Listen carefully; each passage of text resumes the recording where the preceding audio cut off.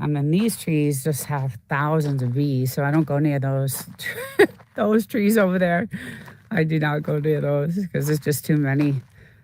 You can hear them from here. There's so many of them. So, but yeah, Memorial Day's coming up, so I believe all these Airbnbs around us. Well, it's usually busy up here on that weekend. So luckily I got to get an extra day. So I got a 4-day weekend. I'm happy about that.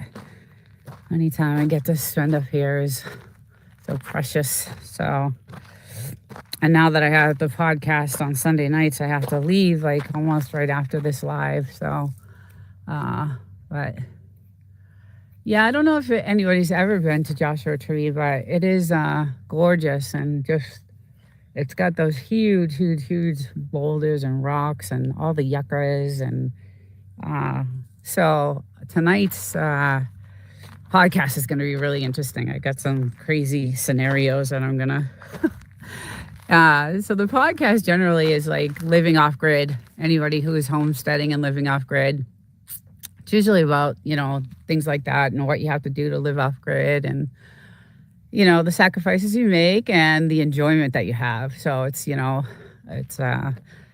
people think that it's just amazingly, we went through hell to get this place, to where we need it. So I do it with another channel that's a homesteading channel, and she definitely is off grid. She's not even on the electrical grid, so it's pretty cool. We have a good thing, and it's fun, and that's originally what I wanted to do. So is podcasting. So it was cool that I met her on YouTube, and we hooked up, and now we have this. We're on our 7th episode. Let me turn it that way a little bit. And look at what she's doing. Oh my goodness. Woozy? You okay, Deuce? Huh? Oh, she's so cute. I love her. I just love her. She's the best. And happy Mother's Day to anybody out there that's a mom. I just saw that I got a text from my sister, so I gotta hit her up on the way home because I got a long ride home. It's probably gonna be crazy driving today because of Mother's Day. So, I hate to leave these guys. Look how cute she is. She's so curious about everything, just about everything. I just gotta keep an eye on her. He's good because he probably went in the house. He goes in and out of the house because he gets hot. He gets really hot. And so he's over there in the shade. There he is. But yeah, it's just absolutely beautiful. Just the views and the skies. It is a little hazy, so it's going to be burning hot. It's going to be like ridiculously hot. So, let's see what he's doing. You okay, bud? You good? Oh, you're drooling everywhere. Yuck. Oh, God. Oh, buddy. Oh, yeah. You chill out for a little while, okay? Okay. Oh, look at these Datoras. Oh, wow. Oh, pretty. These are coming back. There's definitely something eating it. Look at the leaves. And there's new ones growing. Wow, that's pretty. I didn't see that this morning out here. But she's on a hunt. She's definitely on a hunt. Good morning, Mike's Adventures. Good morning. Happy Sunday. Just out on my regular walk in the morning, looking at the skies, nice and clear. They've been clear for a long time. Nothing going on in the skies over here lately, so I'm happy about that. I think everybody's catching on to what's happening in the skies, and now it's like all of a sudden stopped, like just stopped. Very strange, just really weird. All of a sudden we have nothing. I haven't seen a plane all weekend, to be honest with you, and it's just weird. They just were going at it, and now we actually had beautiful, fluffy white clouds yesterday, like just gorgeous. So I was like really happy that that is not happening right now because it was just out of control. So, yeah, we had just, it was just nonstop and just ridiculous. But it is definitely hazy today. You can see the haze in the air. So, and the moon is still, I can see the moon. Yeah, so once the news started reporting the chemtrails, yeah, it's really crazy. And it's been so nice. And I can definitely, like, even, I could feel a difference. I could totally feel a difference. So that's a good thing. Hopefully it stays that way. I think it's been going on like just way too much everywhere. So, and I don't know, maybe they were getting ready for the Memorial Day. I don't know why it just completely just stopped all of a sudden. But that sun is blaring. It's definitely really going to be hot today. It was like 102 yesterday. So it's getting, it's like 75 right now. So not too bad, but yeah, in the afternoon, it's crazy because the heat peaks at like 3 p.m. So it gets the hottest at like around 3, and then it'll linger to like 8, and then at 8 o'clock, the sun will start to go down, and around 7:38, and then it really doesn't cool off till like 10. And it'll only cool off like 10 degrees. So it's still like 100 degrees when you wake up the next day. It's crazy. Wow, we need some of that warm weather. We're only going to be, what? 45? Oh my goodness. Still? Hey, Devil Dog, good morning. Welcome. Tell Jamie happy Mother's Day with all her little baby puppies. Yeah, it's actually gorgeous today. Nothing in the sky, clear skies, beautiful, beautiful. Nothing going on. Just ridiculously gorgeous today. I'm really lucky to have this. Really fortunate to see this. It's very hazy, so it's definitely going to be really hot. But yeah, gorgeous. It's still quiet over there at the military, so it's really, really, I want to go back to sleep. You should. It is early. I had to start this early today because I can't come out at 9 o'clock anymore because it's like 110 degrees. So I had to start really early this morning. But thank you for popping in. I appreciate that. You've been in my lives a lot, and I really appreciate that. Yeah, it's I can't do the 9 o'clock because it's too hot at that time. So now I got to get my ass up out of bed at 6:30 on Sunday mornings and get out here to do this. And today it's not going to be that long because it's Mother's Day, and I know the traffic going back to the city is going to be ridiculous. So I'm just going to do a little bit out here and spend some time with the dogs because they just like it when I'm out here with them. So, and they're chilling. Let's check them out. Let's check my little angels. She was out hunting. There's one. And he's been running around the fire. So, he's all pooped out. He's definitely tired. But they enjoy this so much. So, just as long as I'm out here with them. And I do my little walks around we have a good, I think it's like almost an acre. So I used to actually use this as a running track when I was running. I used to be a runner. I used to do a lot of running, a lot of marathons and things like that. So I used to run like 60 miles a week every day. I do, 7 to 10 miles every day. But the neck injury and the neck surgery stopped all that, so I don't do that anymore. But yeah, I used to use this as a whole running track, and I would do the whole entire 12 to 15 times around, maybe even more than that actually.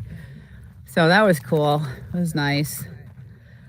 Out here in the morning, I'd get up super early and do that. But now I just walk it because I'm getting older. And my neck is all messed up, but yeah, today's a good day to just chill. I wish I could jump in that hot tub because it's perfect temperature right now. It's like, it's nice and refreshing. But I know the traffic today again will be crazy, but I love the skies today. I love not seeing any crap in the air and I just love it. It's just so pretty. And tonight's podcast is going to be so interesting. It's going to be so cool. We started going live with that, so it's really fun. It's called "What Would You Do" is the title, and it's all about living off grid. So we have some really crazy scenarios that we're going to bring up, and hopefully it'll be fun. I'm sure it will. The last one was super fun, so I love doing that. You need an ice tube, yeah. 14 times around. Yeah, I used to do 15, 16, maybe even more than that. So, yeah, I wouldn't, because I ran so much during the week that this was just, I was a die-hard. For years, I don't know, 25 years, die-hard gym rat. Like, I would not skip a day. I would not. And it's been like, I don't know, 10 years now that I have not. Let's see, I'm 57. I'm 57. So around 45, 46, I stopped because I had the surgery on my neck. And now I, I do walks and stuff like that. And I got a really physical job. So I am like on the manufacturing floor constantly up and down. And so where I work, it's kind of like a campus. We have 4 different manufacturing sites. And one of our areas is Tustin. We have another campus there in Tustin, California. So we have one in Menifee, and then Tustin is the other one. So I am like booking it around all day long, everywhere, back and forth to each building and up and down. So I do have a physical job. On Fridays, it's nice because they're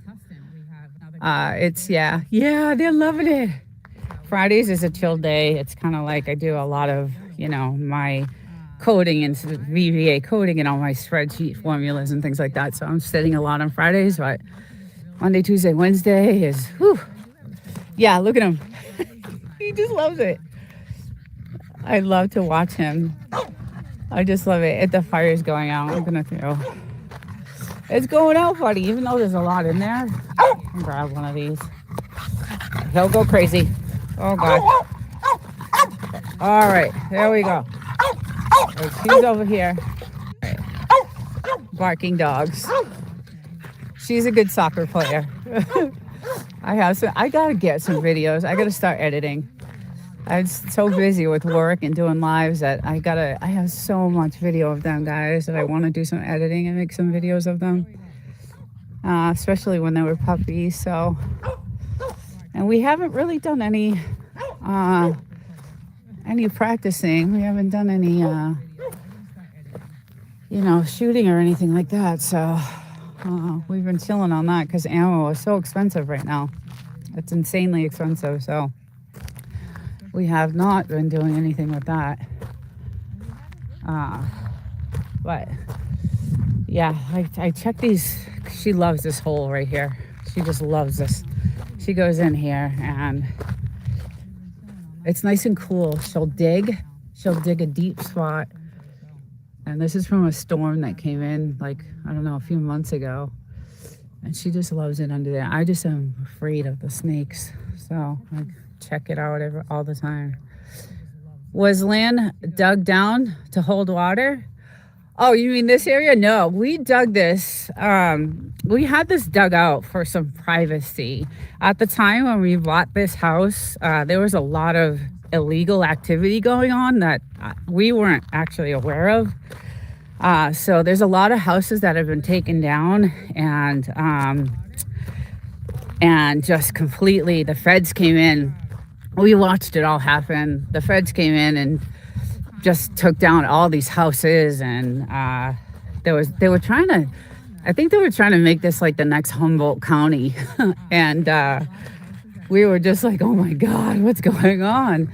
So we dug this out because I would go in the hot tub and then I'd lay out. But there's a road here in the back, And there was a lot of activity going on when we first got this place, and I needed some privacy, so we dug that down. But we're going to put up a fence and needed it squared, yeah. Oh, that was, yeah, well, we did do that too. We replaced the fence, but we do have a well.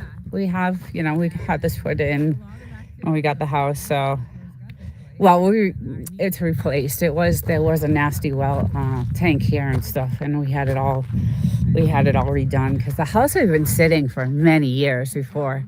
Solid wood fence, yeah. I still think I need it. But anyway, like there were houses down there, and they actually fixed one of them up. They left one of them, and that white house, I don't know. So this is pretty much the only house they kind of left and redid. And this was the main house that was, the activity going on over here, which surprises me because the military is right over there. And like everything was going up, like all these farms, these, weed farms. And we were like, oh my God, what's happening? Hello, good morning, Amy. Hello. So that's the only house that they actually, did anything with. But everything else, they like just tore it down and, we watched it all happen. We watched them cutting down all the marijuana trees, and it was insane.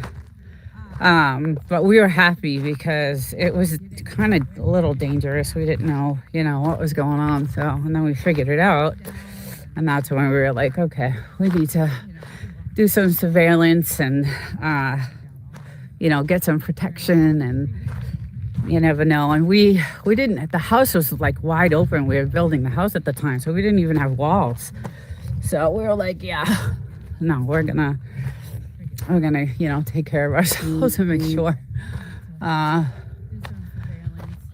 Yeah, so it's thank God they did that because it's so much better and so quiet.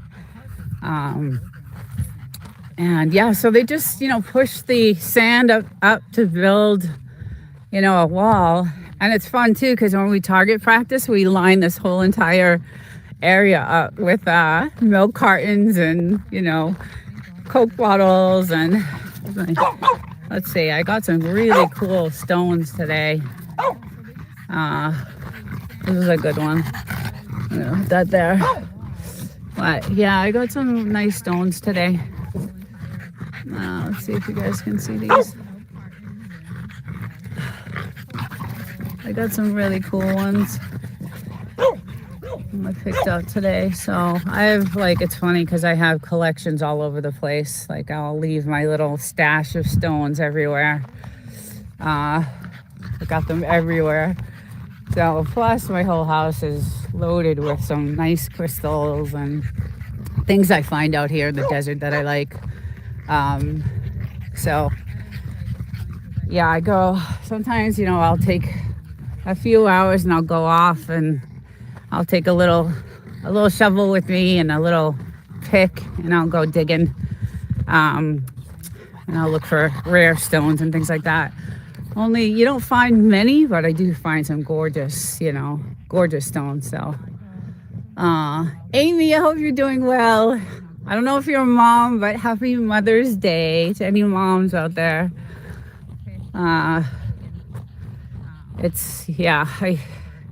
I'm a mom, so my daughter's I get them. Oh, there's a plane up there. I've been getting these texts right now, and she's like, happy Mother's Day. So I'm probably going to call her too on the way home. I do serve a plane. That's like the first one this weekend. It's been so quiet. It has been just so quiet, so nice. I love it. And I love to see the sky blue and clear. Just absolutely beautiful. Well, where is she? Where did she go? Is something biting you? Yes. Something's biting you. Oh my God. Whoa. Where are you? Let's see if we can find. Oh, she's over there. Look at how cute she is. Oh God. She's so damn cute. she stepped on one of these thorn thingies and her foot is still not right. I was coming to see you. Oh, she is just so beautiful. I love her. So cute. Hi, little one. Look at how pretty you are. I got some good pictures of you this weekend.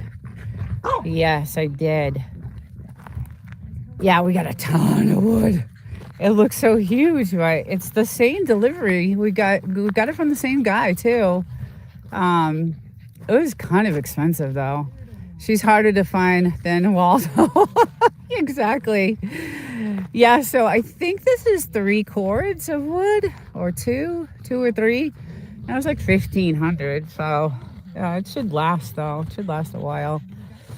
It was kind of pricey. I was like, well, I think that's what we paid the last time, maybe a couple $100 cheaper. But at least we got it because we were running super low, and we definitely needed it. That's all we had left was right there, and I'm like, you gotta go get some wood. We like our campfires at night, so it's so nice. It's just beautiful now that it's been a good, I don't think they've done anything all week this week in the sky here. And the moon, I can still see it up there. It's very cool. So it's been nice and clear, and the night skies are gorgeous. Just absolutely beautiful. So I know the Memorial Day weekend is a big weekend out here. So there's a lot of like Airbnbs out here. And we'll probably, there'll be some activity. Everybody 4-wheels and, does the trail, because that's a trail road too. So everybody will be on their 4-wheelers. Yes, they have to haul it 200 miles. Oh, I didn't know that. Oh, 3 cords. Okay. I didn't know it was 200 miles. I thought he was close. I thought he was in Yucca or something. I didn't know he had to drive that far. Yeah, that's not good. That's why it costs so much. That's why he charges an extra $100. But anyway, it's you gotta have it. I think they stopped the spraying due to jet fuel shortage. Oh, that's why we don't see the planes. That makes sense. That makes a lot of sense. That is absolutely, you're so smart. You're just so smart. I didn't even think of that, because they did. They're canceling flights everywhere, like everywhere. That is true. And I think that's, maybe that would be unfortunate if they start up again, but I think that makes total sense, like, absolutely. I know what's going on with the airlines. They're struggling. I mean, it's awful. It comes from Big Bear. It's 100 miles to his property, and he's 100 miles from us. Okay. Oh, okay. Interesting. Yeah, for some reason, I don't know why, I thought he was in like Yucca Valley or Joshua Tree. I don't know. I just thought he was close by, but that's a long way. I drive 175 miles back and forth, so. And it's clean burning, cured hardwood. Yeah, good. That's the other thing. It's not all smoky, and neither was this wood though. This wood, it was good. It was good quality. It was really good quality wood. So, but yeah, it's a little light breeze. You can see the trees. Our trees are doing actually really well. Like I'm really loving them. They're starting to fill out and look really good. Some of these over here are still scraggly. They haven't, we got 2 really gorgeous ones on this side. Those 2, just a couple of them actually, 2 or 3. So those are just gorgeous. I won't go near them though. Johnson Valley with the oldest creosote bushes. Yes. Yeah, those trees, but these ones, I don't know, they're struggling a little bit. This one's a pretty tree when it's all bloomed. Oh my goodness, it's so pretty. It has these purpley flowers, and I know Wolf and Snort knows the name of the tree, but when it starts to bloom, and it looks like there's a few coming up. Yeah, it's starting. So it's really pretty. It's all purple, and it looks pretty with the white. behind it, all the white trees and the desert willow. Okay, yeah. Yeah, so when you're driving out so I come up this way and, come up and I see this whole beautiful piece of property and I'm like, oh my God, that's mine.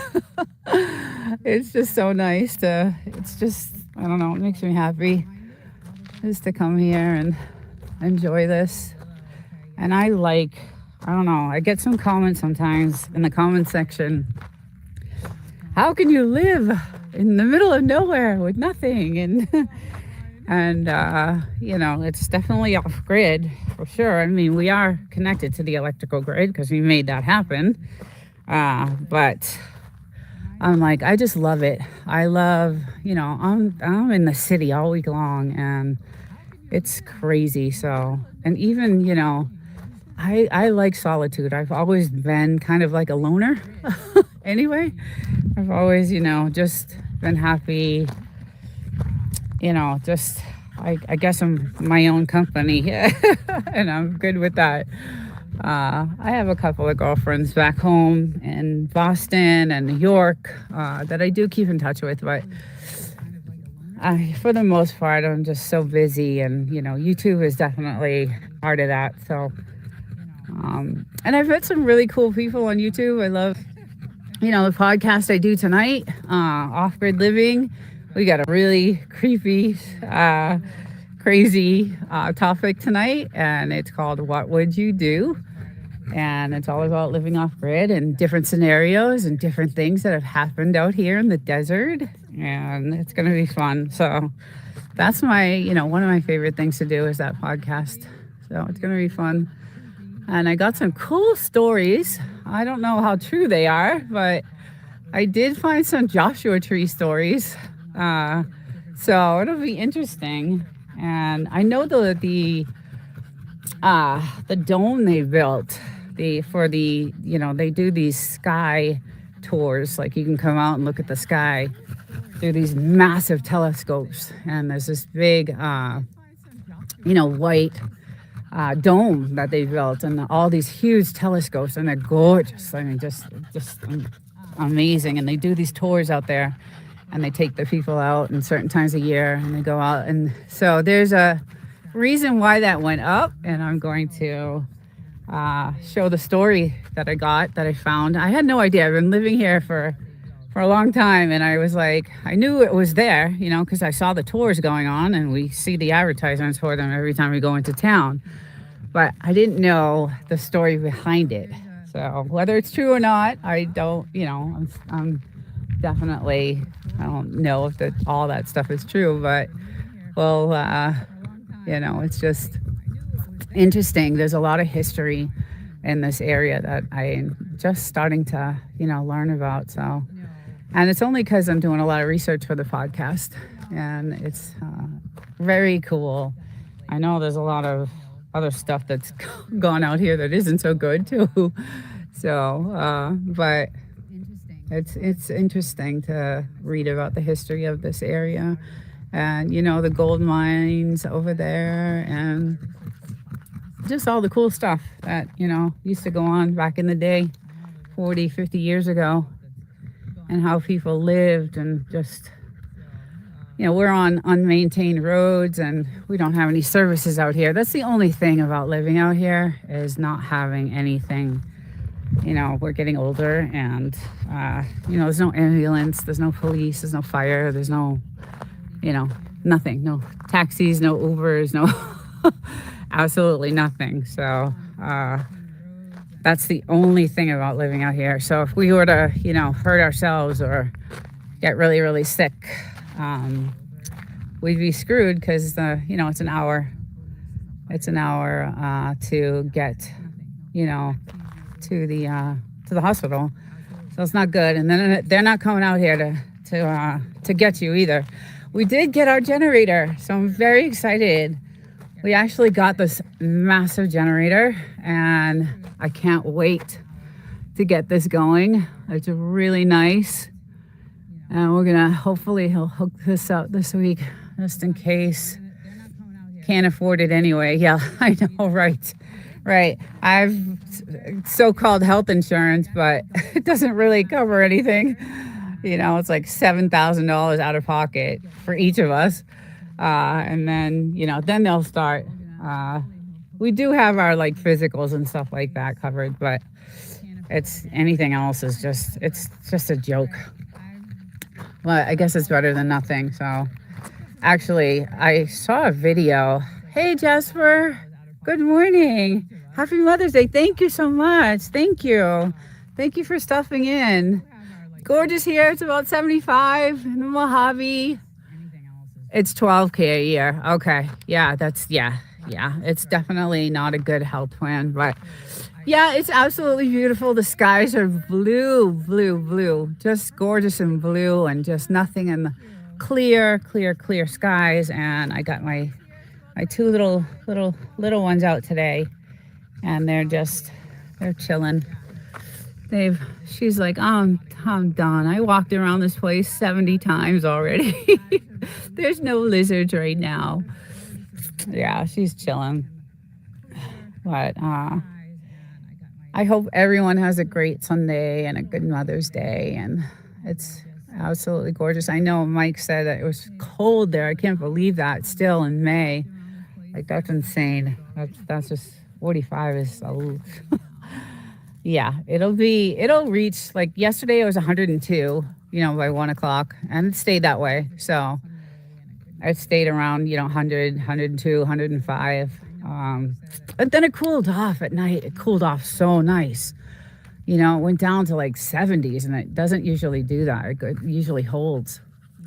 So it was really nice to have that nice night cool air. We were out here last night with these guys, and they just love it. But he's this guy has been running around the fire for hours, so he's looking for. What you looking for? He's buried 1,000 bones. Let's see how many bones we got over here now. So he loves to. He'll sneak out the back door after we'll barbecue some steaks on the grill, and we'll get, you know, the steaks with the bones in them so that they can have a little treat. And he'll sneak out he'll sneak out the back door with the bone in his mouth. So there's one. I think this is one. That's another one. There's two. Oh, here's another one. There's three. Oh God, here they all are. Oh, 4, 5. So, there's more. Oh my goodness, there's a lot of them. So this is where he dumps them all. He's so funny. I just love it. I always know where to get him.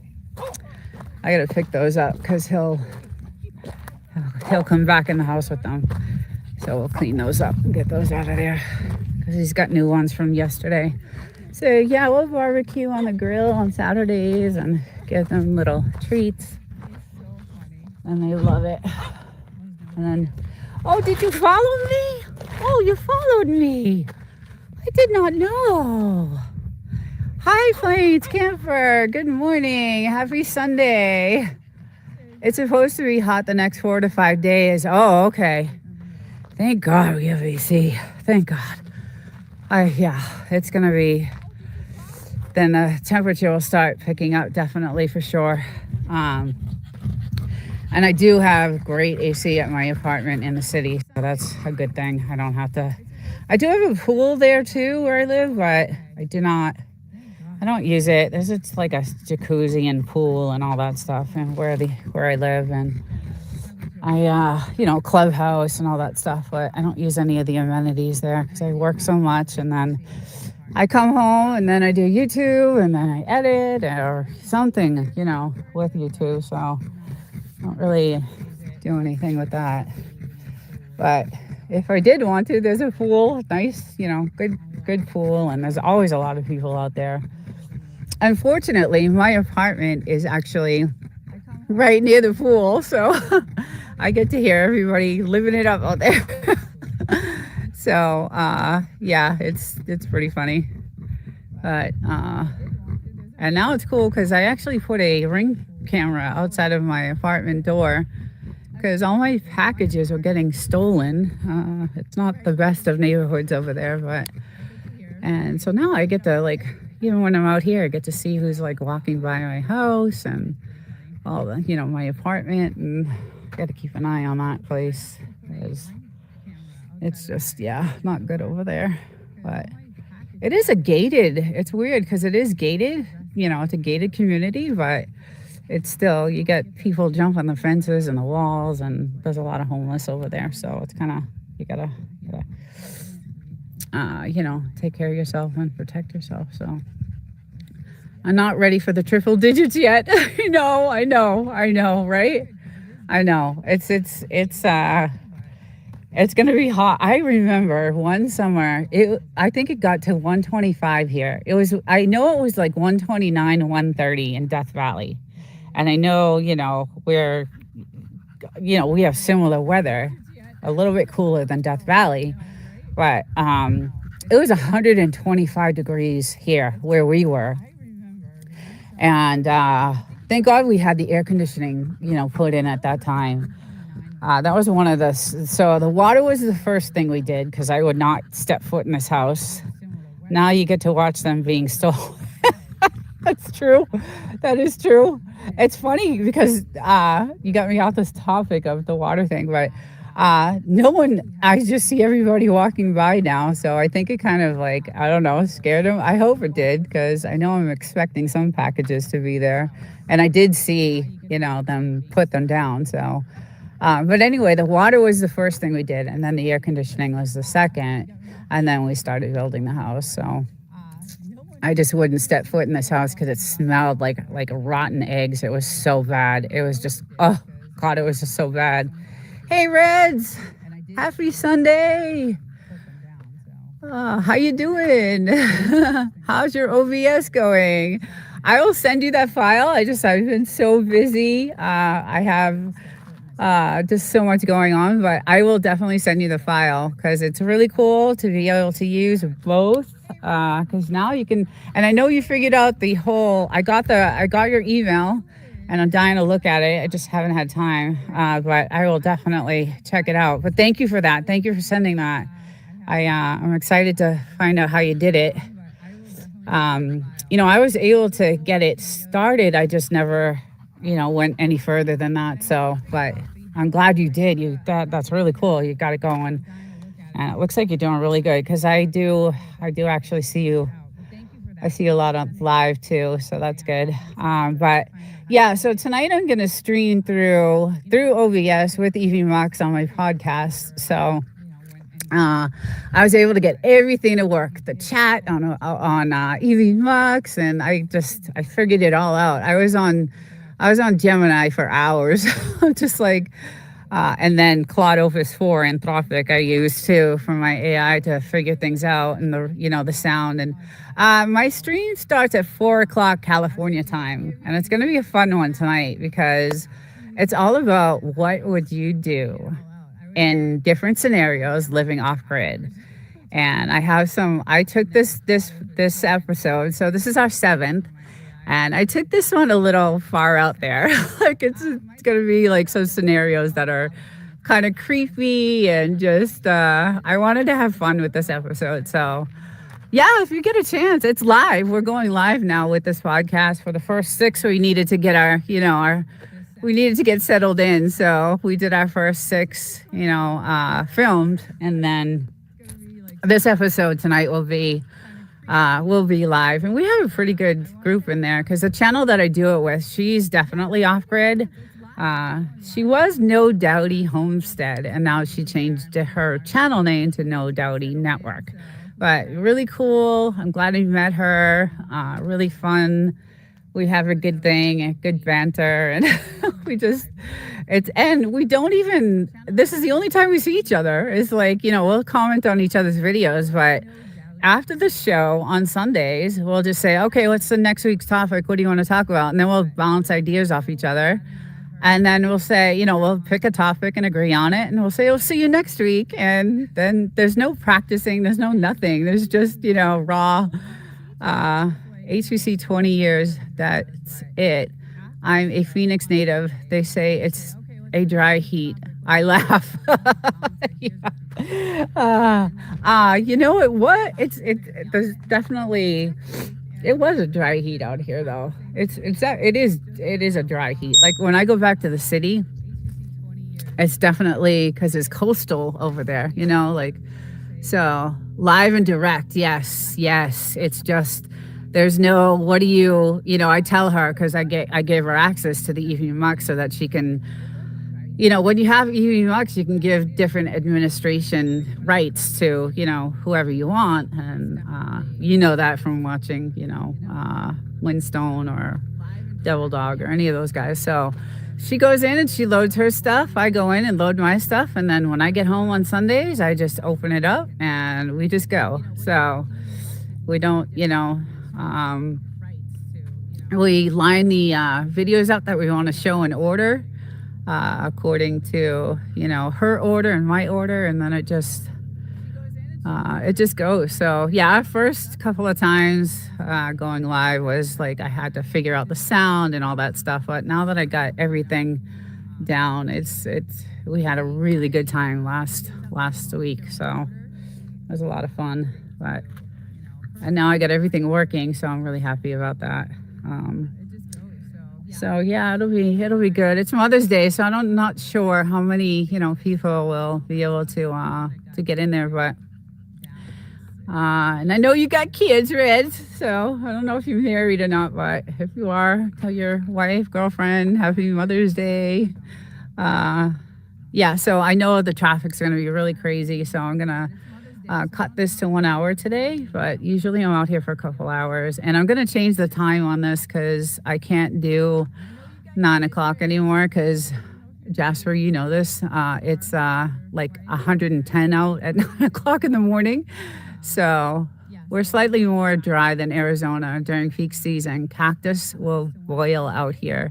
We have one, but we have to cover it. Yeah.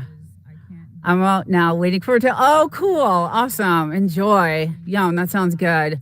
Crazy lineup. Oh, I'm sure.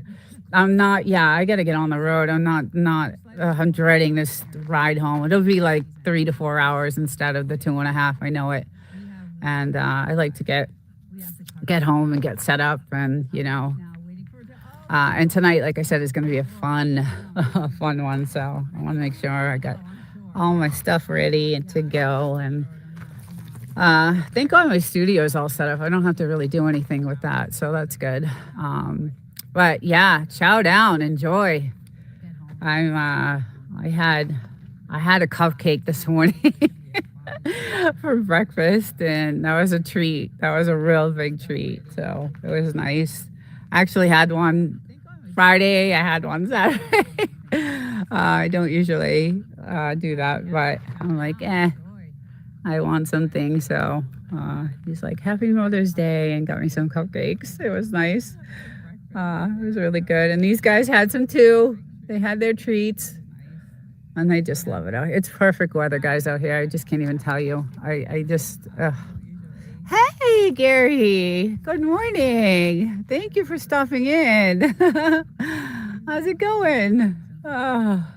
Yeah, just hanging out today, you know, doing my Sunday morning walk, and the skies are beautifully clear, crystal clear, nothing in the skies.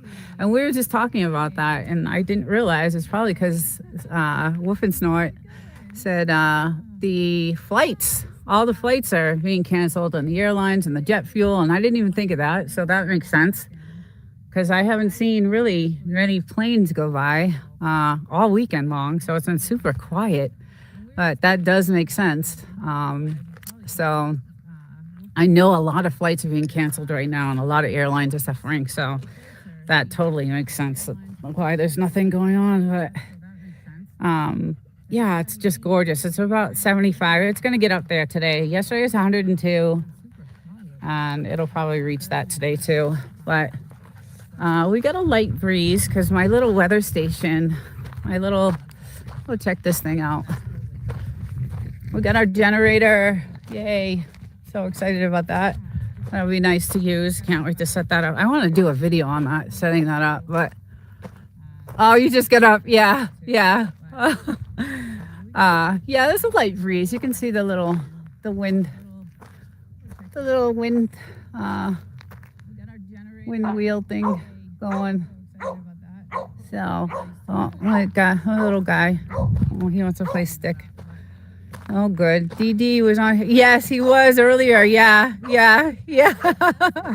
Yeah, Devil Dog popped in real quick, and yeah, he's like, I'm going back to bed. I'm like, yes, for sure.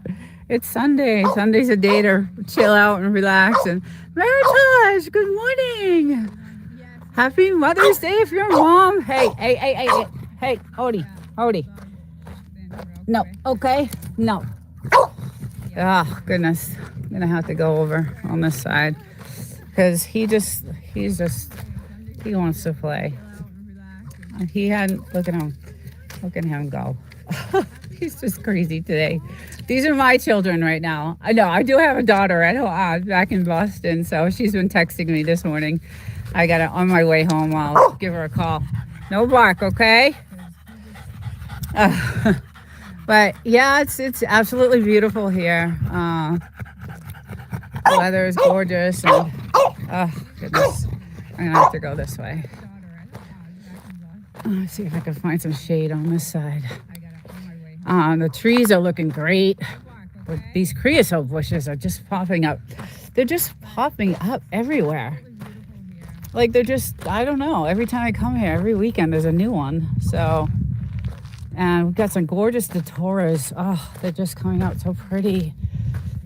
And I got to do some editing because I have a lot of these pictures where these trees are full and they're really pretty. But these trees are doing great. Hopefully one day they'll be nice and big and provide some shade. And my little girl here is still looking for lizards. Guys, she almost got one on camera last week. Oh my. I caught it. I was so happy. Not happy that she almost caught it, but happy that I got her chasing it on film. It was cool. But yeah, all our trees are looking gorgeous. All these pretty white trees. It looks so pretty when I drive, out to the property. Look at that. It's so nice. I love it. And again, it's been really quiet on the vase, so that's another weird feeling. No practicing. Usually it's like all the time. So, but I'm not sure if everybody's deployed or I think there's still families on the base, but beautiful, gorgeous. And these trees, I'm noticing. I just saw like this. What is that? It looks like a bean of some sort. That's the first time I saw that. Interesting.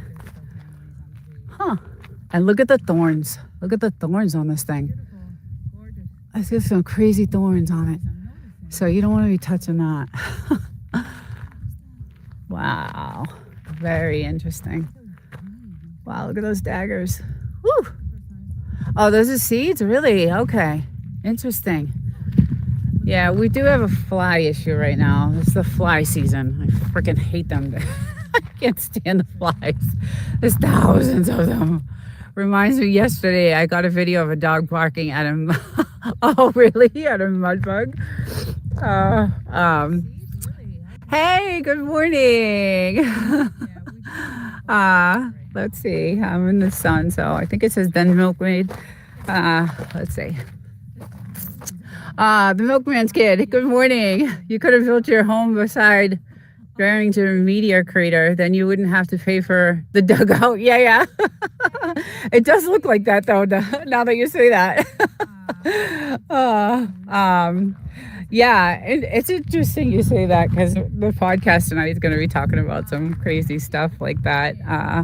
I was doing some research for it, and there's some history back here in Joshua Tree that I just discovered, and how true it is, I don't know, because I don't know if I believe in all that stuff, but I found some stories and some videos. And it's called What Would You Do? Scenarios, different scenarios. So it'll be fun. I'm going to take it like overboard and we'll have fun with it tonight. So we've been on some serious topics about living off grid and how difficult it is, but yet how amazing it is. So, and we've, shared stories about how we're doing it and how we made it work, and all the stuff we, went through. This other channel that I do it with, she's off grid too. So, and she's truly still off grid. She's not even on an electrical grid. At least we are. But it'll be interesting. There's a road by the telephone pole out front. The dugout would hide traffic if we had some. Yes.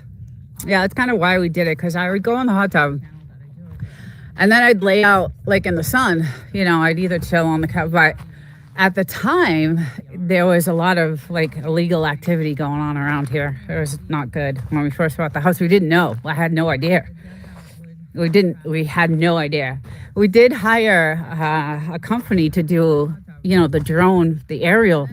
We had to get permission from the military and the town and all that stuff. But so we only knew, we wanted to see where the flood zones were and stuff like that before we bought the house. So we did that, but we had no idea what was like around us. So, and then when we found out, we're like, oh, let's get this place under surveillance. And, we couldn't leave. It was so crazy that some of the houses they would go to and they would steal all the copper.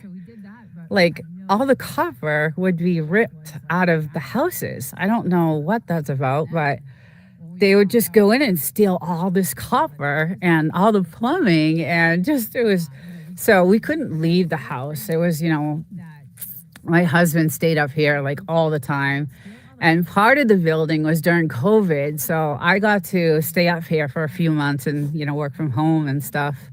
But it was crazy. It was the illegal activity that was going on here. Yeah, they try to kind of make this the next Humboldt County. So, but then we watched it happen a few years ago. 4 years ago, the feds came in and just wiped everything out. Tore the houses down, tore everything down, cut everything down. And there's only one house standing, and that's that White House over there. That's the only house they left and redid. So whoever owned that must have, I don't know, rented it out to illegal activity person. And they kept it. And that was the only house that the feds kept. I'm not sure what the deal was on that, but the county didn't seem to mind until the farms were, stealing electricity. Yeah, there was a lot of illegal stuff going on out here. So, but that house so when we still look at property here, right? Because this property here in front of us is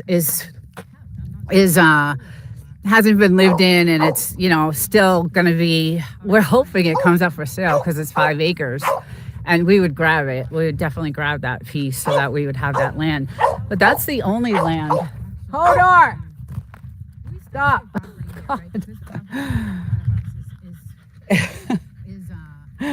Look at him. Goodness. That's the only land really that's available. So everything else is government land. So good boy. You're such a good boy. You're such a good boy. I love you so. I love you so much. And you're an angel. Yes, you is. Oh, thank you, buddy. Thank you, buddy. He wants to play stick so bad. Yes, Operation Hammer Strike. Oh, in coordination with 2 or 3 counties. Oh, counties, yeah. That was the feds. Yes, it was the feds. Yes, we actually have pictures of it, and we have this really nice camera that has different lenses. So we were like, let's get some of this on camera. And we have video and stuff of them just oh man, cutting all the trees. All you could smell, everything everywhere smelled. And it was just so bad. Okay, bye, Gary. Have a good day. Have a good Sunday. Thank you. You too. Yeah, it was pretty bad. So I'm glad that happened, and glad that they took care of all that stuff. And so now it's been really, really nice and quiet. So basically this pole was partly for that, for some privacy, so I could go down and lay out and no one could see me on the road. So that was nice to have that finally, and to have some privacy. And then it's nice at night. I don't know. I just feels like you're in a, you know, in a cave kind of at night. It's weird. But yeah, it's just beautiful today. Gorgeous Sunday.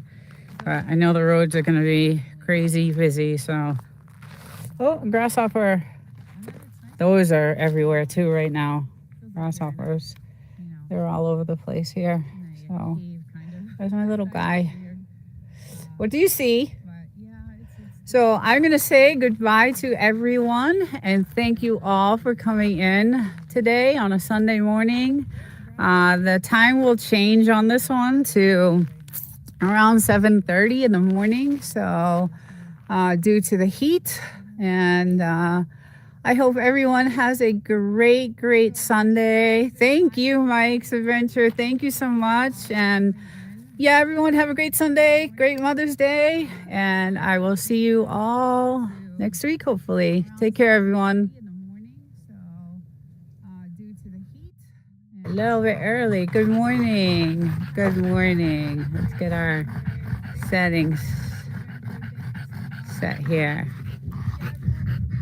Tackle. All right. There we go. There we go. See if we can do this here. Yeah, decided to start a little bit early this morning. Fire going. Been out here really early, actually. Get these guys all wound up and cooled down so they're not barking through the whole entire thing. But good morning, Apocalyptic Wild Child. Good morning. Hello, my love. Woof and snort.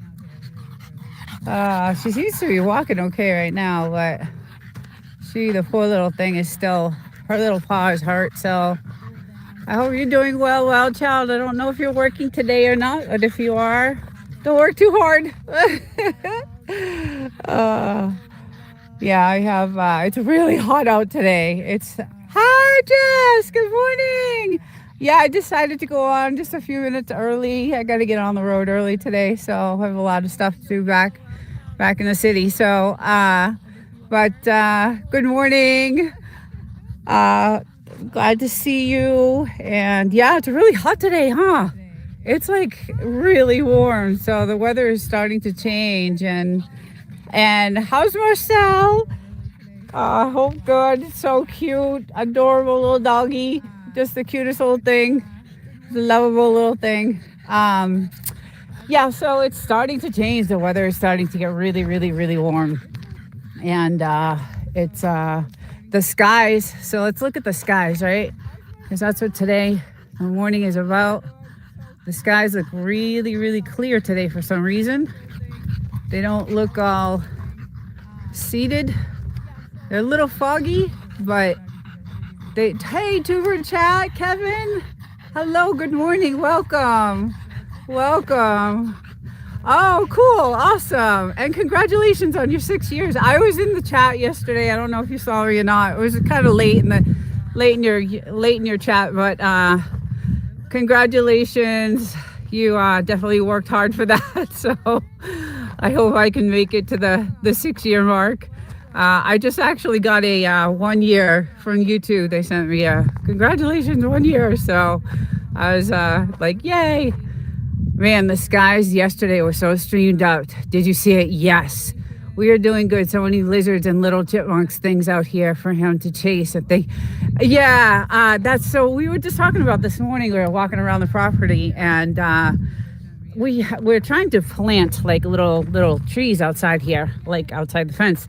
And something ate them all the little babies that we had. Something ate all of them. But the skies today, yeah, they look pretty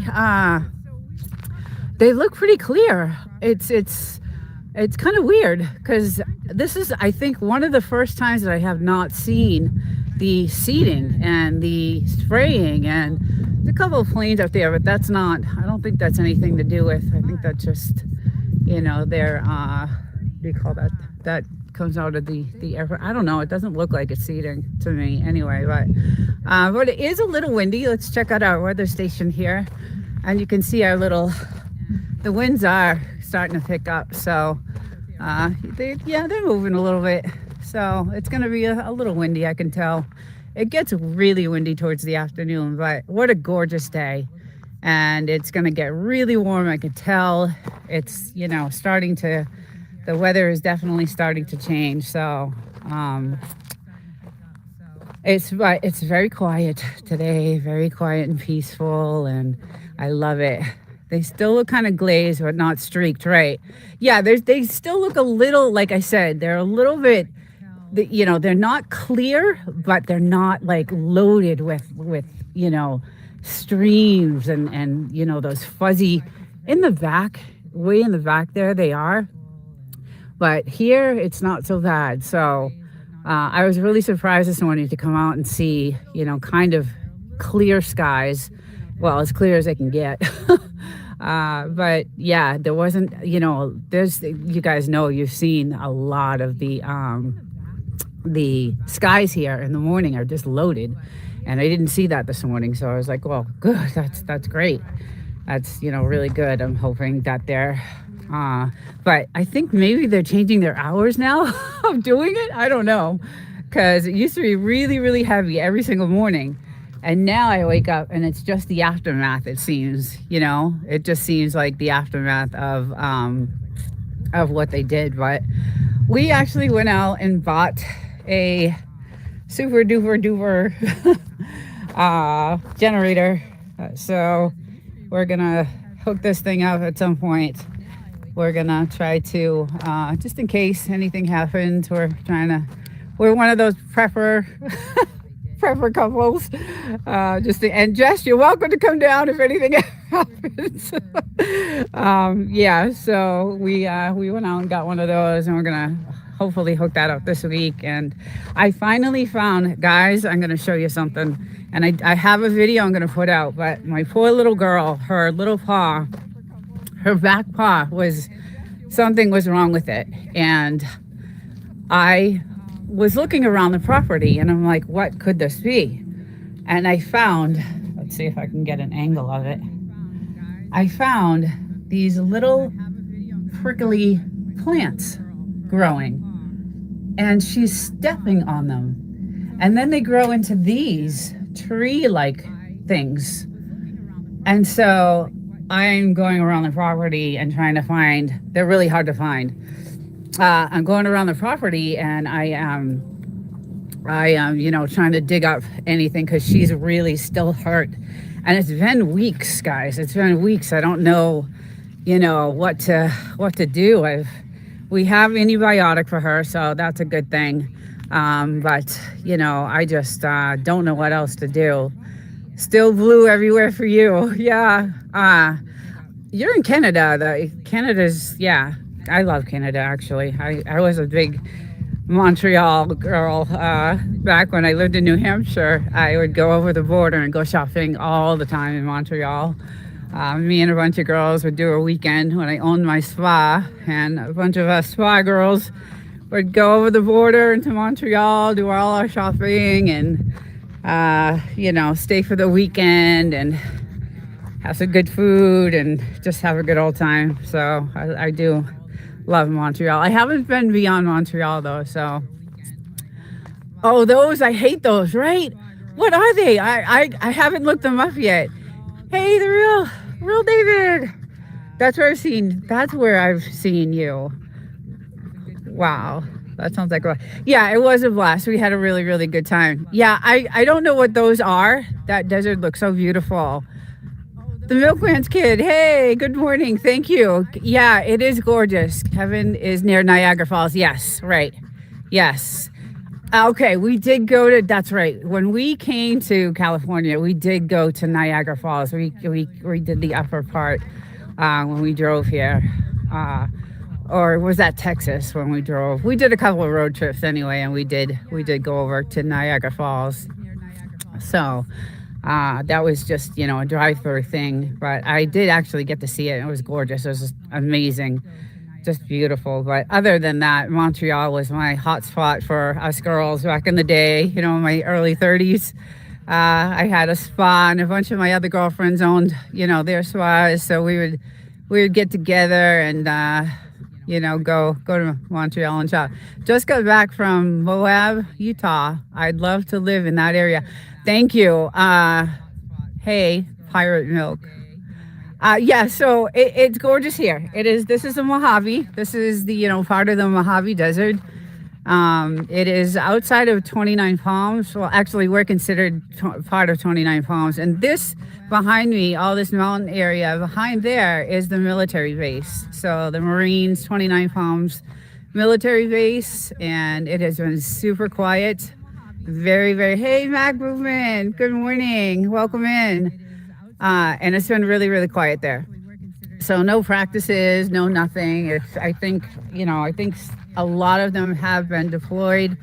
I don't know, Jess, if you've heard any more. I heard of the first 2,500, and then I heard a rumor of a second 2,500, but I don't know if that's true or not. But it has been really quiet there. There's been no action and no, you know, nothing going on. Usually we'll hear some practices going on and things like that. But do you have a stirrup loop hoe to get those? Yeah, you know what, my husband said, use your heel of your foot. And so I've been using the heel of my foot to get those things up. But I don't know I'm going to look up what they are because I don't know the name of them.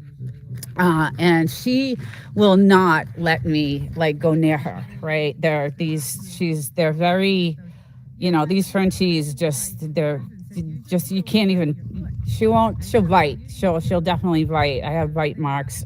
So I was able to get a wet washcloth because I was hoping to, like, you know, kind of clean it a little bit, but the heel takes out the root. Right, exactly.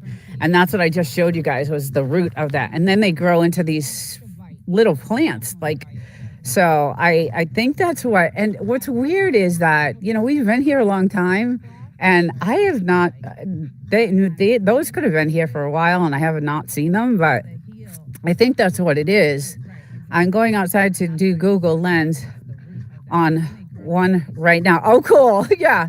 I need to know. Yeah, I was gonna, you know, look it up and see it, because I know, hey, Wild Child, good morning, honey. Welcome in. We're just doing a little, give you a shot of the skies, and it's gorgeous. It's hot. It's really hot. The weather is starting to change. It's just really, really warm today. So, but gorgeous. I just love it here. I love the peace and the quiet, and just I don't want to leave today. So it's always a killer when you have to leave. But good morning, Brian. Good morning. Hi. Welcome in. You are in the Mojave Desert in California. A lot of work in the yard, a lot of potential. Yes.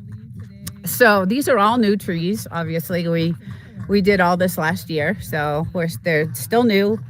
And speaking of trees, we were just out here talking, my husband and I just learned something about these creosote bushes. I called them trees, and he's like, no, they're bushes. So the oldest one, and Jess, I don't know if you know this, he just told me, is 16,500 years old. So, and it's about 40 miles away from us. But so it is a bush, not a tree. And I guess there's one major root. So I guess this guy is rooting. Is rooting all these. So that's something, a little lesson. So I didn't know that. That was really interesting too. Unbelievable. I know they get super old. Yes, yeah, they're I just learned. My husband was like, yeah, he found out that the oldest one is 16,500 years old, and it's around us, 40 miles from us. So I'm thinking Yucca Valley, Joshua Tree, somewhere around there. So but we're gonna get some beautiful flowers. These look like they're coming in here.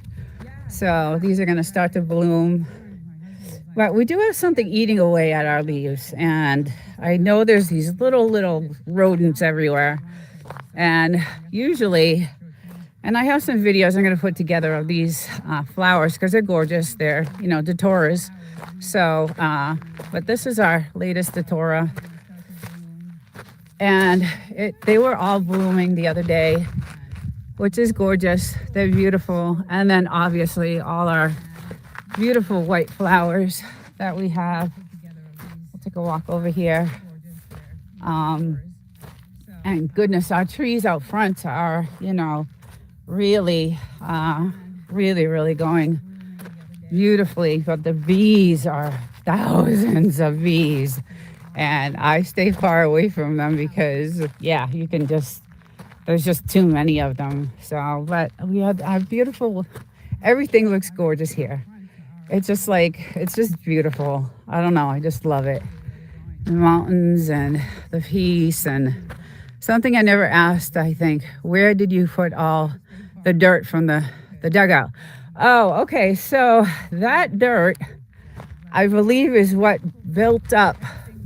So this was all flat. That's a good question. I think this is how we built up.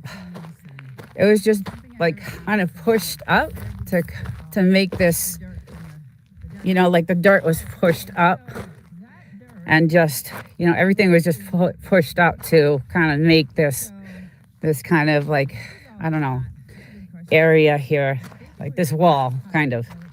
And I think those pokers might be devil's spine flowers. Okay. Yeah, so I think the guys, the contractors just came in and just bulldozed everything and kind of made this wall for us. So, because this is all flat land, this is completely flat. So they came in and kind of, pushed everything. It's in Johnson Valley, California, where we get out firewood from. Okay, I missed a conversation. But yeah, so I think they just kind of just pushed the dirt out to make this wall for us, like this little, wall. But yeah, we definitely have to, do some things. I've been trying to get those damn things now that I know what they are. Devil's spine flowers. Yeah, and they grow, these damn things. There's a million of them. I have gotten as many as I could today. But they grow into these like tree things, and they're even worse. So I think she stepped on it, obviously, and I don't know if it's still stuck in there. I don't know what to do because it's been weeks. She seems fine. She wants to play. That's the sad thing, is she wants to play, but she's so sore that she can't. So I'm actually going to go towards the sun over here. So Memorial Day weekend's coming up soon, and I am thinking that we're probably going to have a lot of, four-wheelers out here, because these are trail roads over here behind where our telephone pole is, and they're just little single clusters. Yes, you can see it by the weather station. They're just single. Yes.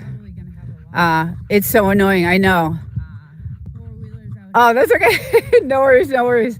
Yeah, they are these, and they're everywhere. But let me tell you, I got a lot of them, and I threw them in the fire this morning. So I definitely, the thing is I think they have some sort of, I don't know. I have to really do some research, because they might have some sort of poison on them. So here I am handling them with my hands.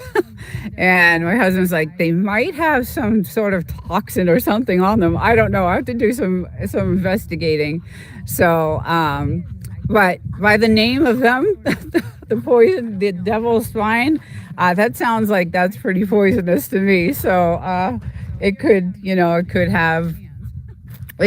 and that's why she's still not doing well. But she was okay yesterday. So some days it's, worse than others. But today I felt bad because she wanted to play with her ball, and she was just like not, I hate seeing her, run on three legs. It just breaks my heart. I just love my dog so much.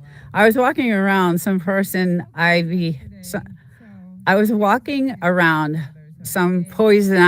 in Grand Staff Canyon. I was a kid when I was 12. I was actually hospitalized and in a wheelchair for like 2 weeks. Yeah, I got so infected, both my legs. I could not walk at all. I was just a mess, and I was hospitalized for 2 days, and then it was serious stuff.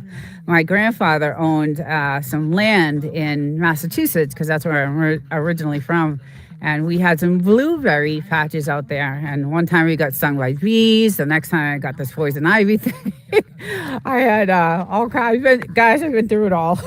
So, but yeah, poison ivy is definitely not a good thing to get. So I had a severe case of it, and it was just awful. And it was in the heat of the summer, so it was so uncomfortable. And we didn't have air conditioning. You know, we were, you know, I grew up really poor, very poor in the ghetto, and just did not have, you know, I had a fan on me all the time. It was off. I'll never forget it. Like, you know, I was 12 years old, and I missed a whole month of school, and yeah, it was pretty bad. Poison ivy, that's one thing I'm glad we don't have out here. Lucky all I have is poison ivy. Yikes. The spines have a long taproot. Yes, they do. The poison ivy incident sounds really rough. Yeah, it was. It was not a good thing. It was just not a good thing. But it's crazy, because I was with like my sister, my mom, you know, my whole family, and I guess who got it? Me. But there was an incident with the bees where my sister got stung so bad she got stung over, I don't know, 100 times over. She was really bad shape too. She was about 10 years old when that happened. So we never went back after the bee thing. We went back to pick blueberries, and then I got a really bad case of poison ivy, and my mom said, okay, that's enough. We're not going back to the land. And then my grandfather shortly thereafter sold it, you know, a few years later, sold the land that he had. It was about, I think, 10 acres in Massachusetts, Methuen, Massachusetts, by the way. So he ended up selling the land. And so I heard that it doesn't affect other animals usually, but if you pet an animal that has touched it, yes, that's right. That is true. That is true. That is definitely true. That's why I'm glad, you know, we don't have it, but we have, you know, these other spiny little things. Thank you, Jess, for looking that up. I'm getting a ton of those lightning fast camel spiders too. Oh yes, so you know what we have right now is little baby scorpions.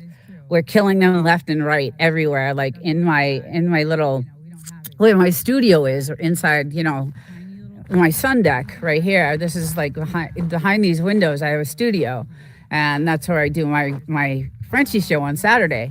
And I just see these baby scorpions, and we do a lot. You know, we try to, you know, do some spraying for, you know, for the, you know, the rodents and bugs and things like that. But they're tiny, little tiny scorpions.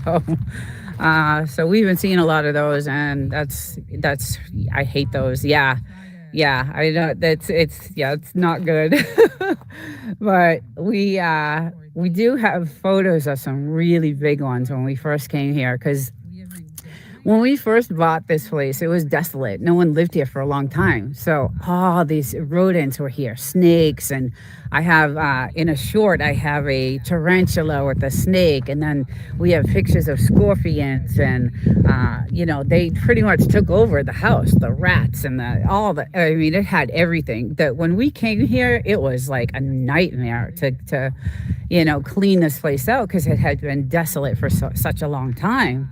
And so it was filled with all these, you know, creepy, you know, rodents and insects and just spiders. And so we have videos of those on my shorts. I think if you go to the shorts playlist, there's some there. But I have tons of pictures. I got to start doing some videos and putting some things together and start editing, and because I have so much to show you guys. This is just, you know, part of it. But the real good stuff is when we actually first moved here. Those are the good videos. because those have all the, the wreckage of what we came into. My place too, it was a dump that had to be rebuilt from the ground up. Yeah. Oh, good. Oh, so you did rebuild it. Nice. Yeah. Well, that's most of these places. Like when I did a video on that house over there, which was pretty interesting. That house over there, it still has its sink in it, and the video's on my channel, and there's a bunch of shorts too. It's still all set up. Like you could just put some siding on it and clean it up, and some windows, and you'd be all set. It still has its water source connected. It still has, the stove is still there. There's still, yeah, the sink is still there. It's crazy. We did have an outhouse. So that was the other thing, Jess. I don't know if you had an outhouse, but we had an outhouse right in the middle over here. And I have a video of us. Finally, one day, we were like, let's get rid of this thing, because we had our new bathroom and we were so excited. So we burned it down, and we were just, so happy to get rid of it. Mine had like 30 birds living inside. No way. Oh my God. Yeah, so it was pretty bad, but now it's absolutely gorgeous inside, and we built it, the way we wanted. So yeah, get rid of my outhouse too. Yeah, it was pretty bad. We did a lot. It took a lot. It took about a year, to get everything done, but during that year, it didn't matter. We enjoyed it. We enjoyed everything. We went through a lot, but we just enjoyed the night skies. We would come out here and just lay. Sometimes we would just lay here for hours. We'd grab our little, sleeping bags, and we'd just come out here and stare at the stars, because the sky was so gorgeous. And, when we were vacationing here, and that's why we bought this place, is when we would vacation here in 29 Palms, like closer to Joshua Tree. We rented this house on 40 acres, and I loved it so much. And when we vacationed, we were like, look at the sky. We had never seen skies like that before. So every year we were like, we're giving this, person all this money, so why don't we just get a place? Let's see. I did mine before the Home Depot in Yucca. It would have been nice to have that. Yeah. Yeah, so we were vacationing at this really nice home. It was an Airbnb. It had a hot tub. It was just in the middle of nowhere. It was a sanctuary, actually, for yoga. It was a yoga, I forget the, Ananda. I don't know if you've heard of it, guys. Jess. Ananda Sanctuary. And she had this big, huge yoga tent.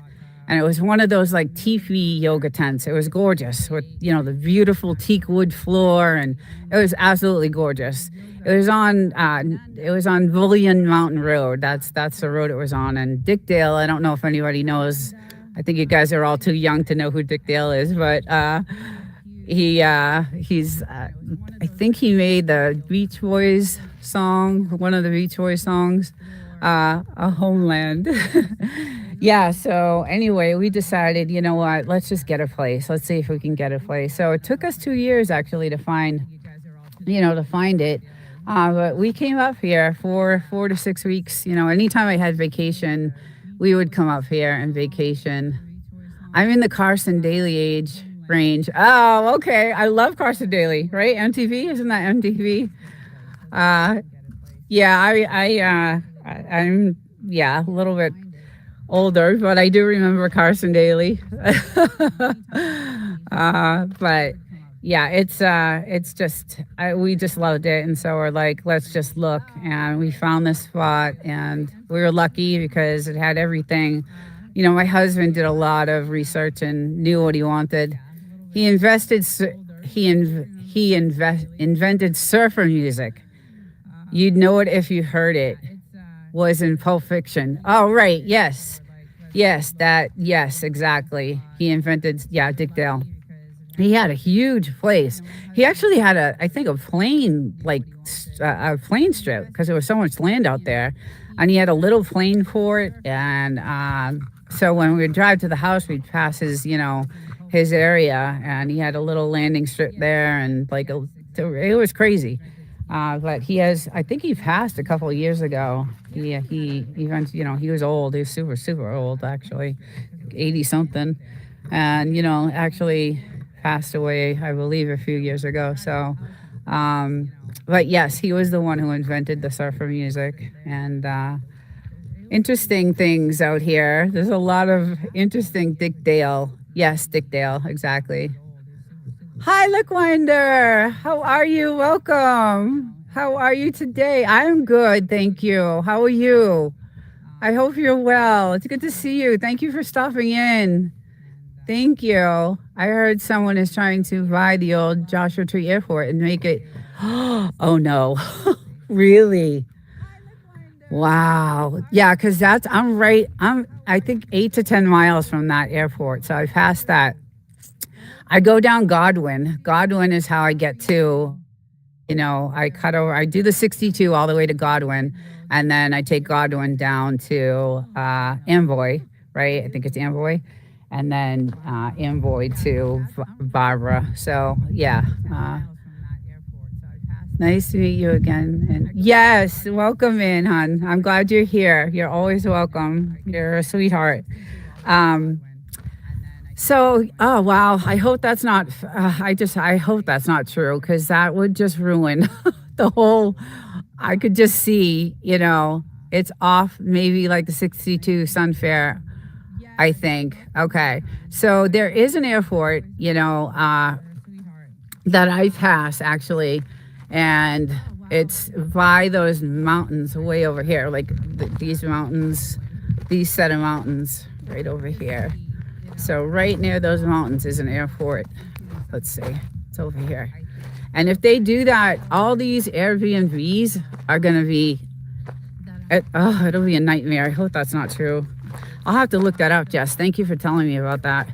But there's an airport over on that side over there. So I'm wondering if it's that one. And it's a pretty good sized, it's only for small planes, but it's still not good. It's your house. Yes, this is my house. This is my home. This is my little home on the weekends for me. But my husband, he's here full time. So, and we got some really, really pretty birds now. I'm really excited about that. And they're little babies, and they live in our house, in our garage, actually. So we have a little nest of them, but I won't go near these trees because they're loaded. You're so lucky to be living by an Air Force base and airports and such. I feel that way too. Like, I feel safer. I don't know if that's, I don't know if it's, I don't know. I just feel safer that the military base is right there. It could be a bad thing. It could be a good thing. I don't know. But I know that they have, they have drones everywhere, and, so they're always looking out. And I'm just going to get close enough. I don't know. I just feel safer that the military base is right there. It could be. I don't know if you guys can hear that, but that's the bees, and they have, a different color. They're not the same. Oh, there she goes! There she goes! There she goes! There she goes! Oh, Bluesy! No, you leave him alone. Leave him alone. Bluesy! No. You leave him alone, okay? Oh my God. Goodness gracious. You leave him alone, Woozy.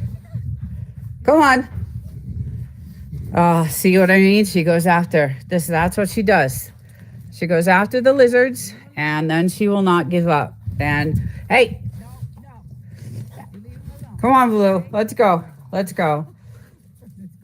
I think living near all the aerospace stuff in Huntsville is probably worse than living next to our Marine base. Yeah, as far as weird stuff and threats and people disappearing lately. I know. Yes, that's a good point, actually. Yeah, it's some of the stuff that's going on right now is really crazy. My AI channel, I just put out some content on that channel. That's Desert Living 2.0, and I keep that channel. It's kind of a channel that has topics that are controversial, I would say. So this channel here is, all about fun and the desert and my dogs. And I have another channel that I, like to do investigating stuff on something. Those places are known for people disappearing. Very strange. Yeah. Yeah. Like the drones we see out here are really crazy. They're some of the military drones are just, kind of weird looking, UFO type of looking drones. So we're like, what the heck is that? And the thing that freaks me out, Jess, I don't know if you got, or any of you guys see this, but how they hover, right? They'll like hover over. If we're outside, they'll hover for a little while. And I'm just like, oh goodness. Then they'll take off. They're harmless, I guess.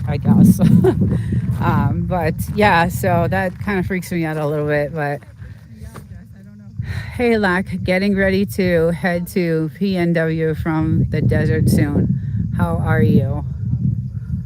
Oh, do you know Lackwinder? Oh, okay. I think I'm reading this wrong. Anyway, those places are known for people disappearing. That's very strange. Yeah, well, there's a lot of stories out here, guys, that we heard of about, I guess this desert is filled with, bodies and things like that. Some of the stories we heard when we first moved out here. If the drones there are military, it's probably nothing to worry about. When they're not military, that's when you, right, exactly. And I know that it's definitely military. It absolutely 100% is military. There's nothing else out here. So this is all government land. No one can build out here. So it has to be. And then, like I said, most of the houses around us, this whole entire area, that is a dog kennel. That's our, a kennel there. Someone does live there. And then there's a little tiny house over there, and that's kind of like a guy who comes every once in a while on like Memorial Day. He'll be here.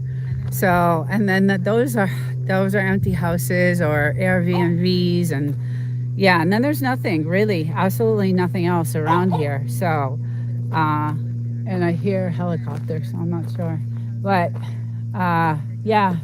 It's very quiet and peaceful, but I'm not worried about the drones because I really do think it's obviously military.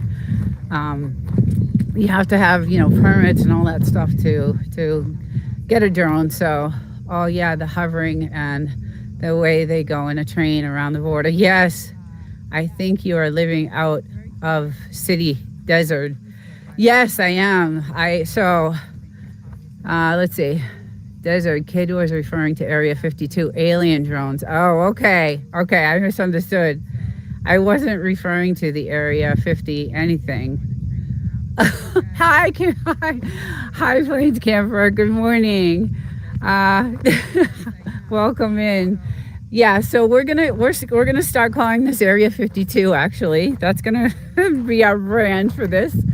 Because every time I do this live, it's like, someone pops in and like, have you seen a UFO? And, what have you seen? And it's so funny. You do have a great channel. Thank you so much. Thank you. I appreciate that. I love doing this. I'm not monetized. I'm, still a long ways from that. So I don't, do it for that. It'd be nice when that happens. I just started a podcast, so Sunday nights I have a podcast that I started with another homesteader. So she has a homestead 600 miles north of here. So we started a homesteading podcast, and this week is our 6th episode, and it's going to be interesting. It's going to be one of the topics I like to talk about. So. But it's going to be live. I'm going to try to co-stream with her tonight. It's usually on her channel, which is No Doubty Network. That's where the podcast has been streaming from. So our first 5 episodes or 4 episodes we did recorded, and then last week we went live for the first time. And I did have some like sound and echo issues, so that episode was like kind of a disaster. We did get into a little bit, but I was, too busy trying to figure out how to fix the echo and the the lag between us talking, on YouTube. So you are so productive. It's very impressive. Thank you. Thank you. I'm just curious about everything. Kid, most ask us about UFOs. We don't believe them. Oh, we don't believe in that. Yeah. No. That I just get questioned a lot about it. There's a lot of people that do believe in it, but yeah, no, we're not. We're not a UFO type of.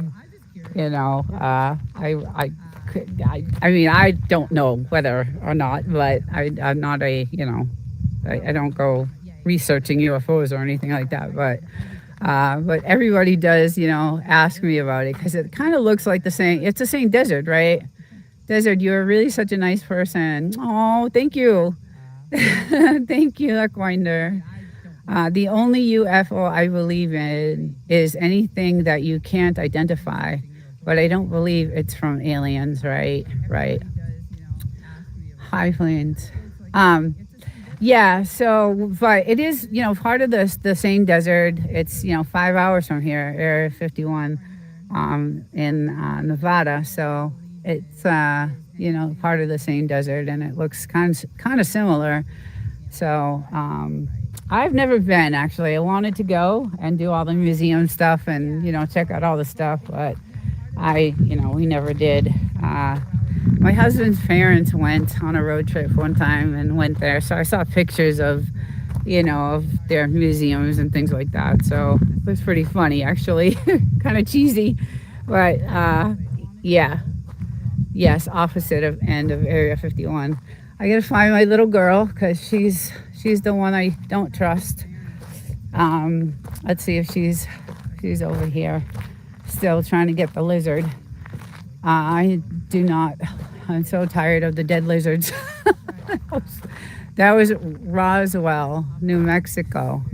That was it's crazy how. Oh, it's crazy how different the desert looks. Even just every couple of miles, totally different plant. And whether that's right. It wasn't Area 51 that gets all the attention. Somebody would think of some place else to glorify.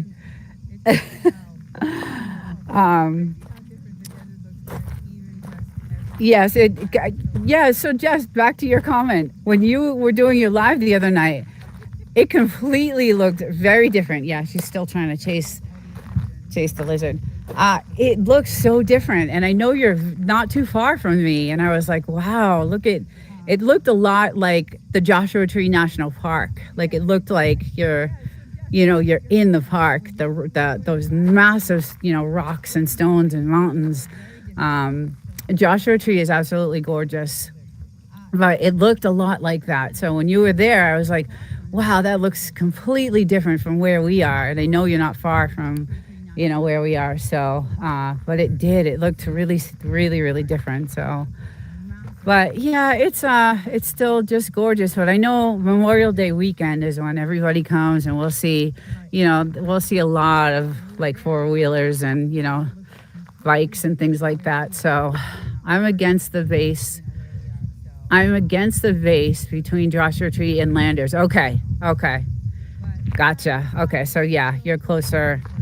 Yeah, those are definitely Joshua Tree looking, it looks like that area there. So, and I'm about 45 minutes from there. So, let's see where this little one is. She's still after that thing. She won't give up. She'll sit out here for hours. Area 51 is a real area of activity, of secrecy. People fly in and out of the offices from Vegas via the terminal, Janet, which is classified. Interesting. Wow. You know a lot. He's very, it's like being married to a history book, which I appreciate. It's great. He's like knows a lot of stuff. So I actually grew up more street smart than book smart, but now I'm like so into, all this stuff as you get older, right? Your priorities, change, and how you grew up.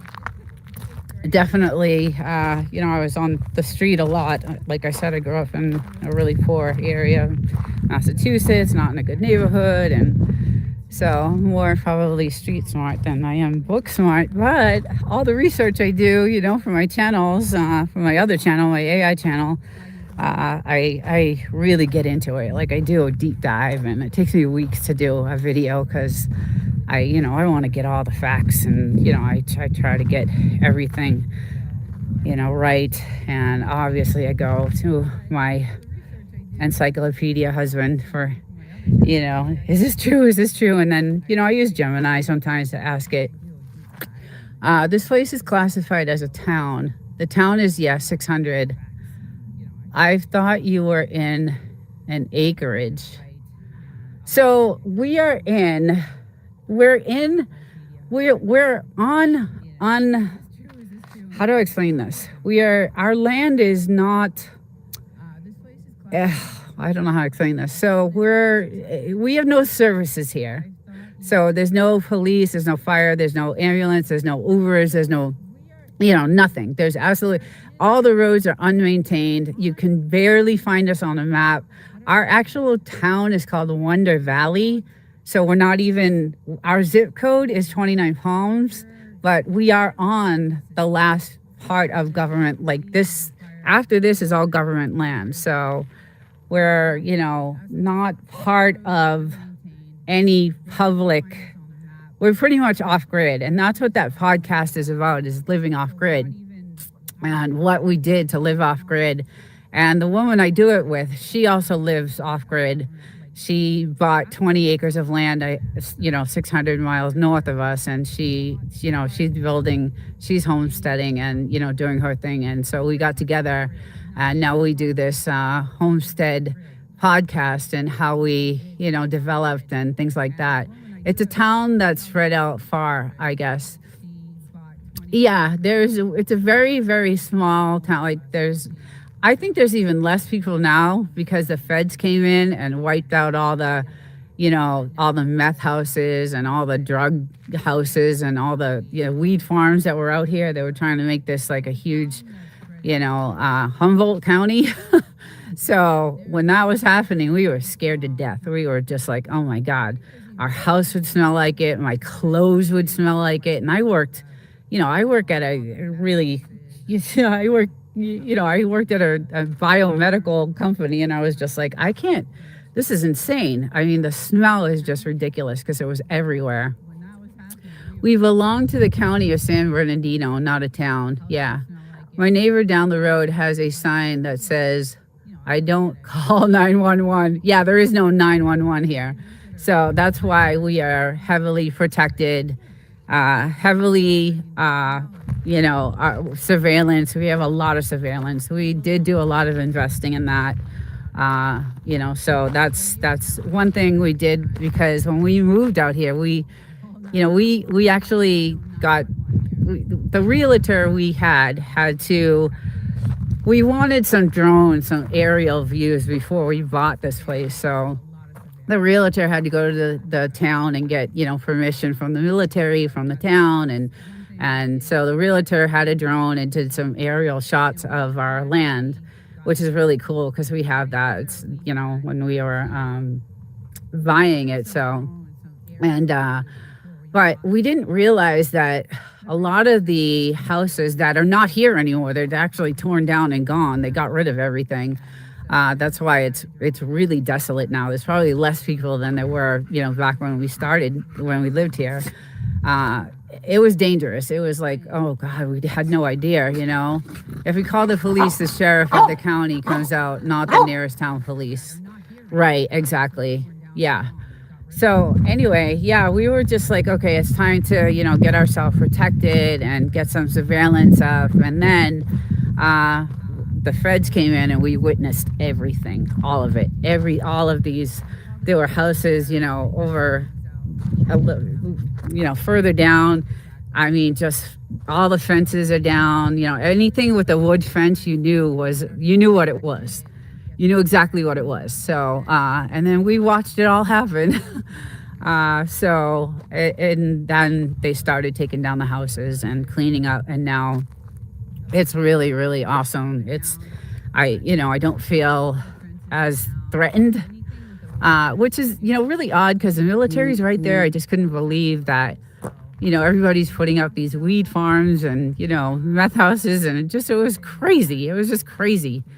And it went on further down that way. It was really heavy, heavy. So, but it was really weird to me. It's wild how many places were being used for those activities. The weed farms are awful.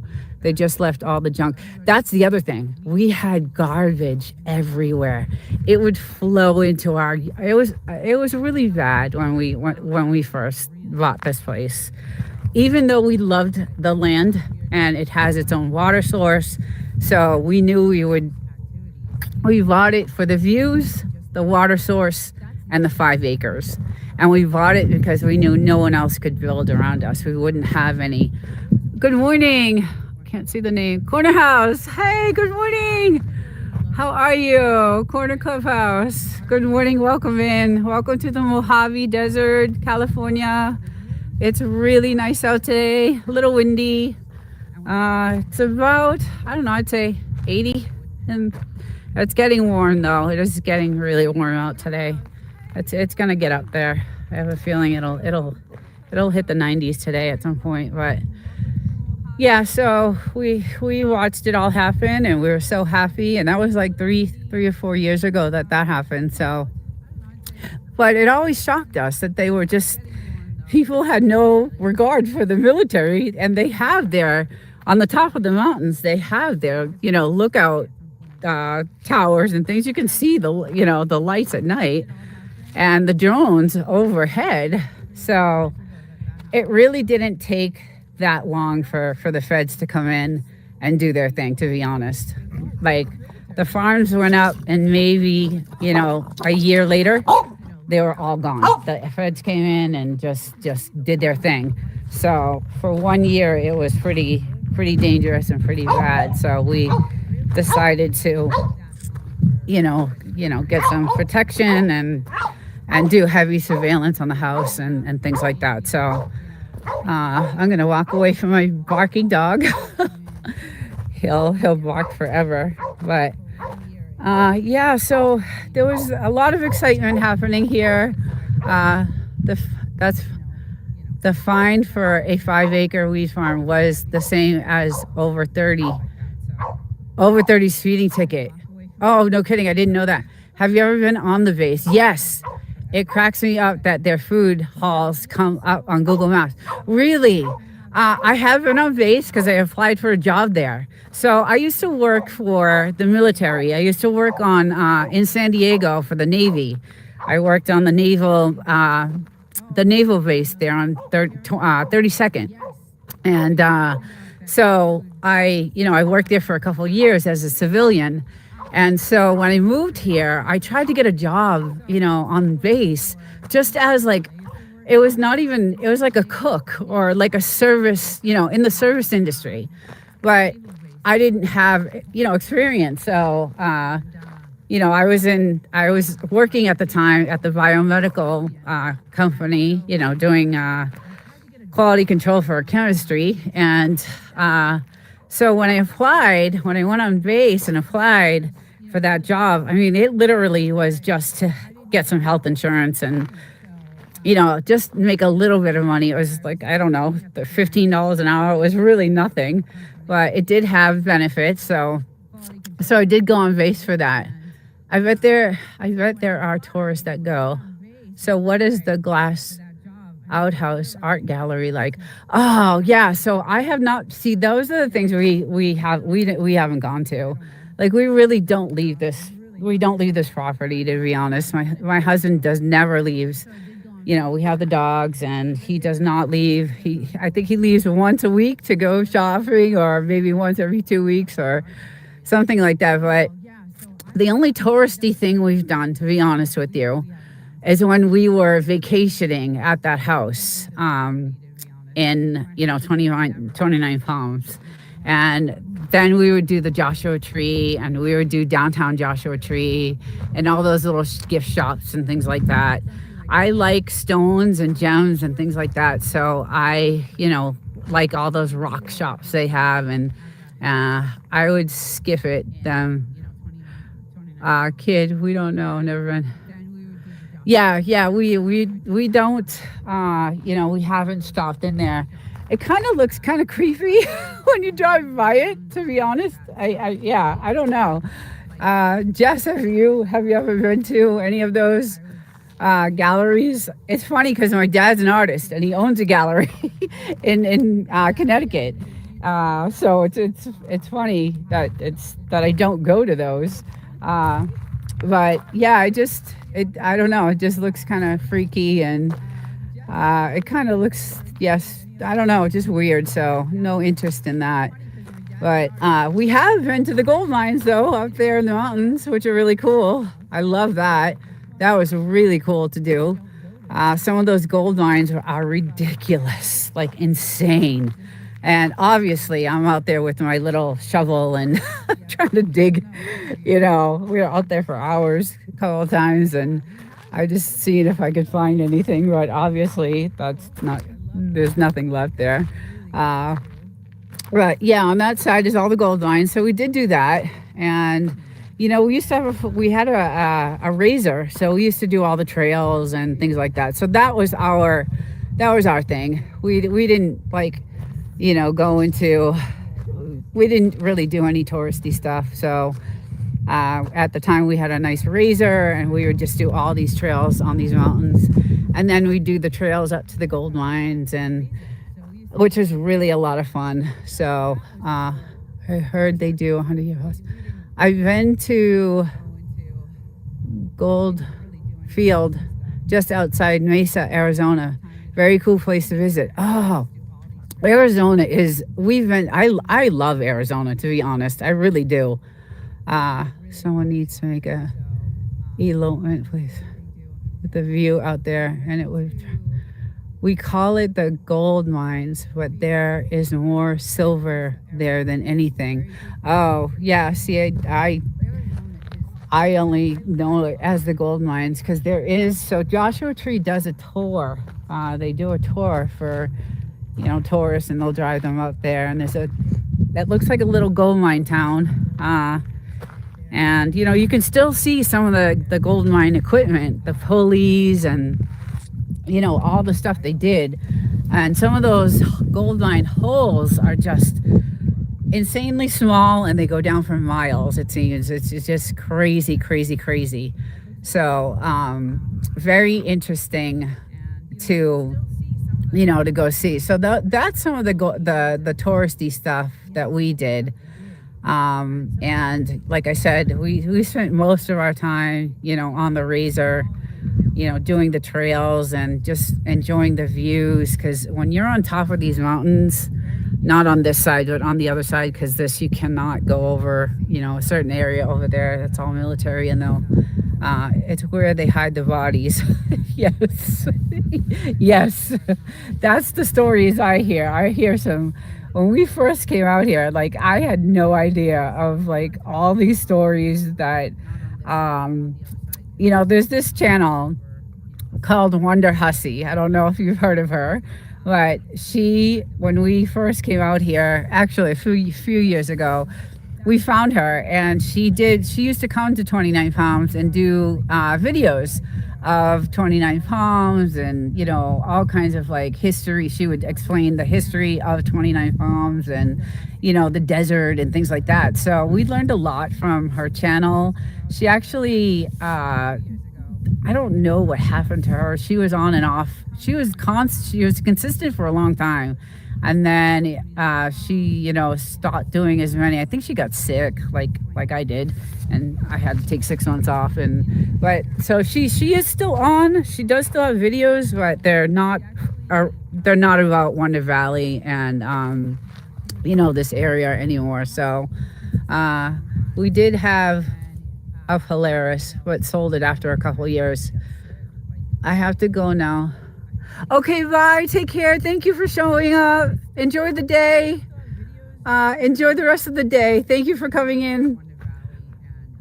Yeah, so we, we learned a lot of history from that, and then we started looking into everything that was going on. And then we did see some people show up one day and shoot a movie scene out here. So that was pretty cool to see. It was a really quick scene. I guess my husband told me it was for a music video. So that was that. There's a lot of history here that it goes way back. And that house, that broken down house, that's what they would give the gold mine workers. They'd give them a piece of land and a house, and then they would go work the gold mine. So that's how they lived. And if you travel down the 62, like all the way past the airport and keep going all the way down there, you'll see these 5 acres and these little sheds, like little tiny houses on them. And every 5 acres is a tiny house. And those are used to be the gold mine workers. So she's still doing them. Woof, that's a blast. Yeah, so we, that was our entertainment. And then we did sell it, the razor. I had a neck injury, so I wasn't able really to be on it as much. And then, we got the dogs. So the dogs were like our life, we just, he just went in. I'm going to shut that door. Our dogs were just everything to us. So we spent a lot of nights just out here with the dogs and enjoying them, playing, ball and stick and all kinds of stuff with them. I love my dog. I love our dogs. Yeah, he's there he is. Look at him. Oh, okay, you're coming in the AC? Okay. We got to go find a little one. Let's see. After proving up the land, the homesteader purchased the parcel at its unimproved parted value. Wait a second, I can't see this. On the land, pre-1955, a cabin of at least 192 square feet, 12 by 16, costing at least 300 in materials. Oh, wow. Yeah, so that's, let me go over here in the shade so I can actually see. I can't see in the sun, it's so bright.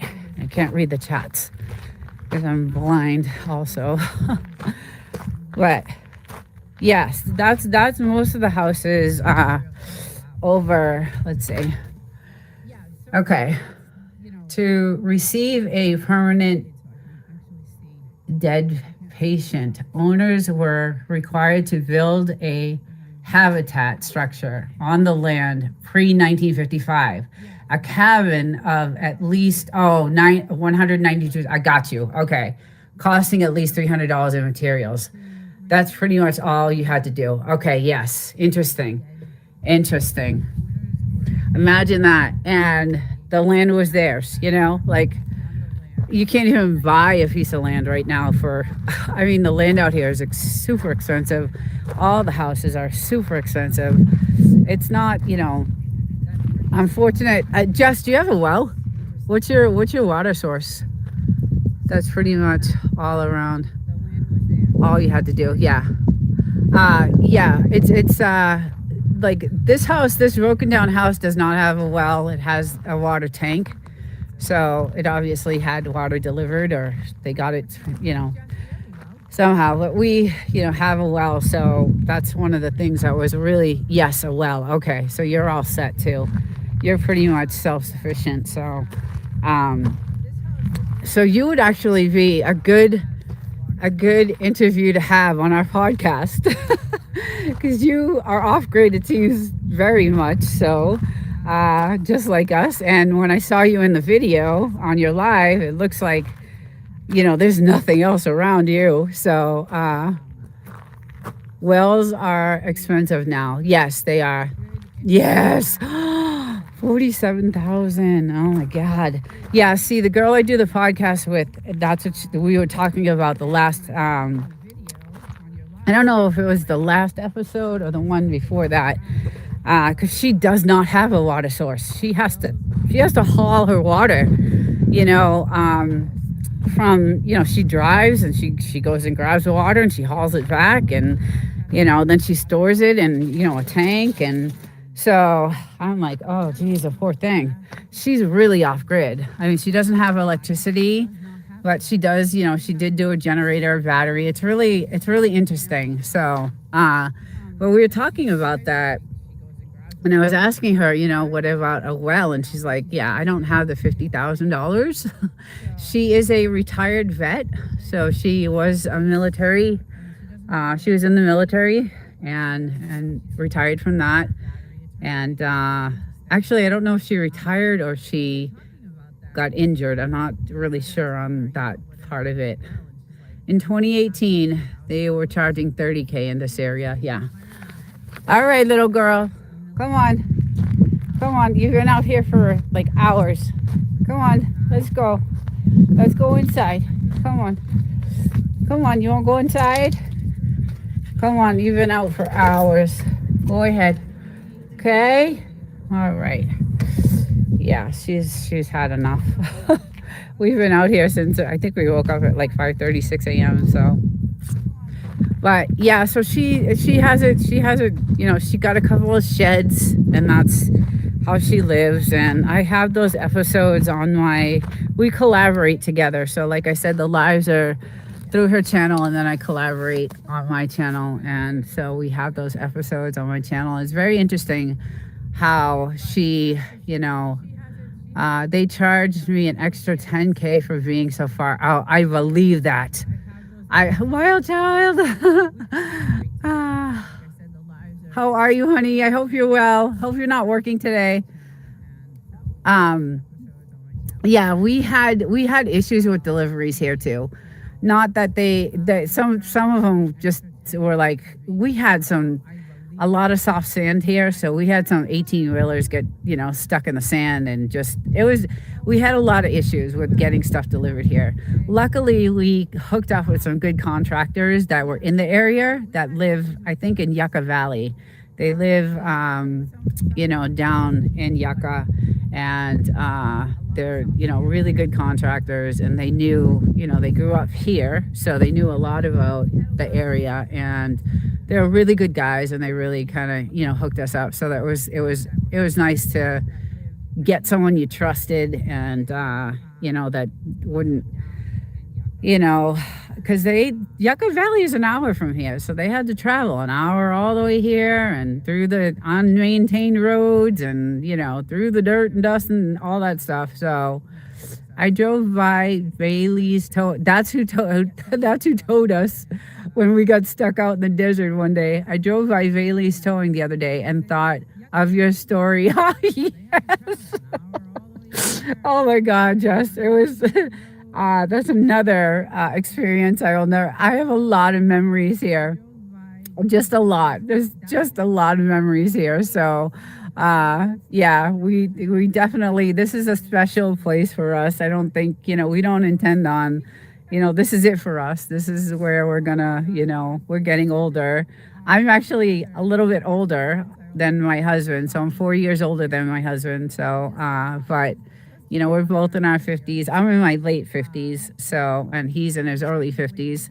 And this is where we want to be. Like I said, when we were vacationing, we could have gone anywhere, but every time I came here, I was just like, I just love it. My sister would be like, what are you, crazy? Like, there's nothing. There's just nothing out there. And I would just enjoy the sun. I loved back in the days, and I still like the sun. I would just lay out in the sun and have the sprinklers on and just enjoy the quiet peace. And then at night, the hot tub. And yeah, those guys were lifesavers. They didn't want to come out, Jess. We called, I don't even know how many people. There's not very many, first of all, out here that would that would come out. But we called a few, and they were like, no, we're not doing it. And we paid a fortune for Bailey's to come out and get us. And they were like, what the hell are you guys doing out here? I changed I have changed so many LA guys tires out here. No. Oh my God. That is hilarious. That is hilarious. I believe it too. I believe it too. That is a great story. Oh my God. Well, that's really nice of you. That's really nice of you because some of those stories I hear of the abandoned cars are the people that they find, buried in the desert. So there was a few stories back a couple of years ago that this girl went missing and her car was found on the 62, I think it was, and I think they found her somewhere. I'm not sure whereabouts in the desert, but anyway, that's really nice of you. Just be careful. Just really be careful because the world is crazy, and you know that right now. There's a lot of craziness going on right now. So, and I'm in the city, and I'm not in a good spot, and it's I'm protected there too. But I grew up that way. That's how I grew up. I grew up in that neighborhood. I grew up in that, same type of environment. Not saying that it's, I like it, but I'm, like I said, I'm probably more street smart than, so I'm very careful. It's, it is in a 55 and over, so that's not it's not too bad, but the area itself has a lot of, homeless. So it's crazy. It's amazing how many people don't know how to change a tire.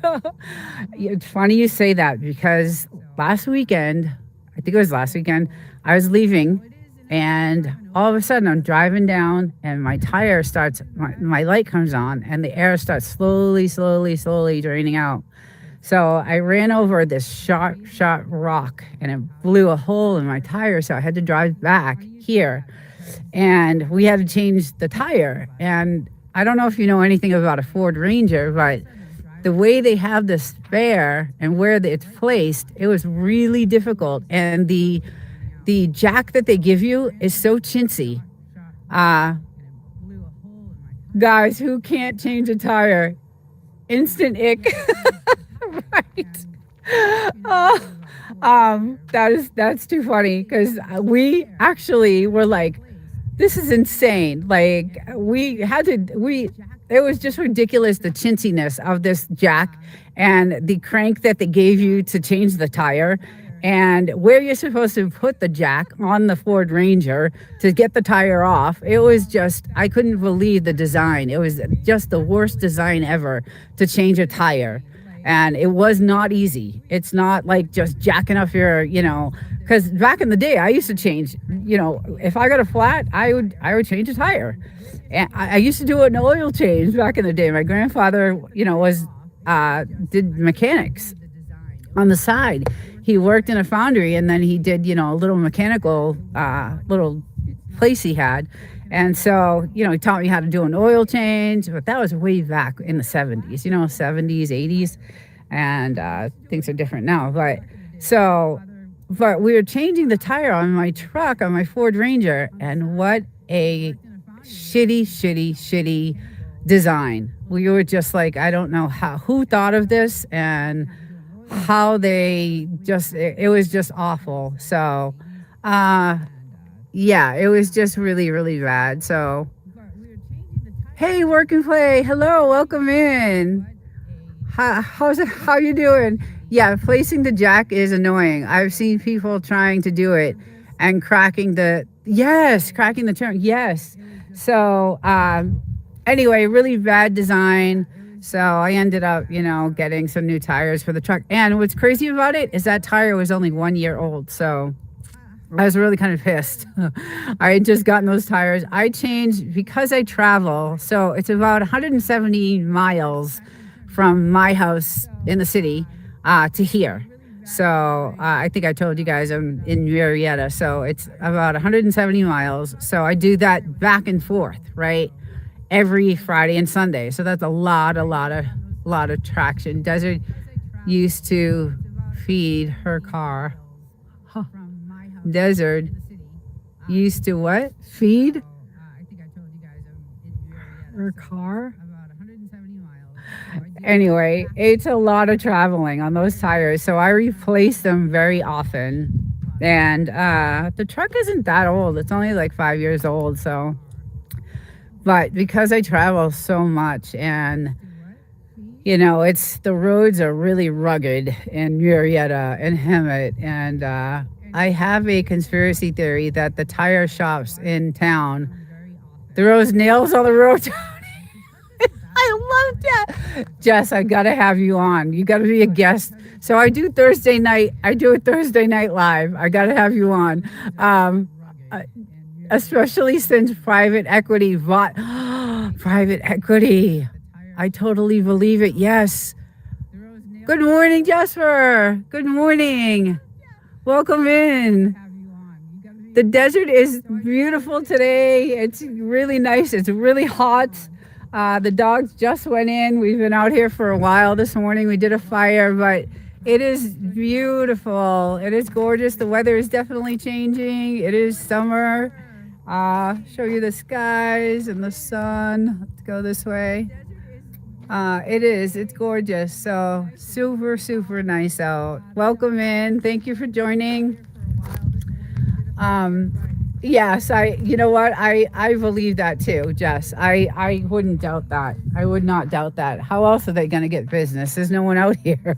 But private equity just bought my company, and I'm scared to death. So I think you all know that I work for a military aerospace company, and I was so excited to get this job because I was in San Diego working biomedical for a long time, 10, 11 years. And I wanted to be closer to the house because it's a 5-hour drive from here to San Diego. And I was doing that every weekend. So I tried my hardest to find a job, and it took me 2 years. But I found a job in Murrieta, and it's for a military aerospace company. And so I moved there. So now I'm 2 hours closer to this house. But we were just sold to a private equity company, and it's really scary because the private equity company that bought us is involved with, like, they do a lot with, like, Palantir and the satellites, and I build like things for satellites and other, I can't really say, but government contracts and things like that. So it's like now I work for private equity, and they will be restructuring the company for sure. Yeah. So well, I just saw you. Oh, nice. Good. Yes. Oh, good. I'm glad you guys connected. Yeah, so I am really nervous about, I got this fabulous job that I absolutely love. It's the most interesting job. I mean, I've always had, like, working in a chemistry department, doing, quality control, making formulas and things like that, and making, chemistry and things like that was really interesting. I did that for 11 years, a great job in San Diego. And then someone bought that company, and they restructured, and I just hated the new regime, and I couldn't stand it. So I started looking, and I got this fabulous job in Murrieta, and this company is awesome. And I was just so happy, and I was 2 hours closer, and everything was just working out. Morning, just wanted to say hi before I go outside. Okay, thank you for stopping in. Have a great day. Yeah, have a great day. Hi, Minty. Good morning, everyone. If I missed you, I apologize. Good morning. Hopefully you're not in marketing. No, I am not. I am actually, I am very involved in the manufacturing part of it. So I do a lot of, like, I handle a lot of, like, VBA coding and, spreadsheet formulations, and I have a lot to do with, like, these specifications and things like that. Hey, Feed Digits, welcome in. So that's kind of and I have a lot to do with planning. So I'm actually, in that department. So that's what I do. So, but it's still not good. It's not a good situation. Yeah, they're the first to go, right? Well, we already lost a lot of people. They already went through. They bought us, 6 months ago. So, they say they're planning on, trying to build us up and sell us to like a Raytheon or a General Dynamics or something like that. But I don't know if that's true or not. So, I was really disappointed when that happened because anything private equity is not good, right? It's just not good. So I got this fabulous job that paid what I wanted, and the benefits are ridiculous, and the bonuses and all that stuff. And I absolutely love this job. It's one of the best jobs out of all the jobs I've had. And I've owned my own business for 11 years. I owned a really great spa in Boston. I did chemistry for 10, 11 years, and now I have this great aerospace job that I absolutely love. And I come in one day and they're like, we were sold to a private equity company, and they're kind of every private equity company I think is shady, but this company is even more because they deal with satellites and things like that. And, they own a few other aerospace companies that they've held on to actually, and not sold. So get the Area 52 merch plugged into I know. Yes, I know. We need to capitalize on that. We definitely need to. We talk about it all the time. I know. We definitely need to do that. I gotta, I'm, it's awful because I'm probably not going to be able to get another job, right? There's no jobs out there now. So it's going to be really rough if something happens, if I get laid off. And, my husband's retired, so he's got his, fixed income for him. So, but for me, it's going to be really rough. Like I'm older, so they're not really, besides not having any jobs available, I'm an older, person, so they're not really looking for that in the workforce right now. So it's kind of, stressful. I'm nervous about the future. And not only that, I mean, there's so much going on in the world today. So I'm, worried about that too. So I would work, and the print shops will design it for you if you need. I would work in, yeah. So I'm very artistic. So I could do the designs. Like I could absolutely do that.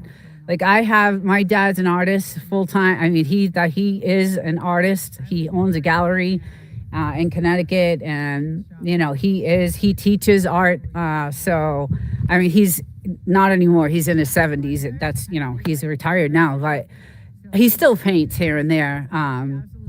But I do have a very artistic side to me. So, I could probably do the designing and stuff like that. I have really good, and my husband's really good too at that stuff. Desert should start an Area 52 podcast. Hey, that's a great idea. You have lots of good ideas, Jess. I know. I'm going to team up with you. We should. That would be a really good one. Have a great Sunday, everyone. Take care. Thank you for joining. Enjoy the Sunday. Have a great day. Thank you for stopping in. No shortage of ideas if you ever want to brainstorm. Okay, I am going to pick you up. I definitely will take you up on that. Broke but bountiful. Welcome. Hello. Welcome in. Oh, my little babies just came out again. They just came out. They've had enough of the air conditioning, I guess. So, aw, you guys okay? Huh? What are you guys doing? They came out to see me. I don't get to spend a lot of time with them, so I get the weekends, and that's about it with them. So it's kind of like sad. I hate it. I hate going, home. So, yeah, so no shortage. Okay, I'm totally gonna, my email is on my, is your email on your page? because I will definitely, I would love to talk to you about that. That would be an interesting, fun podcast, actually, because I have some really good ideas too, and my husband does too. So, but yeah, Jess, that's a super good idea. And I love the podcast world. Like that's what I really, really wanted to do when I started. And that's how my AI channel is. It's like a podcast channel. That's pretty much how I had that set up. So my studio is kind of set up like a podcast studio. So, and that studio is at my apartment in the city. I'm not sure if it is, but I can hit you up. Okay, yeah. Because I have my email is on my channel, so definitely, I would love to do that. I absolutely love podcasting. Like I said, I really wanted to start that originally, and that's how I had my channel, my other channel, Desert Living 2.0, set up as kind of like a podcast channel. So. And so I started Homestead Junkies podcast, and I do it, like I said, every Sunday at 4 o'clock. So I probably have to end this stream because I have to fly back down to town and get set up for my podcast in a little bit. So it was so awesome today to talk to all you guys, and I'm so glad you all joined. And I had a great time with everyone. I'm not sure if it is. Okay, yeah. Okay. So everyone have a really great day. Enjoy the Sunday. Thank you so much for joining. And I do this every Sunday, so I hope to see you all again. And again, have a great Sunday. Enjoy the day. Jess, I'll be talking to you, and I'll see you guys all soon. Take care, everyone.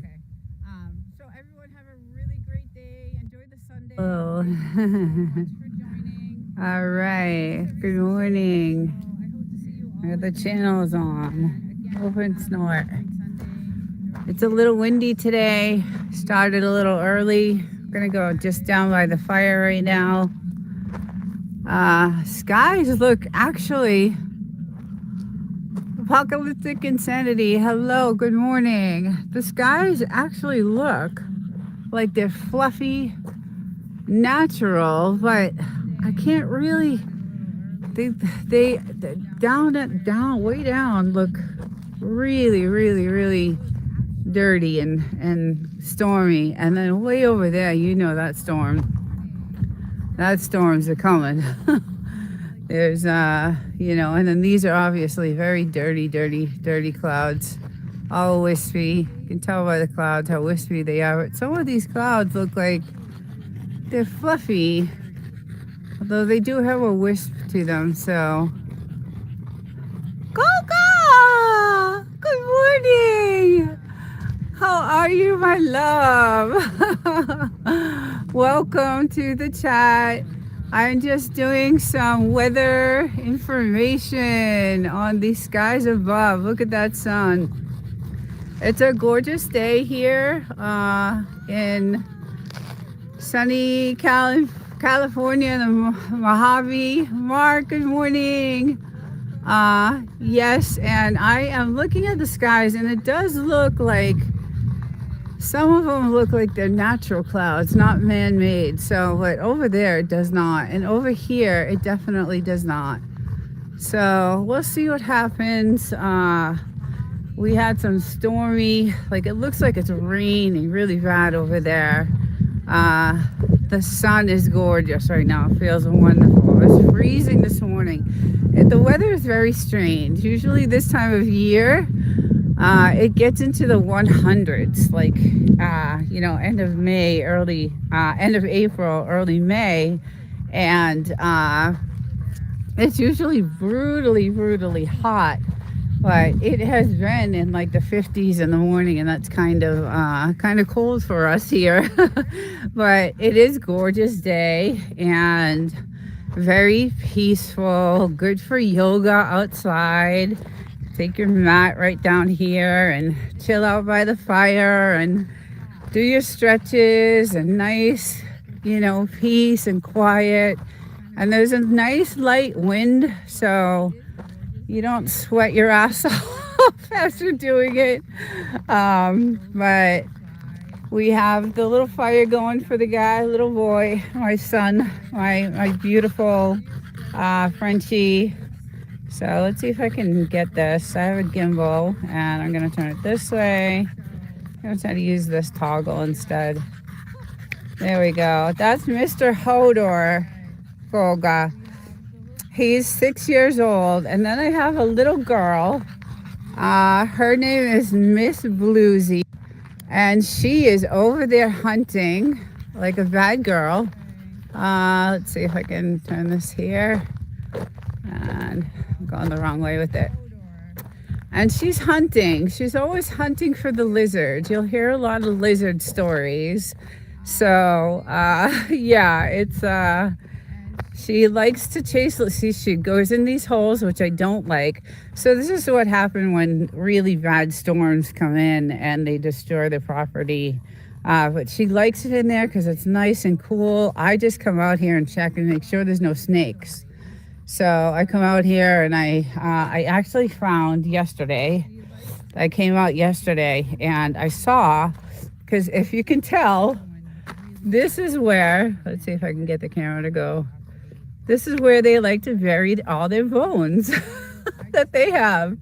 So yesterday I saw an opening and I covered it up because that looked like a snake opening. And yes.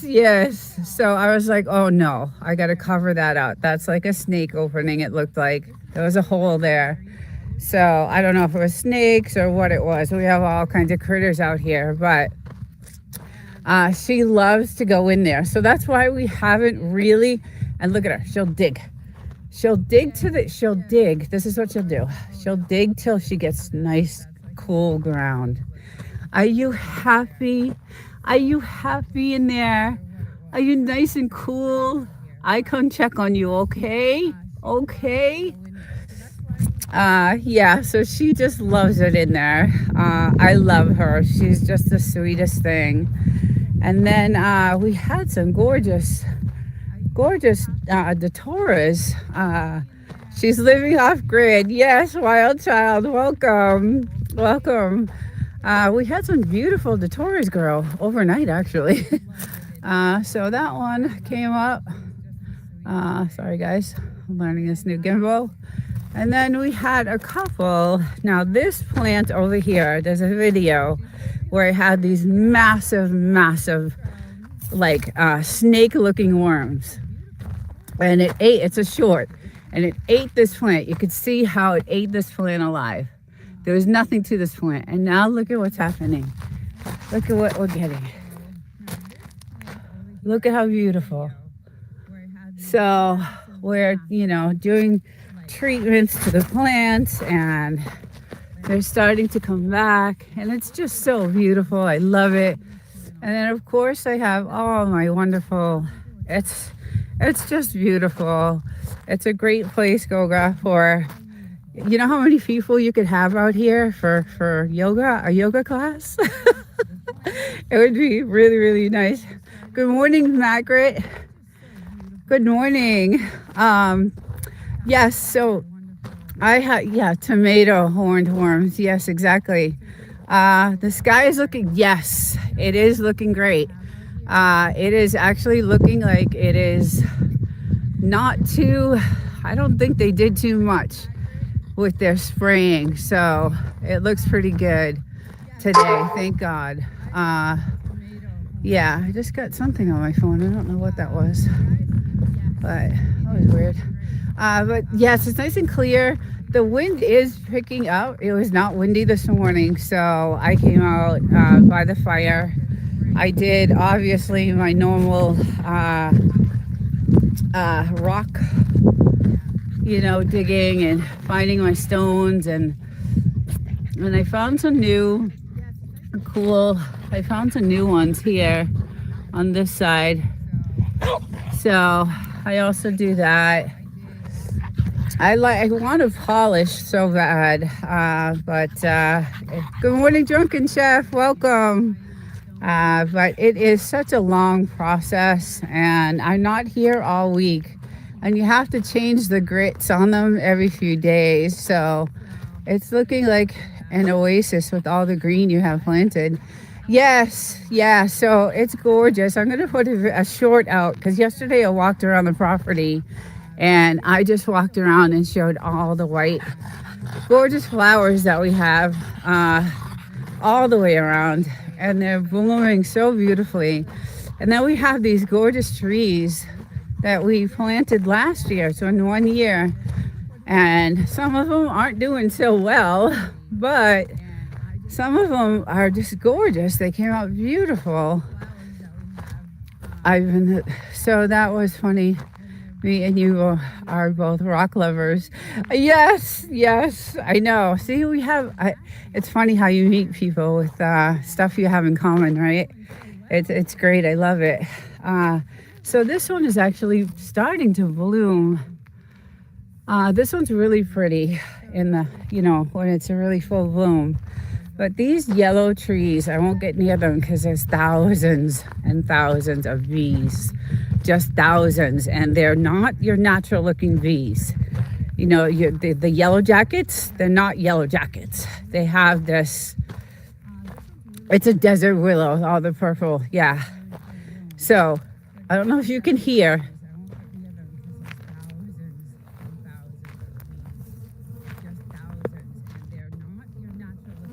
You can hear the thousands of bees, but they're different colors. They're like not yellow jackets. They're like a tan color. It's weird.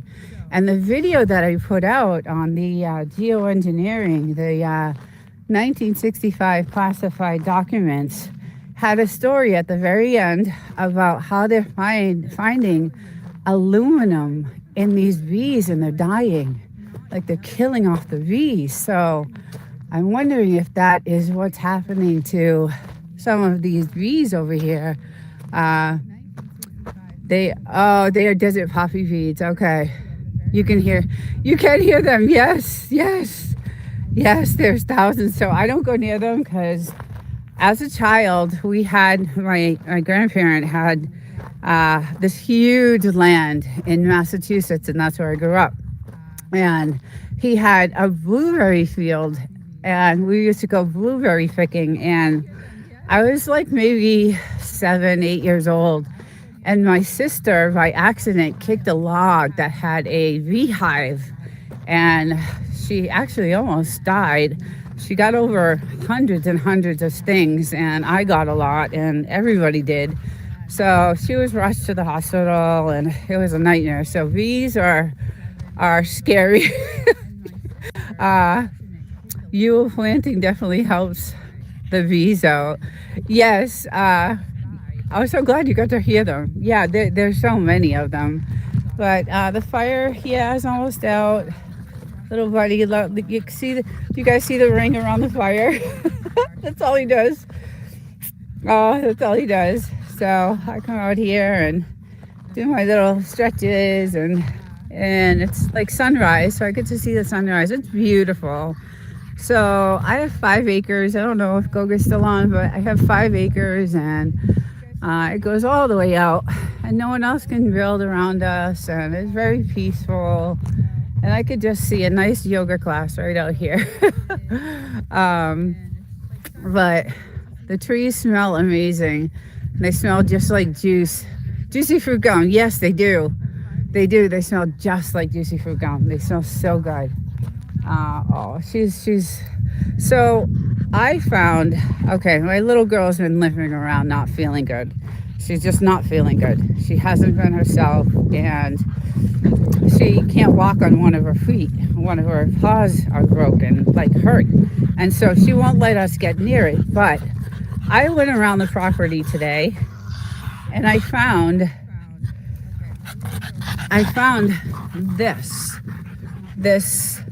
these thorns.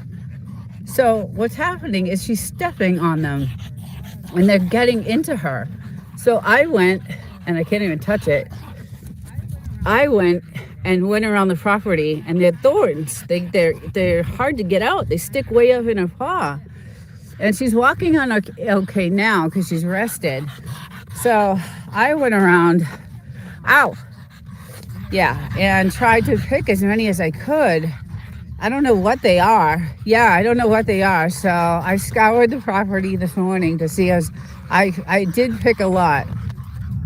The problem with her is that she loves to go in dangerous places. She's a girl, so she's mischievous and she's curious and she is, she wants to know. She's very interested in things she shouldn't be interested in, and that's how she got bit by that rattlesnake that day. But yeah, so I think that's what is causing, and she won't let us get near her paw. I don't know if you've, yeah.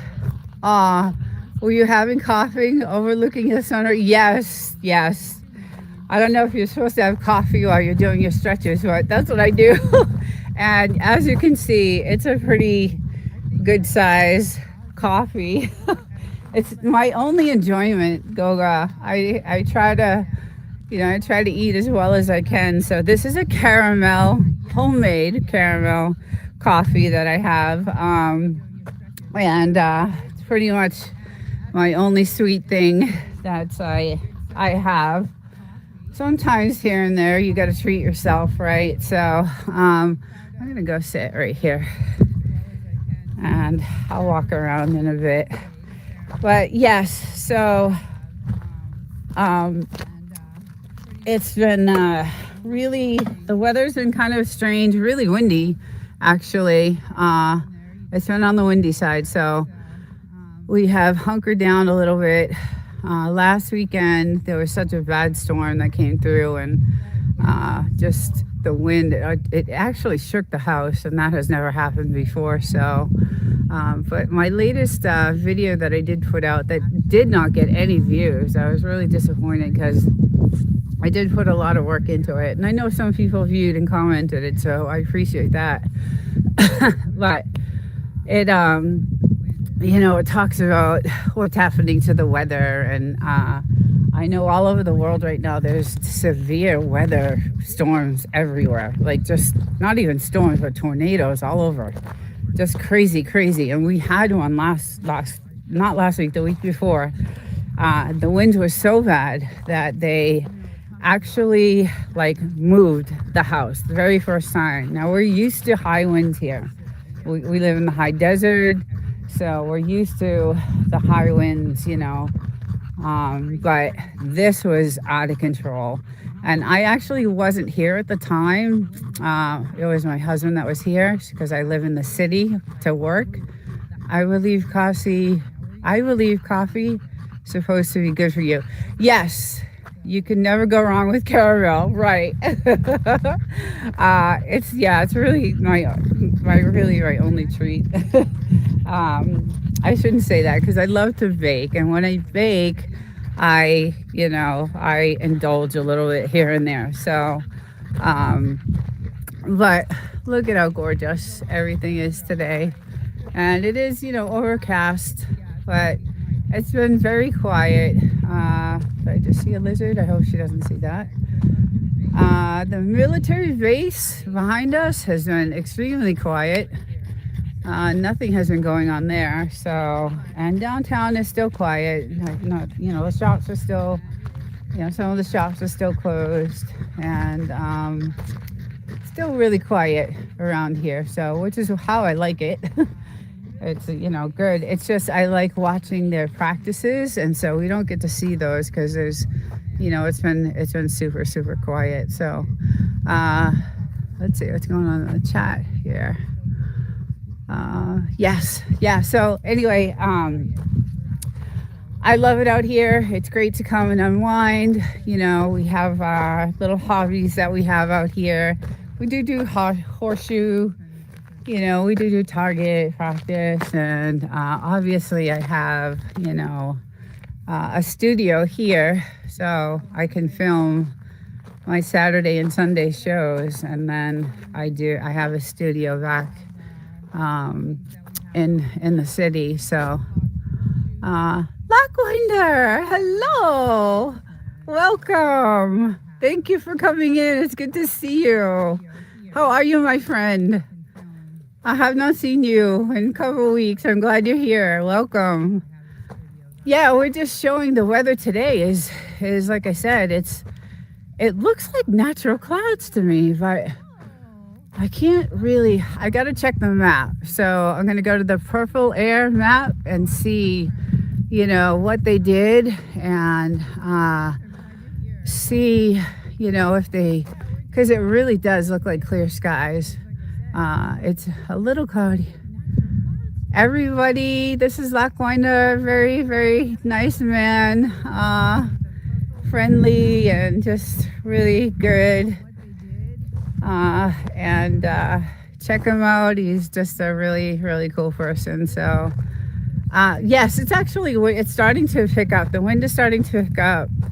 It was chilly this morning.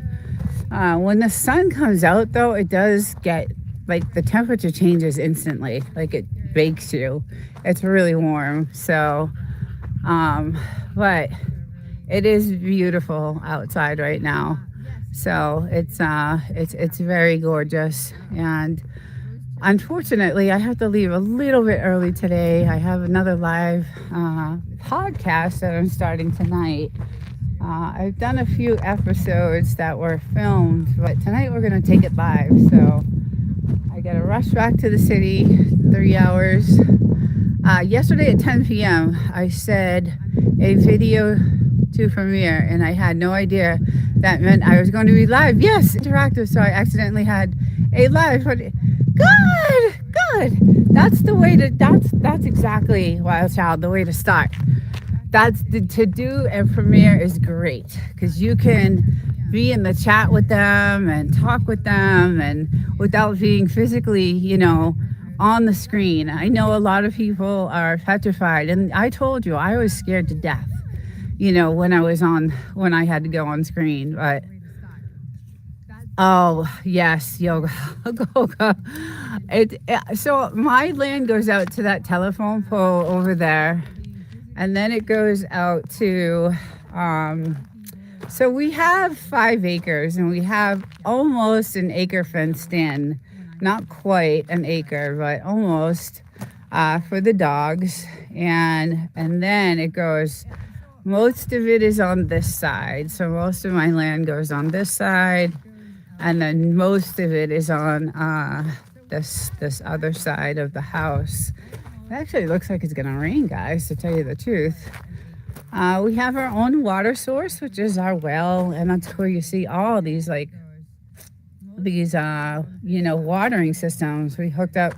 We engineered watering systems for all our plants and things like that. So it was cool. It was cool to do that.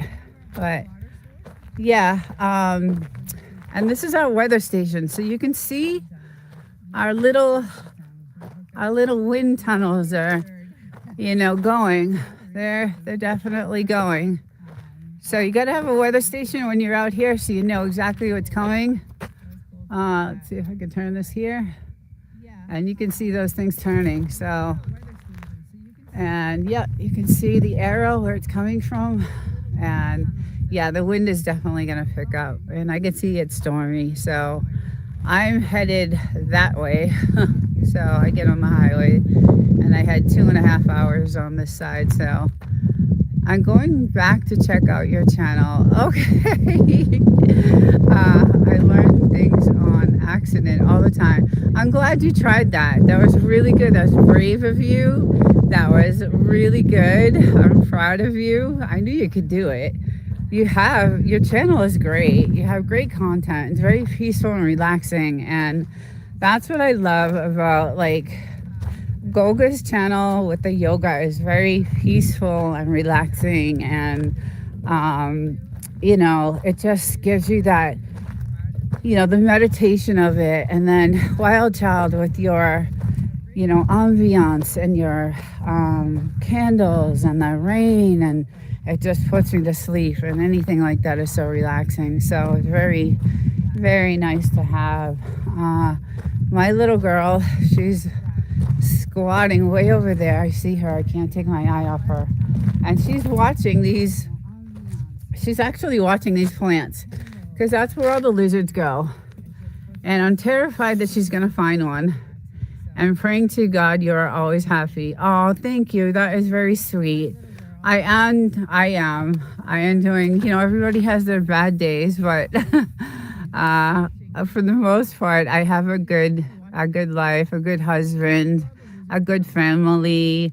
Unfortunately, my family is still back in Boston, so I don't have, close family here, but my close family is my 2 little doggies and my husband, my best friends. So my daughter, she just actually moved from Florida to Massachusetts, so she's back home with the rest of my huge Italian family. But we FaceTime constantly. So since I have, the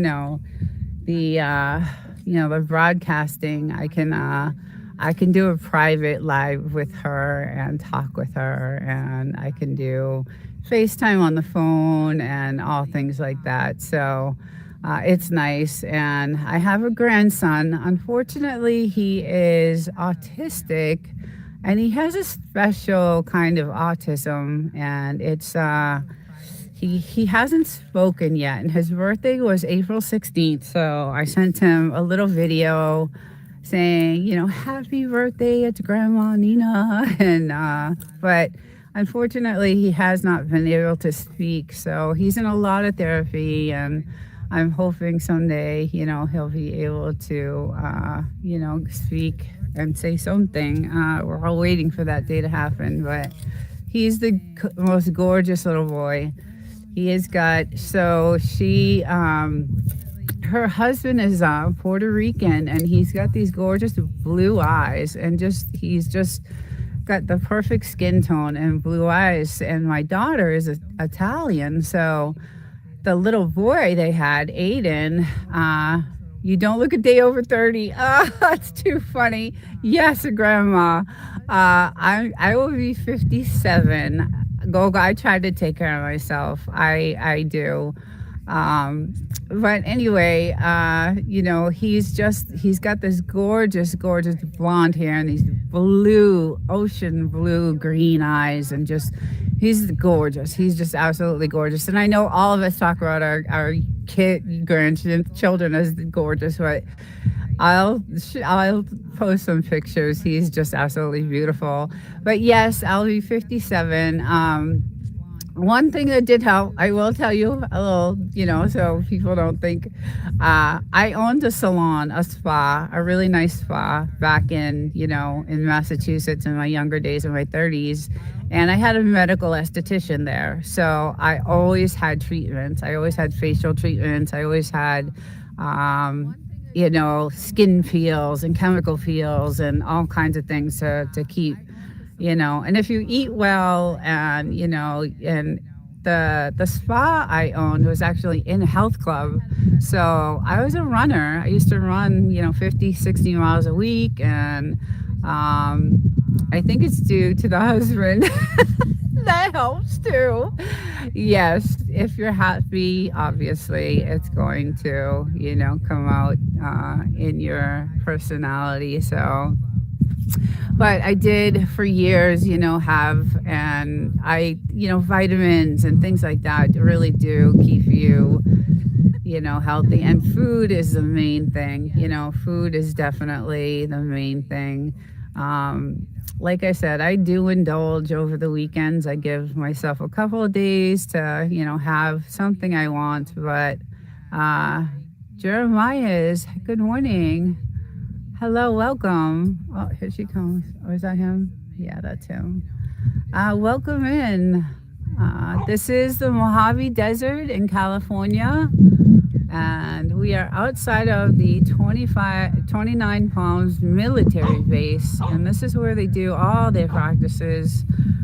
We usually hear it all the time, but it's been eerily quiet for the last month. There's been nothing, and I know several troops were deployed a few weeks ago, so that was kind of sad to hear. And I don't know if they did another. I heard rumors of another deployment going on, but this is a Marine base, and this is where So this base is actually the same terrain as Iraq, Iran, all the Gulf Coast, all, what do you call it? Desert Storm. This base, this terrain right here is almost identical to overseas, and so that's why they do their training here before they send them, before they deploy them. But you always look good. I don't even think we should do OVS alone at the Sunday service. We should have 2 collabs. We could. I'm so. However you want to do it, I am fine with that. I think I sent you a PowerPoint, but I've actually now been like integrating because I want to have guests on my show. On Thursday nights, I do a live for creators, and this live that I do talks about all the research that my team has done on the YouTube policy and what is changing and what is coming, and what's going on with YouTube, and all the creators get to share like their what's happening to their channels and anything odd that's happening. So Thursday night I want to have guests, so now I've integrated EV Mux through OVS so that I'm able to do a bunch of different things. So I actually finally, yesterday after my live, I said, okay, I'm going to put the time into this and get this all configured. So I finally got it all configured. So I have EV Mux streaming through OVS, or the other way around. And so now I can use both, which is really great. Because OVS has their own set of special tools, and then EV Mux has their own set of special tools, and I want to use both, and I found a way to do it. So I saw you asking Reds to check in with you. Yeah, him and I have been emailing each other about connecting OVS and things like that. So I have, at my studio at my apartment in the city is a little bit different. I have 4 screens, and I do use a teleprompter when I'm doing my AI videos because there's so much information. So I also have that. I have a really big setup at my apartment in the city. So it's I was trying to get with him to talk to him about how he's configuring all his stuff. But oh, my little doggy, he likes to bark. He loves to bark, and she's so cute. She's under the tree over there. So I'm gonna move away so that we don't have to hear him. But yeah, so I have a little bit of a different setup at my place in the city, and but yes, I would, anytime, Goga, you're ready, I'm ready. And I have some additional, now Goga, I don't know, you probably know because you're really good at this stuff, that OVS has a website where you can do all their plugins, right? You can go to their website, and if you want to plug in different things, you can use their downloads to do plugins. So I did some plugins, and now I have like a pen I can use to write on. Dropped an email earlier. Okay. Yeah, so now, I can use a pen to draw, and there's all kinds of different things on this OVS plugin website. So just be careful, do a little research before you add the plugin, because sometimes the plugin messes up your configuration. So you got to do a little bit of research before you actually add the plugin in. So, and if it doesn't work, I uninstall it. But nice bright sun right now. It is just beautiful here, very peaceful. I love it. And this actually used to be our, way into the house, with the soft sand over there. So we made a new road, and now we come in through this way over here. And look at how gorgeous these flowers are. I just love them. They're just beautiful. They're just gorgeous to see. Oh, I just love them. They look, now I'm surprised there's no bees on. It's weird how bees are on some of the trees and are on none of them. And then we had this cactus. Let's see if I can get this on to go. This cactus here had some gorgeous flowers, and it never did anything. For years and years and years we lived here. It never did anything. And then I have some photos. I gotta get to posting some of my shorts with all these flowers that I have. So hey Miles, good morning. How's it going? How's the weather over there? It's pretty cloudy and it looks like stormy. I mean, it looks really stormy over there on that side, but yeah, it's hopefully it won't be too bad. Those gold mines up there look like they're super stormy. Like it looks like it's pouring. So those are the gold mines up beyond those mountains over there. It looks really stormy over there, but it looks like I might have a decent ride home if that cloud right there would go away. I might have a decent ride home, not a 5-hour ride like I had, a couple of weeks ago. So thankfully not windy anymore. Yesterday, yes, it was crazy. It was really crazy. We had severe winds, like out of the blue. They just sparked up and we were like, okay, let's go hunker down everything outside. So yeah, but today you can see the wind starting to pick up a little bit, not too much, but I feel like it's going to by the afternoon. So my little girl went on to this side. Let me see what she's doing over here. There she is. Yeah, she's limping, and I know she has one of those thorns stuck in her little toe, and I wish she would let us. I don't know if you guys have seen videos of, so Frenchies don't like you touching their toes. Frenchies are very stubborn, as you all know. If you don't, well, I'm telling you right now. So there's this contraption that you can buy where you can hang them in this little coat, and you can hang them on like this bar where you can clip their nails and they can't bite you, right? So we bought the contraption, but somehow she just figures a way to get at us. So yeah, you're gonna see some of these videos with these. It was a brilliant idea to do this to clip their nails because they don't like it at all. But I want to put her in it and try to get these thorns out of her, because I think that's what they're so far in there. I don't know. You have seen that, right, Wild Child? It is crazy. I was about to walk my dog when I missed that one. I missed it. Okay, I was about to walk my dog when they kicked out, and I was like, Dorothy and oh my God. Yeah, I'm not going to be able to stay out here too long because you won't be able to hear me. The wind is going to kick up. I believe that's what groomers use sometimes. Yes, I've seen that at like Petco, and yeah, they use those type of contraptions to clip the nails because dogs don't like it. And there's there's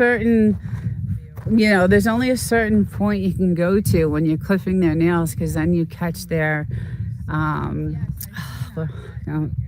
can never remember the name of that piece of nail. It's like their hey, Super Chat, Kevin, welcome, good morning, happy Sunday. Just doing some screenshots of or video of what the desert looks like today, and it is gorgeous, actually, very beautiful, nice. It's starting to get a little windy though. Yesterday when I was doing my show, thank God I finished it like in time, because I know a lot of people had buffering issues yesterday, but yes, my bulldog's nails are always too long because when I clip them, I'm scared to go to, yes, right, too deep. Yes, yesterday, yeah, after my show, I was like, thank God I finished, because when I went on someone, other lives, they were having severe buffering issues and the wind was like really bad. So I know it's going to start. You can tell it's going to start kicking out because you can see everything. All of a sudden it just kicks up, and then it's 50-mile-an-hour winds, and you can't. It's awful. It's not good. So that's why you see all the sandbags everywhere.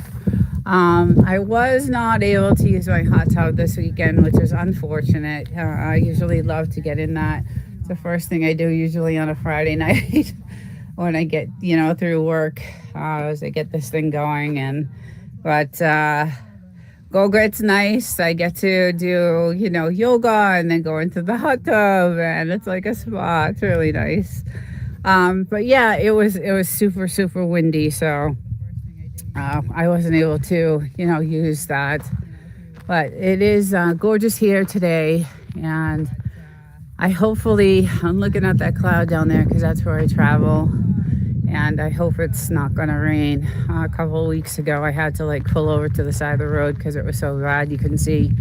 It was raining so bad, and then we have these big crevices that it creates, and it was bad. So, but my little girl, she's still hunting. She's still hunting for lizards. So I gotta keep an eye on her. And he's still around the fire. He's running around the fire. My patio chairs were all over the place. So you see the sandbags, right? This is what we did. We did sandbags everywhere. All over the place. We have sandbags everywhere. So that's what keeps. And even with the sandbags, this part will kick out. It'll kick out. I just ripped it. It doesn't. That's how bad. And it's in a corner. It's in a corner. So that's how bad.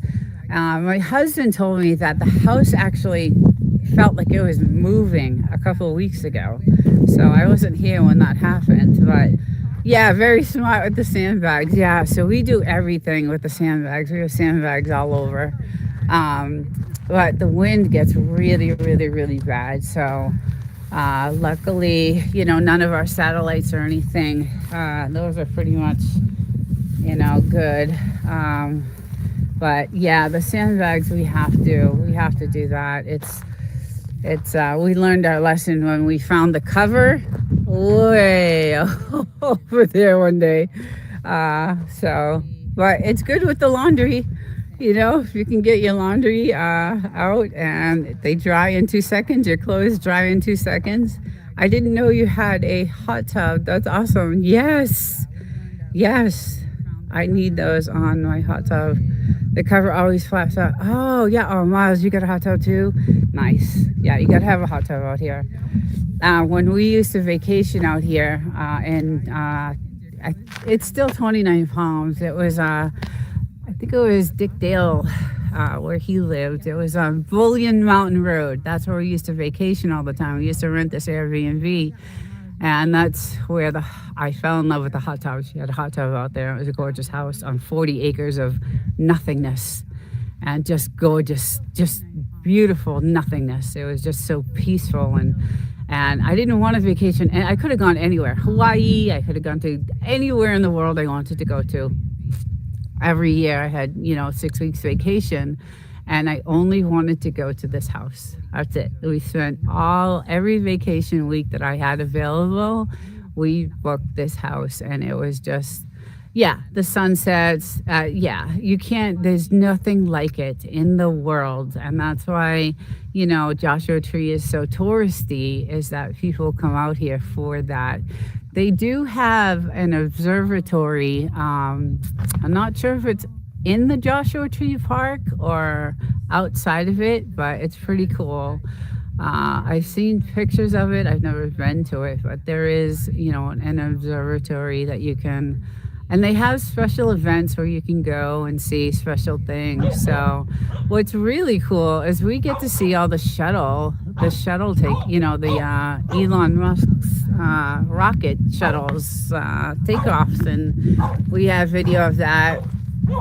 And that's really cool. We get to see all of that. And we get to see like the separation of the, the pieces of the rocket. And it's awesome. It is just awesome. So we do live in a really great, look at her over there. She loves it. It's really great to see. It is really great to see. And we have a lot of videos on that too. I love watching those things. It's really cool. I miss a lot of them because I leave in a couple hours to go back home. I work at 2 a.m. I get up at 2 a.m. in the morning to go to work. So, and right now, because I'm in, military aerospace, I am so busy just working nonstop. So unfortunately, all the satellites that are popping out of those things are going to change our night sky. I know. That's the other thing why I was like, I don't know if you see where you are, but we see these crazy drones from the military. They look like spaceships, and we're going to start calling this Area 52, we decided. My husband was like, you know what? We're going to call this Area 52 because we are actually on the same desert as Area 51, 5 or 6 miles, 5 or 6 hours away. I know it seems like every other day. Yeah, so there are strange, satellites out here. And they're military. Not satellites, drones out here. And they are military drones. And they look like UFOs. But we have a really great camera that has different lenses on it, so we can capture exactly. And you know me, I'm out here with my binoculars. Anything I can find out, anything I can research, anything I can, check out. I'm out here, trying to look. Nina, let me leave you. Need to set up for Sunday service. Okay, Goga. Okay, thank you. Thank you for coming in. I'll check my email. And I will talk to you soon. Love you and take care. Have a great Sunday service. And I'll see you soon. Thank you for stopping in. Yeah, so we see these crazy looking, drones, all different kinds of drones. And I'm like, is that a UFO? And everybody, I just put out a short from the last live that I did because UFOs came out so much. And I put out a short about it, and it was really funny. But they're getting so big, these drones. Miles, I don't know if you've seen them over there, but some of them are like really big and suspicious. And, I don't like when they linger over when we're out having a fire. They're, lingering. It gets me, a little, they eventually, go. But, yeah, it's pretty strange, but it's cool to see. They're having a UFO convention in Landers, I think at the end of May. I saw something about that. Actually, I don't know if it was you that told me, but I did see something. I actually did see something about it. So yeah, we're calling this Area 52. I'm going to start putting up signs, Area 52. People can test experimental aircraft out here. Yeah, and that's what I think it is. That's exactly what I think it is. It's all their experimental, The world is changing, guys. We all know that, right?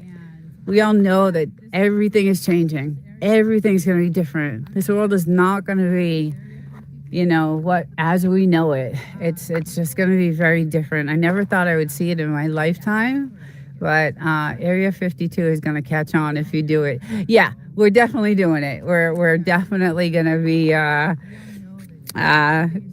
doing some signs, and we're definitely gonna call it Area 52 because if I can capture some, I'm so paranoid about taking pictures of these drones because I know they're military, and I just don't want to mess with the military. It's private things, and I don't want to give away our secrets, So make shorts and sell them in town, right?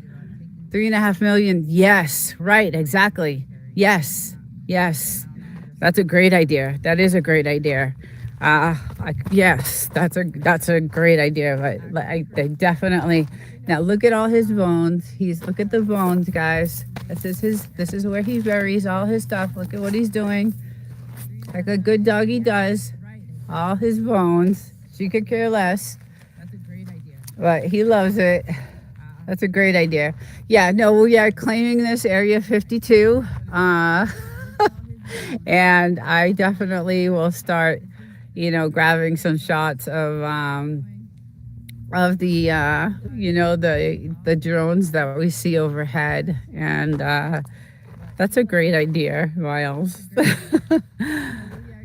Yeah, so it's the night skies are gorgeous. It's just when they start to do the spraying, sometimes that the chemicals stay in the sky at night, right? So there's like this foggy haze over the sky sometimes, and it kind of ruins, the night skies, but not too often, but at sometimes it does. So, oh my God, they're adorable. Aren't they so cute? I love my little I love my guys. My little doggies, they're the best. They are just so much fun, and they're such good dogs. They're stubborn, I'm not gonna lie, they're stubborn. If you know anything about Frenchies, and if you watch my Frenchie show on Saturday, you know that they are stubborn little doggies, but they're the most cutest little things, and I love them so much. But that's his spot. And you can see the bones. You can see he left a few. He left a few behind. So he'll come back out. And this is his spot. This is his spot to dig. So I don't know where she went. How are you doing, bud? Are you tired? You did a lot this morning, huh? You ran around the fire for hours. Oh, you have a chihuahua? Oh, I do a show on Saturdays, and I like to put other channels' pets on my show. If you have any shorts, I would love to put your pet. I have this little segment on the show where I give a shout out to the channel and their pets, and I do it for Wild Child. I've done it for several actually channels. So if you don't mind, I would love to put, if you have any shorts. I usually do, a couple shorts of each of the channel's pets, and I do a little shout out to the channel. I have one short. I'll put more. That's so fun that you do that. Yeah, it's one of my favorite lives to do. I have a lot of fun in that live because I show funny Frenchies doing funny, crazy things, and then I show funny animals, and now I also do news stories. So I start off the show. It has a little structure. So I start off with some news stories about Frenchies and what's going on with people stealing them and ransoming them, and some really crazy news stories. And then I do a Frenchie of the week, and then I show some channels that have really cute animals, and then I end it with a bunch of videos of my animals, and it's a fun live. I sometimes go off topic when I'm in the chat because we all start talking about different things, but it's a really good, fun show. So if you do have, some shorts, I would love to put them on.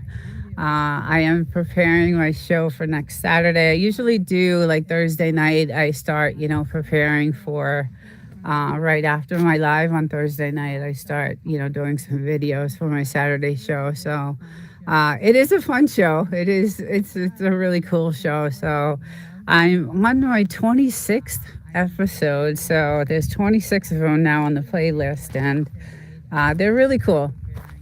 I like to do the news stories because it brings attention to what's really going on with these Frenchies and how hot they are. Everybody's stealing them and ransoming them, and there's just one story with this lady that is stuck to a hood of a car, and she's they're driving down in LA and they're going like 40 miles an hour, and she's on the hood of the car, and this car is going 40 miles an hour, and it's got a Frenchie inside the car, and just some of the stories are just insane, the news stories that I do. So I do a lot of research to find those stories, but it is really kind of sad. Yeah, it's kind of sad what goes on with some of those Frenchies, and some of them never get them back, and some of them, there's sad endings, and I don't like doing those videos, so I only do the videos where there's a good ending where they get them back. What I do is I follow the story. So if I see a story that has a Frenchie that was stolen and they haven't gotten them back, I save that story to see if I can find a follow-up to the return. So we do not do sad stories in general, right? We don't. I don't like that, and I don't think YouTube likes that either. I like to do good, happy ending stories, but I will follow some of the stories where some of the Frenchies were stolen, and if I don't hear that they've gotten them back, I wait and see. I'll keep that story in a folder, and I'll see if eventually they find them, and I do. Some of my shows have those follow-up videos where they find them. So, and then I'll come out with that video that next week saying, oh, last week I told you about this, and here's the follow-up video. We got some good news. And so it's one of my, my fun lives. And then Thursday night is the creator content live, and it's for creators, and it's just all about, the YouTube policy and what's going on with everything in YouTube, and creators get to express what is happening to their channels and things like that. So when I lived in Venice Beach, there was a girl who had a Frenchie stolen from her car while she wasn't at the post office.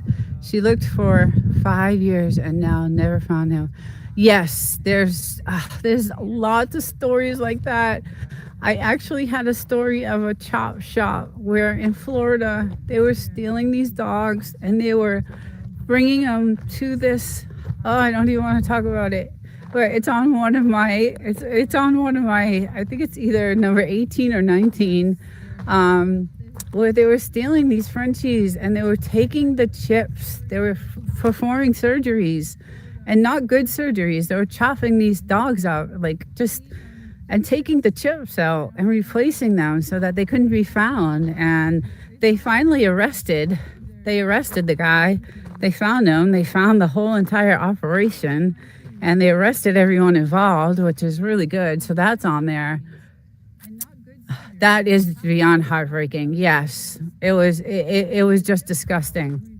I just had to tell that story, because I was so horrified. And my message to everyone is hold on to your animal. It doesn't matter. They had other dogs there too. It wasn't just Frenchies. They had other pets. There were other animals there. There were Shih Tzus. There were Chihuahuas. There were all kinds of but mostly Frenchies, because they're, the most expensive, and they're the #1 dog breed in the world. So they're very expensive. So we need an animal abuse registry, just like, yes, I agree. And it's funny you say that, because I was listening to Joe Rogan the other day, driving up here, and he had Spencer Pratt.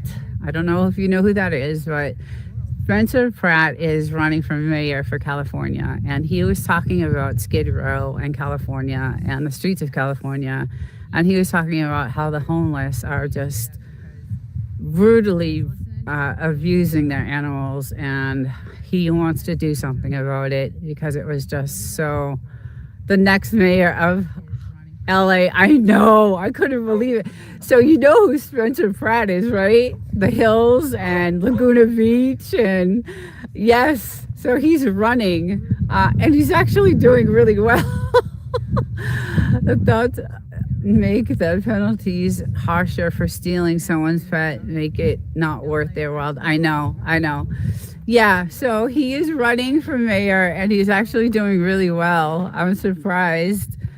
He's actually matured a lot. When I used to watch him, because I used to get into that stuff when I was younger, I used to watch all those reality TV shows, and I used to watch The Hills and Laguna Beach, and so I watched him grow up with Heidi and all that stuff. And he was a little punk ass back then. He was just just a little punk and spoiled rotten. And but he has, in this interview with Joe Rogan, he actually just sounded like a mature, like, man. He grew out of, I don't know what he did. He did well. He did really well. He has a couple of kids.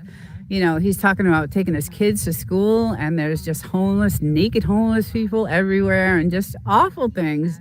So the penalty should be harsher because they have to go out of their way to do something that terrible. The homeless should not even have animals. It should be against the law. They can't take care of themselves. Why are they having animals? Why are they letting them? They should not have. He lost his house. Yes, that's why he's running. He lost his house in the fire, and that is what made him. He knows of all the corruption that's happening right now in California, and he knows. Oh, you guys got to listen to this Joe Rogan one with Spencer Pratt. It was very interesting. I know that everybody has their ideas when they start running, and they promise this and they promise that, and I'm not blind to what's going on. Hi, Alan. Good morning. Yes, thank you. The temperature is probably about 60, 65 right now. So it's perfect. It's perfect weather. I hope you're well. It's good to see you. Yeah, so going back to the topic, we know everybody tries, to do what they can, but he's an outsider. He's not a politician, so hopefully he'll be able to do something. But he's up against a battle because there's a lot of people in the government in California that are just so corrupt. I don't know if he has a fighting chance, but he wants to do something. I respect Spencer. He changed for the better, and he's sincerely trying to do good. I do too. Hi, Cranky Frankie. Good morning. Welcome in. Welcome in. I do too. And after I heard this interview, I was like, I really was impressed. Like, he has a lot of good ideas. He's definitely sick of what's going on because he has kids, and he doesn't want them. He says there's needles everywhere. There's, just people, they're giving them, they're just, it's just, I can't talk about it on YouTube because it's not a topic that, YouTube likes to talk about. But if you Google it, you'll see, Google Skid Row, and you'll see the horrible, horrible nightmare of a mess. And I hope we don't have Katie Porter for... I hope we don't. I hope things change for California, because this is out of control. It's getting out of control, where it's pushing so many people out of here, out of this state, and it's really sad. I love this house I have here. I love it. I don't want to lose it. I don't want to move, but I hate California. I just hate California. I hate their laws. I got a nice raise last year, and because they raised the taxes, that raise that I got went to their taxes. I vote for Jesus. Yes, a lot of I think we all do, and I think we all know that there's no man on earth that can change, anything that needs to be changed. Prop 30 elimination is supposed to be out on the ballot. Oh. There's so many beautiful places to live in the United States. Yes, wild child, there are. I don't know if they're like this, with this. The good thing is no one can build around us. Like, no one. It's all government-owned land. No one can even step on that land. So that's what I like about it. I really just love the fact that we are at the very end of If you go to Google Maps, you can just find us right at the very end of the mountains, and we're the last house. No one can build after us, around us, near us, before us, because we own a lot of this land in front of us. So part of our 5 acres is, out this way too. So most of it's on the side, and then a lot of it is out here. And then part of it is on, just a little bit is on that side. But most of it is on, this area covering over here. And then the back side, like to the telephone pole out there. So, so it's really nice and quiet. And, we're self-sufficient out here. So it's yes, your views is secured. Yeah. And, we do have, we're very protected. I feel protected here. We have we did, do a lot of investing, on different types of cameras and, all kinds of surveillance. Because when we first came out here, it was dangerous. There was a lot of meth houses and, drug dealers and all kinds of things going on. So we were like, oh my God, what do we do? We had no idea that there was, stuff like this going on. And it was really bad. There was a lot of traffic. That's why we dug this hole. It's because I would go in the hot tub and I'd want to lay out in the sun. And we had all this traffic driving by, and all you'd hear is toot, toot, toot, toot, toot. So I'm like, I need a little bit of privacy. So how far away is your mill? 4 miles. So we drive 4 miles. Oh, 3 miles? Okay, 3 miles. We drive 3 miles all the way down to Adobe, and then there's all the mailboxes. Casual. Yes, yeah. So we drive all the way down there, and then there's everyone's mailboxes down there to pick up their mail. So it's and it's unmaintained roads. These roads are not maintained. They're rough. They're not maintained at all. They're really rocky, and when the storms come in, they're flooded sometimes, and just, it's a gorgeous place, and it's worth it. That's all I can say. I live in the city, like I said, during the week, and I don't live in a great neighborhood. So I also, have protection there for myself. It's great because we get to practice out here. So I am, skilled with protecting myself, obviously. But the roads, I can kind of show you what they kind of look like. I don't know, Miles, are your roads maintained? I love Cactus Cafe on Adobe. I've never been there. Great breakfast, really. So the Palms in Wonder Valley, you can't even get in for breakfast there. It's like insane. Like you have to wait hours to get in. And it's a little dumpy place. It's not, anything great, but it's really good. But I'll have to check that place out. I never even heard of it. But yeah, so the roads are kind of like really rough. Listen to the bees, guys.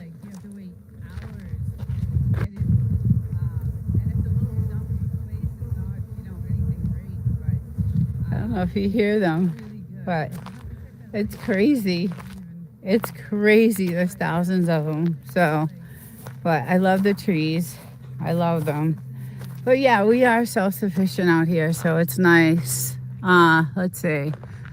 I'm missing something in the chat because I'm in the sun.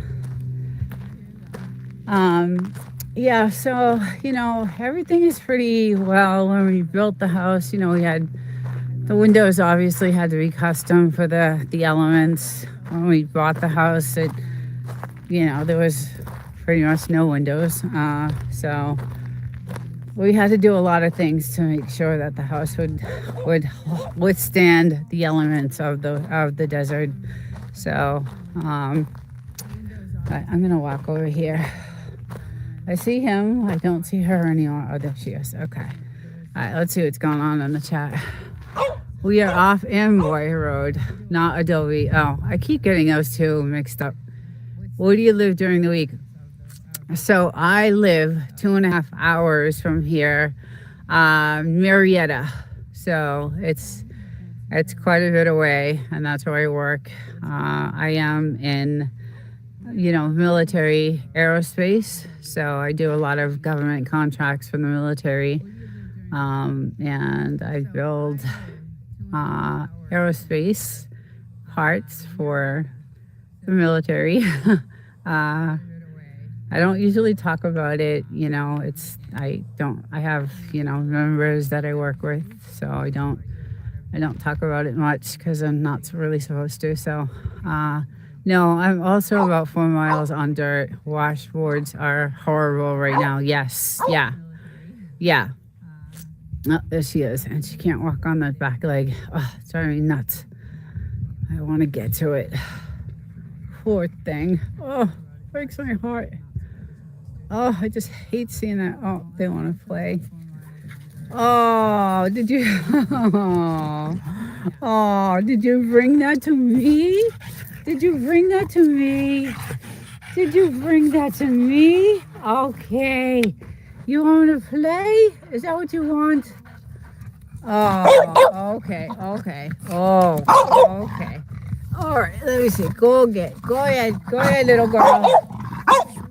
Oh, goodness. Yeah, he's going to bark like forever. So, but yeah, it's, they are so cute. I'm out here for a long time with them during the day. Like, I spend a lot of time, as soon as I get here Friday, I'll spend some time with them, and then I'll jump in the hot tub, and then, we'll just, hang out and by the fire at night. And so, oh wow, that is a good drive. My uncle lives on Washington and Marietta. He has horses and cows. Yes, I see that. I see them. I drive right by them when I come here. I drive right by all those farms and horses, and oh, they're gorgeous actually. Some of those farms are huge. There's a lot of cow farms out there, so. But I do drive by all of them when I come here. So it is a long drive on Sundays, especially. Everybody's coming back from, wherever they went, either up here or LA or wherever. So it is, it's a long drive for me. And like I said, it's not really a safe neighborhood, but it's really close to where I work, and that's what I needed because the cost of gas right now, and I drive a truck, it works out really well. So, and it is gated, but it's not. The homeless find a way to jump over the walls. It is, and I do have to say, we do have police. They come, I see them because I'm out there at 4:30 in the morning getting in my car, and they'll drive around the property. So it is definitely, they do watch out and make sure there's no illegal activity going on and things like that. So, but it is a long ride, and the longest part of it, believe it or not, is getting through Joshua Tree and Yucca Valley. All the lights and all the traffic, and Joshua Tree is still a touristy town, so there's a lot of traffic there. But once I'm on the highway, I just I fly. I just get on that highway and I just go. Yeah, the 62 does suck miles. It really does. It's like it's 2 lanes and there's cops constantly. I was a bad girl one year, and I got 3 speeding tickets within like 6 weeks of each other, and it was not good. It was thousands of dollars, and just it was not good. Anyway, I'll skip that story. So I learned my lesson that there's cops all over the place on the 62. So and I do not risk you know, doing, you know, anything over the speed limit on that route. But when I get on the highway, you know, I pretty much go, and then once I get off the highway, I got to go through all that, you know, Marietta. Well, that's Hemet actually. So yeah, it's a ways. It's quite a ways. So, and then, you know, I got to unpack everything and set up my studio again, and it's a lot. It always feels good to get past Morongo and yes, through the grade. Then it feels like you're on your way. Exactly. As soon as you get over that mountain, you know, like you're coming down the mountain through those, you know, through the mountain, I'm like, yeah. So it's a good hour and 15 minutes from here to there. From, you know, from where I am to that Morongo mountain, it's like an hour and 15 minutes. And then from there, it's another hour.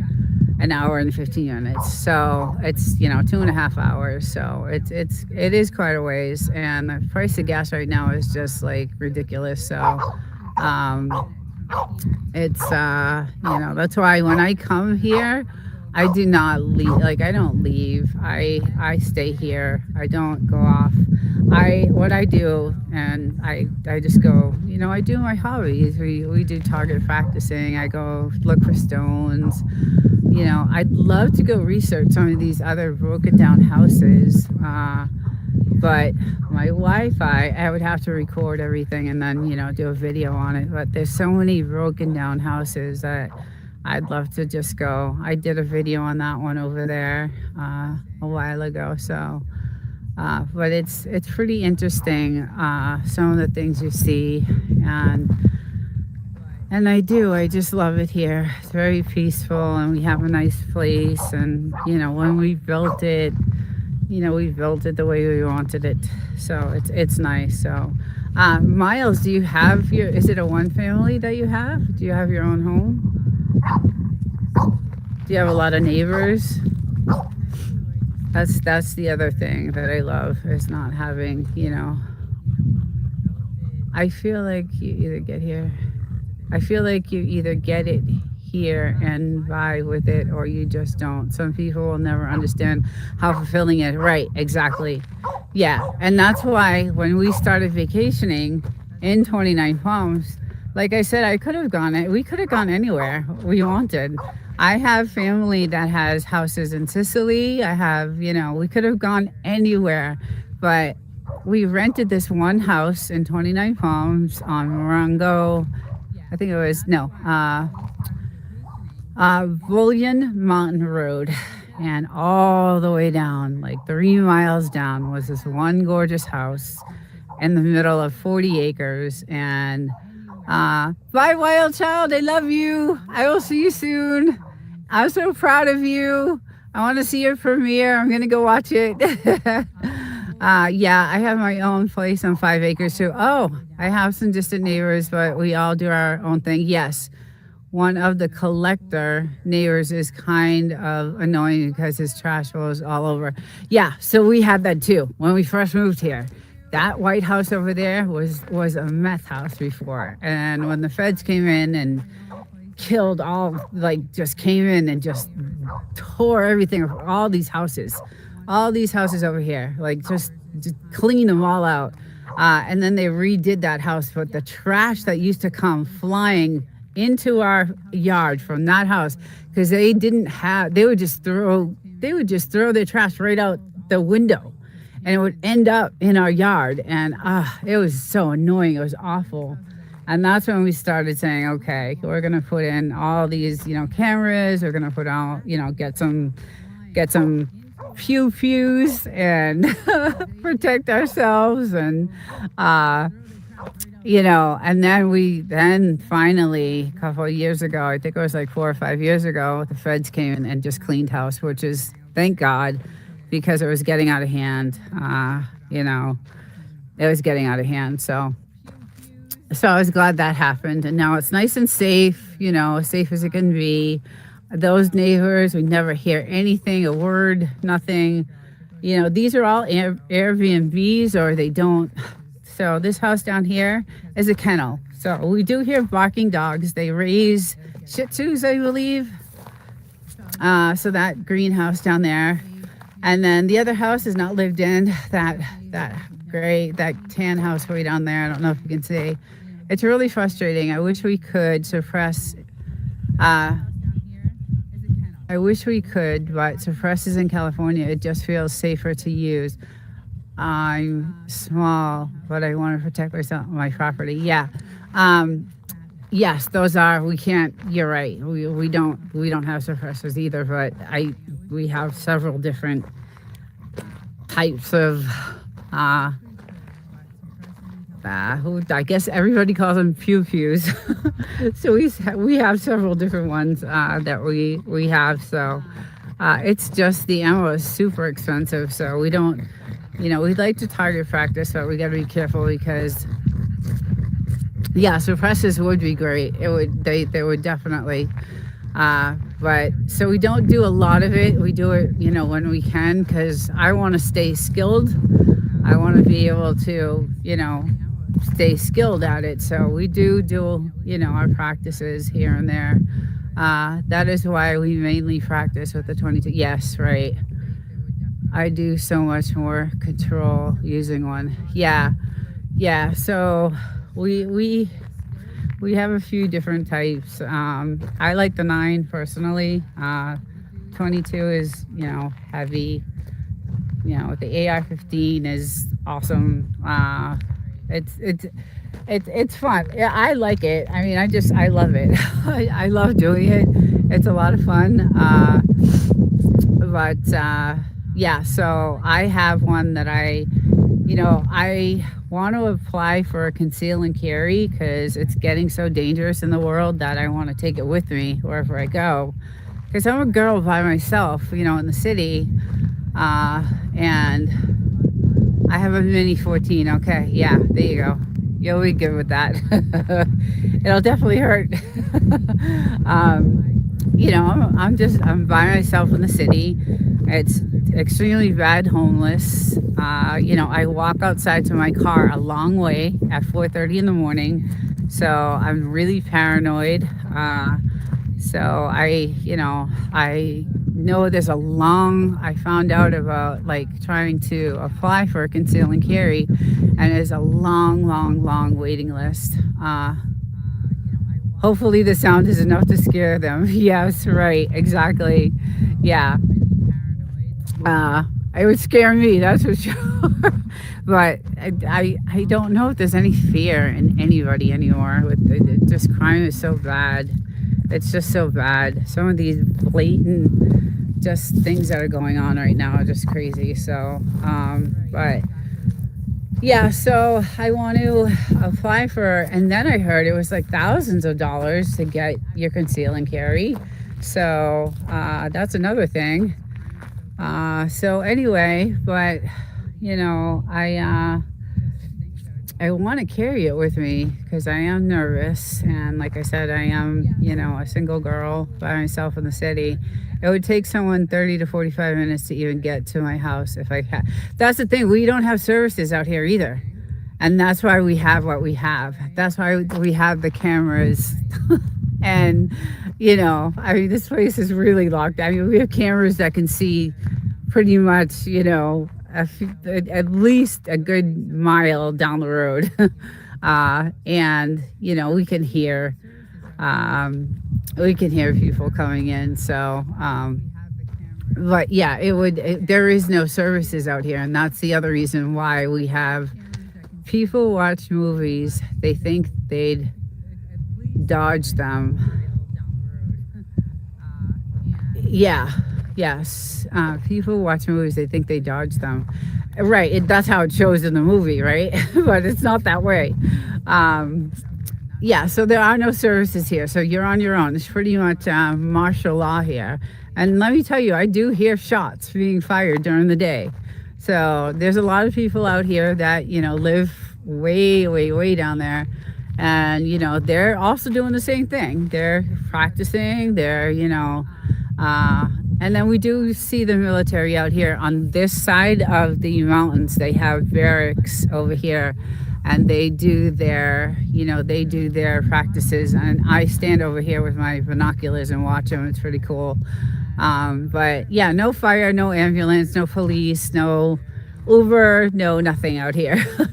No, absolutely nothing. No services at all whatsoever. So, so you have to protect yourself. So, I kind of feel like I'm safe because I'm near the military, but I don't know if that's a bad thing or a good thing. Like I don't know what to think, but I know that on top of the mountains at night I can see their lookout towers. Like I can see the red lights and their towers. So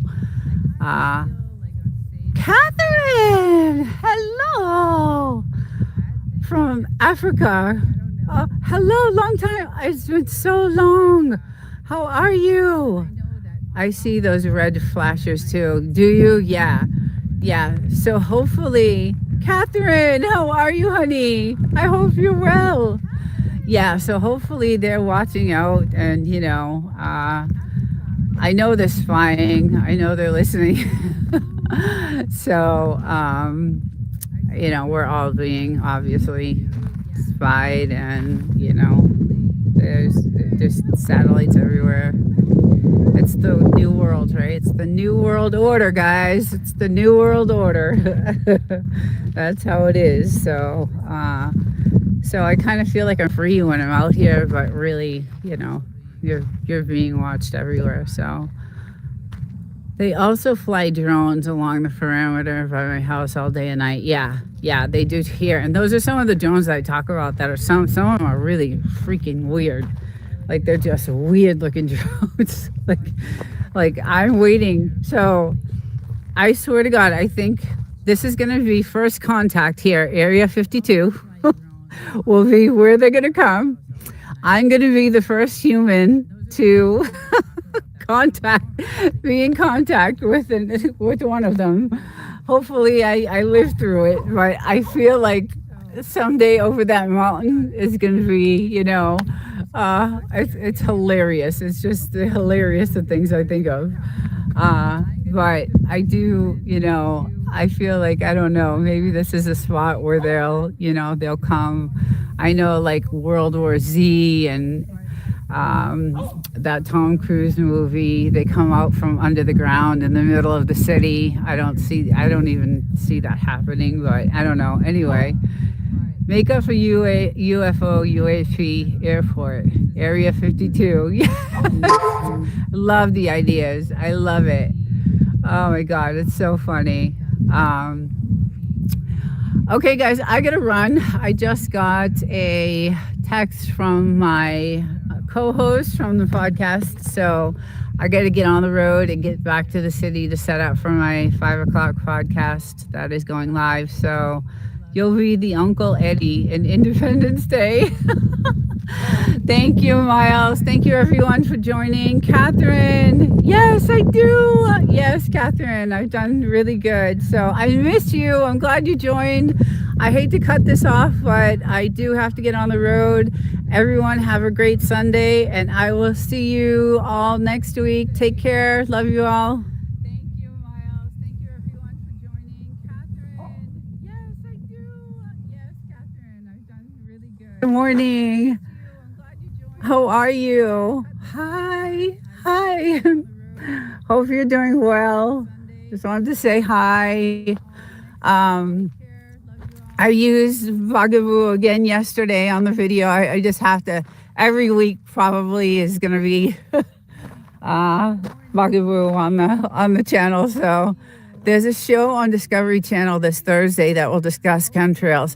Yeah, I heard that they are actually making a documentary about it. So I'm waiting for that to come out. And yeah, we'll see. If you have the fortune to come to Indonesia, there are lots of fun places here. Oh, Indonesia. Wow. I've had many countries on this live stream, and Indonesia, that's I heard it was gorgeous there too. So I wanted to be there, but I had to go to the doctor. I ended up being, oh, okay, good. I'm glad it's something minor. So, okay.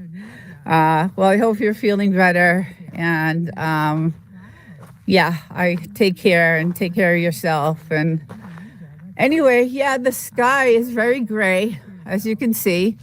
And it does look like they're still kind of, spreading. I don't know if that's their chemtrail or if they're just spreading the aerosols around, but it does look like they're still doing it. But you can tell that they have been at it for a while. And yeah, it looks like it was done really early this morning, and you can hear I'm really sniffly and not, I have a little bit of a cold. So the milkmaids, hey, good morning. Good morning. How are you? Welcome. Yeah, so it does look like dirty skies filled with chemicals. Especially over here, it looks really like it's going to be stormy on that side. And yeah, not good. So, and it looks like they're starting earlier and earlier. And I guess this is like coming from the Pacific. So this isn't even done. Like when the clouds are like this, it's coming from a different area. So, yeah, even though I can't speak your language, but I really enjoy your content. Good night, miss. Thank you for joining. Thank you for coming in. I hope my sister shows up. She was on my other, I'm so mad. She was on my other live and I wasn't able to get her. Let's see. Hey, drunken chef. Good morning. How's it going? And Angela, all the chemtrails. Yeah. So it looks, like I said, this looks like it's coming from, like the West is, blowing these clouds to this side. So, but you can see that there are some planes like dragging the trails. So, yeah, and it's been stormy. It's been, cloudy, and we had a really bad storm the other night. I wasn't here for it, but happy Sunday, definitely. Zucra, where is this? This is United States, California, the Mojave Desert. And yeah, my sister, is she here? Hi, I am so sorry. I was trying to add a guest, and it's not. I gotta get that down. I don't know how to do it, and I thought I had it down last night, but it was to a different live that I was doing. So, can definitely see the trails in the sky. Yes, yeah. So, like I said, it's dirty. These are not natural clouds, obviously. You can see, and you can see that they're being like spread. The planes are coming through, and they're taking that aerosols and all the chemicals through. So this side isn't so bad, but I can tell that they're doing it earlier in the morning, because usually when I come out at this time, they're just like starting, like none of this is here. So I know this is blowing in from another part, from the west. So, but welcome. It's good to have you here. I figured it out. Got it. Thank you. I'm sorry. I feel so bad because the person I wanted to have on as a guest is the girl that I did the podcast with, and she's probably like so irritated. Your Finn girl, Shelf Mom, will argue with this, but the truth is anxiety comes from a bunch of Sharpie T markers and birds jumping like a hobo jack. Interesting. Let's see. Your Finn girl shall Mom will argue with this, but this anxiety comes from a bunch of Sharpie T markers and birds jumping. You like a hobo jack. Interesting. Amy, is that Amy? Amy, welcome. Welcome. It's good to see you. It's good to see you. Good evening. It's evening over there, huh? Yes. Yeah, I figured it was a lot. Comments like that, definitely. are definitely bots. But the last video I put out actually didn't do very well. And I think it's because it was a geoengineering video and it was about some classified documents. And actually my sister got me that story.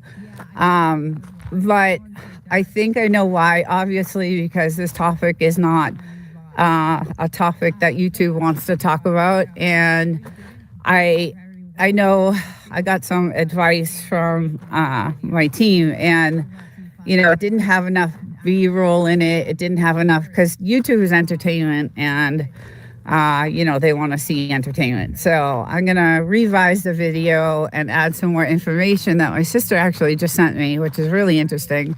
So I will definitely do that, and I'm gonna add some pictures from Alan that sent me, and some other subscribers sent me some pictures. So good morning if I missed you. Let's see, the East, I can't even to read right now. They're all David. I got it. I can't see very well. Welcome. Good morning. So yes, this is what the gray skies look like here.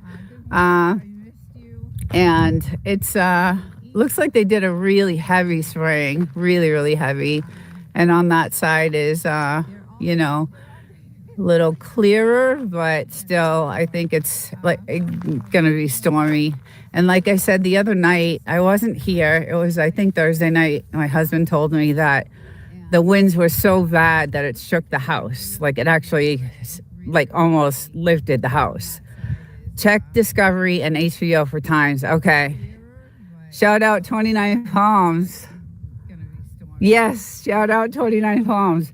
But in that video that I just put out that just didn't do that well, it talks about how aluminum is found in a lot of the V's now. Like V's are getting poisoned.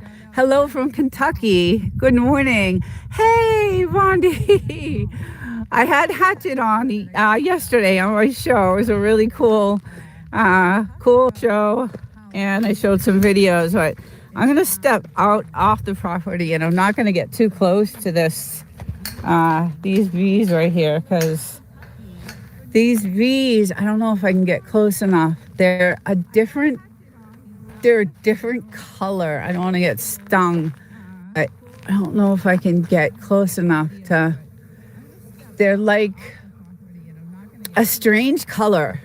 If I can get close enough to, and you can hear them, sounds like an airport. But it's weird because they are a different color. I'm not going to be able to get close enough because I don't want to get stung. But so they're even poisoning, our bees and our wildlife, and it's just really sad. I can see the color. They're like this. They're not the yellow and black, right? The yellow and black bees. They're like a tannish color. It's very strange, very weird. I didn't have a great. I didn't have great service yesterday. Oh yeah. It's spotty everywhere, right? It's really spotty. You guys stay there. I'm gonna take a walk around the property, but I did want to show you guys how gorgeous our other plants are doing. They do have a weird, they're not as white as they usually are, but they are beautiful driving up to the property. Let's see, who else do we have in here? I never thought the desert would have such greenery. So it never did, Pam. We never had a blade of grass in years. And that's why I'm saying something is going on. They're spraying so much that something is happening. We've never had grass ever.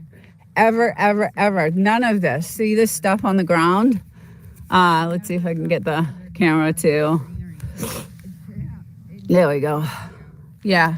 And I'm sniffling like crazy. None of this. We have never had this ever. This is the hottest place on earth, and we have never had greenery in the desert. And that's what makes me so nervous about what's going on. Pamela, I love the desert. It looks so clean. It used to be really, really, really clean. Like we used to have fluffy white clouds, real fluffy clouds, beautiful skies. And now we have this gray, gray, yucky, just they're just weird clouds. And I have a photo that I use sometimes as a thumbnail of the clouds that we used to have. And those are chemtrails in the sky. Yes, exactly. And that's kind of what I'm trying to get out there, is that it's really heavy here in this area with the spraying. So it's destroying, and I don't know exactly, it's destroying obviously the health of people, the wildlife. It's making things grow that don't usually grow here. But and then these flowers, like, they're not as white as they usually are, as they usually get. But they did bloom really beautiful all the way around, and it looks beautiful. And my moderator, if I'm getting out of focus, let me know if I'm losing signal, if I'm out too far. So those are my two little babies over there following me everywhere. I gotta watch out for snakes because it's snake season right now, and I gotta be careful. I'll stay on the trail. So yeah, the plants look great. They look so pretty when you drive up to the property. They're gorgeous. They're all the way around. But let's see, it's all over. That's what is causing all the storms in the Midwest and Ohio Valley. Yes, I heard about all the storms, and I was just saying the other night. Now, I wasn't here, but my husband said that the winds were so bad, the storm that came in all of a sudden was so bad that it almost lifted the house. Now, we've had 50-mile-an-hour winds, and even up to maybe 60. But he said this was different. This was not the same. He said he's never felt the house like move. So it freaked him out, and I was like, oh my God, like, I'm used to the really windy weather, but to have like the house almost. Oh, thank you, girl, dad cooking. Girl, dad cooking out deliciousness. I love it. Yeah, so it's scary to know that the way they're manipulating the weather. And that video I just put out, like I said, I'm gonna revise it. I'm gonna add the documents actually from 1965 in the video. I was able to locate those, and those are online. All the links that were in the video were in the description. But I'm gonna add some actual footage in the video and revise it, because it really didn't do that well, and the information was so good and so true. And I had no idea that they had used this type of weaponization of the weather, in the Vietnam War. So it was really interesting. But I'm gonna revise it and add a little bit more information. And I try to keep the videos, as short as I can. But there's so much good information, in these videos. There's too much information that it's hard to keep it, to 10 minutes. So I'm having issues with this. Yeah, so that is the issue here. And as you can tell, it's really heavy here. And we're always fighting either allergies or, something is, we're never feeling good. As nice as it is here, there has been so much wind from Kentucky to California. I haven't been through weather like this in 24 years of driving. Yeah, and that's the other thing. So, YouTube will not push anything that's, has to do with cloud seeding or anything like that. So that's another reason why I think the video didn't really do that well. But the information in the video is great. It was really, really great. And I had learned a lot because I did a lot of research on it, and it was really good. So, but yeah, so the trees are doing well. My little girl must have gone inside. She hurt her little paw. Let me just see where she's at. He's gonna start barking. Hold on, let me just see if she's inside. Did she come in? Okay. All right, let's see if we can find her. I don't think she's in there. Let's see. What type of pictures and videos are you looking for? So just anything that you would see, the chemtrails and, this type of gray looking cloud seeding, or the clouds, this dirty, dirty cloud looking stuff, anything like that. And any sunsets that have that red radiation look to it. Oh, there she is. She's right there. So that's Miss Bluesy, and he just went in. He's like, I'm out. I'm going in. I'm going to shut this door because we have the AC on.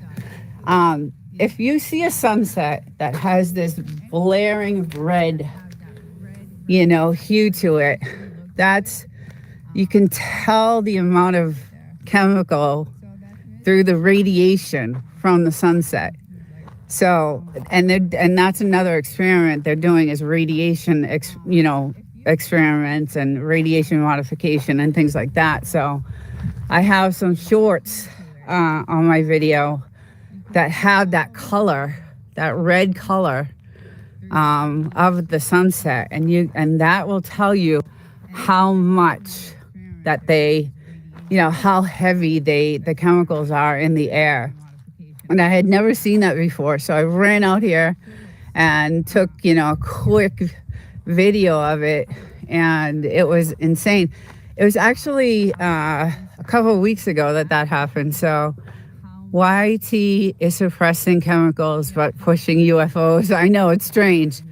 It is strange. So maybe I'll, at night we see some weird drones out here. So who knows that, this is the military base right here, right back here.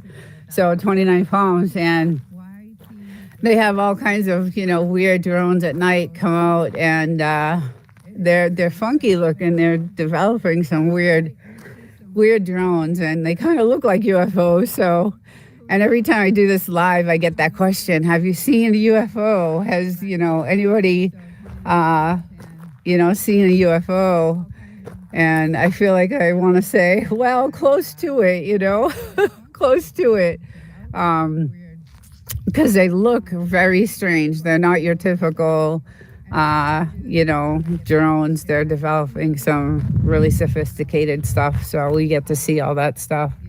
And it's pretty cool. But I was able to use the hot tub this weekend, which was nice. It was, yesterday was, really nice, and I was able to do that. So, but we have had some, which like I said, I wasn't here, but the storms this past week were really vicious. And I know where I live, we had downpour, rain, like out of control, winds, and just really bad. My dad was in the Army. He hauled the AO that they sprayed to kill, the vegetation in Korea. That exposure is what took his health. Yes, and that is in my video, actually. So when the government developed this tactic, this warfare tactic, using the sky and the clouds, and putting the chemicals, it not only caused a lot of it was monsoon season then. It not only caused all the mud and all that stuff so that no one could get through those tunnels that they made, it also dispersed those chemicals into their water supply, their food supply. So it poisoned them internally, and then breathing it externally. So I saw the effects of those chemicals on humans. Yeah, it's really, really scary. And like I said, with the grass, my little girl likes to eat the grass. And as soon as I see her going over to eat the grass, I pull her right away because she vomits right after, like completely vomits right after. So I hate it. And like I said, we have never, ever, ever, I've never seen a blade of grass grow. And now it's all burning up from the sun because the sun is so powerful. So it's getting really warm, out here. Hatchet is the same. Yeah. Hi. Luis, right? Hello, it's Luis. Yes. Hello. How are you? Good to see you. Hope everything is cool. It is. It's a good day. Just doing my geoengineering update or cloud seeding, and talking about the weather. And we have seen and heard about what's going on, everywhere in the States with this severe weather, like just really crazy weather. But the military base has been really silent. Haven't heard, we used to hear a lot of practicing going on over there, and just have not heard. Oh, pretty birds. Haven't had birds too. So, hey, hi, Camper. Good morning. Welcome in. Yeah, so I was just looking for like anybody who has any photos of these dirty looking chemical, skies that I would, put in my videos when I revise this video, because it is, it's really crazy what they're doing. And I know it's not only here. It's this is blowing in from the west. This isn't something. It's just the planes right now are just spreading it. You can see the trails. So it's not good. But I have had a few people send me some photos, which is great, and I appreciate that. And I will use those when I revise that video, but I don't know how much YouTube will push, like Wolf and Snort said, they don't like any type of this information getting out. So, and I have reached out to Dan Wigington several times, which is the CEO of the geoengineering organization. And I've also gone to his YouTube page and, showed him, left links to my channel, but really haven't heard anything. And there's, on his site, there's a place to leave comments, but it was, when I went to go leave a comment, it was 19 or 20 pages in, and that's how many comments of people, complaining about what's going on. So I said, well, he's never going to see this.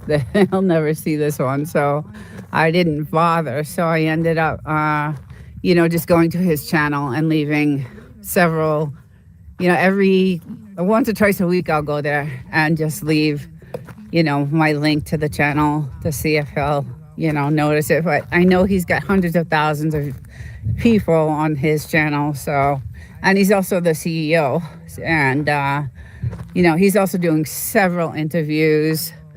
The government doesn't want people to know. Right, exactly. And that's what that video was about originally, is that back in 1965 or 1967, when the Vietnam War was going on, nobody knew about it. Like, it was classified, and then all of a sudden the documents got leaked. And then there was a journalist that, exposed the leaked documents and came out, with the story.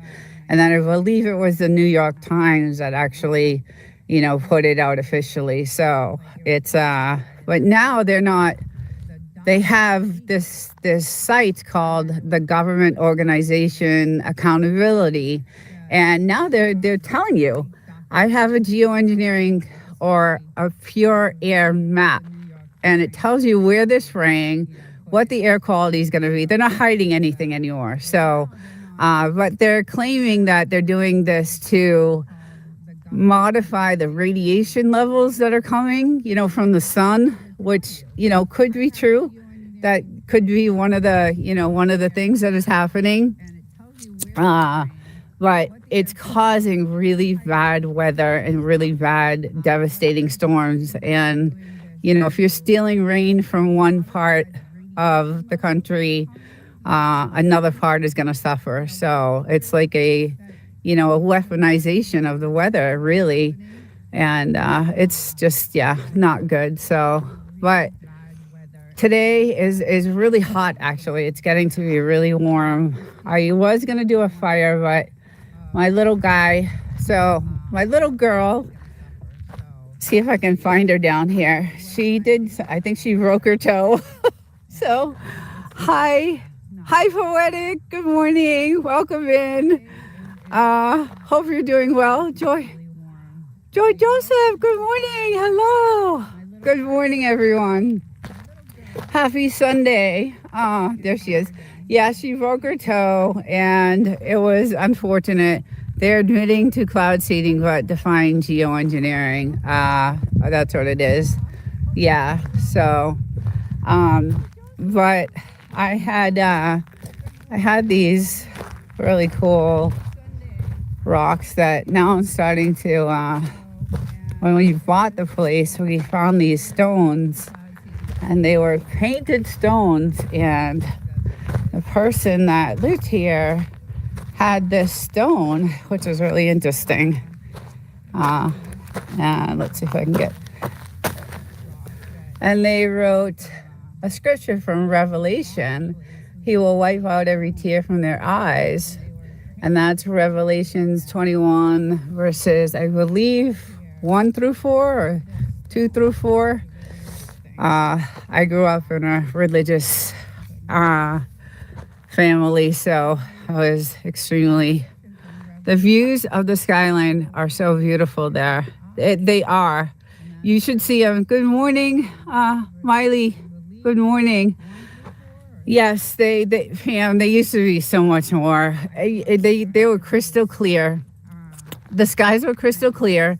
Fluffy, beautiful white clouds, gorgeous white clouds, just gorgeous, fluffy clouds. And, the sun would come in and out, and you'd be able to get a nice tan. And now it's just these dirty, gray, wispy, just nasty clouds. And now it's just, the sun just burns and burns. So it's definitely different. Welcome in, Miley. Good to see you. Happy Sunday, everyone. Yeah, so it's been crazy. And like I said, this was all grass here, but we had to rip out all the grass and the trees, as you can see on the bottom. Let me see if I can get to the bottom of, sorry guys. So this was all grass, and we had to fix that due to the snakes being out here. So yeah, we can't have that. So okay, hold on guys. There we go. Something is happening to me.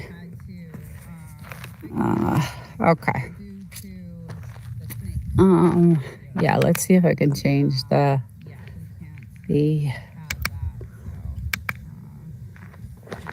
all right. Issues with this thing this morning will not stay. Sorry guys, I'm sorry. Yeah, there we go. Oh no. I'm having difficulties. All right, let's see if it'll stay in this spot. Yeah, so it has been, something just really to see, not good. And like I said, we're always we chalk it up to allergies, like we'll say, oh, we have allergies today. And, that's what we say it is. But it's really not. It's not allergies. It's something else. So yeah. Oh, okay. Well, hold on. I'm trying to fix the. There we go. Oh, you had it. Okay. Thank you. Yeah, so we chalk it up to allergies and say, hey, it's, allergies and that's what it is. But I know it's not. I know that's not what it is. So, and it's weird because this time of year, Joshua Tree is a very touristy town, and it's been so quiet. And I know people are hurting for money, and they don't have a lot of money, but Coachella was packed.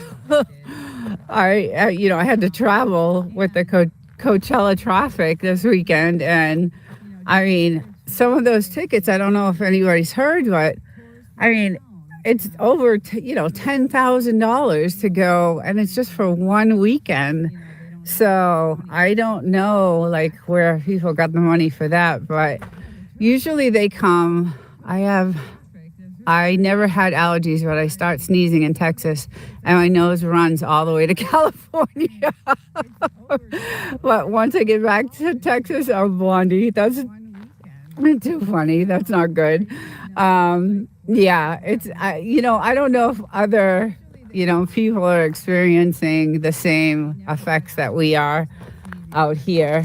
But we constantly, like I said, we're chalking it up to allergies and, because they're claiming that this is not, the particles are just so high up that they're claiming, even though they fall, in our atmosphere, they're tiny, tiny, tiny particles, which is worse because we breathe them in and they're so tiny that they can get into your bloodstream. And that's where it's really dangerous.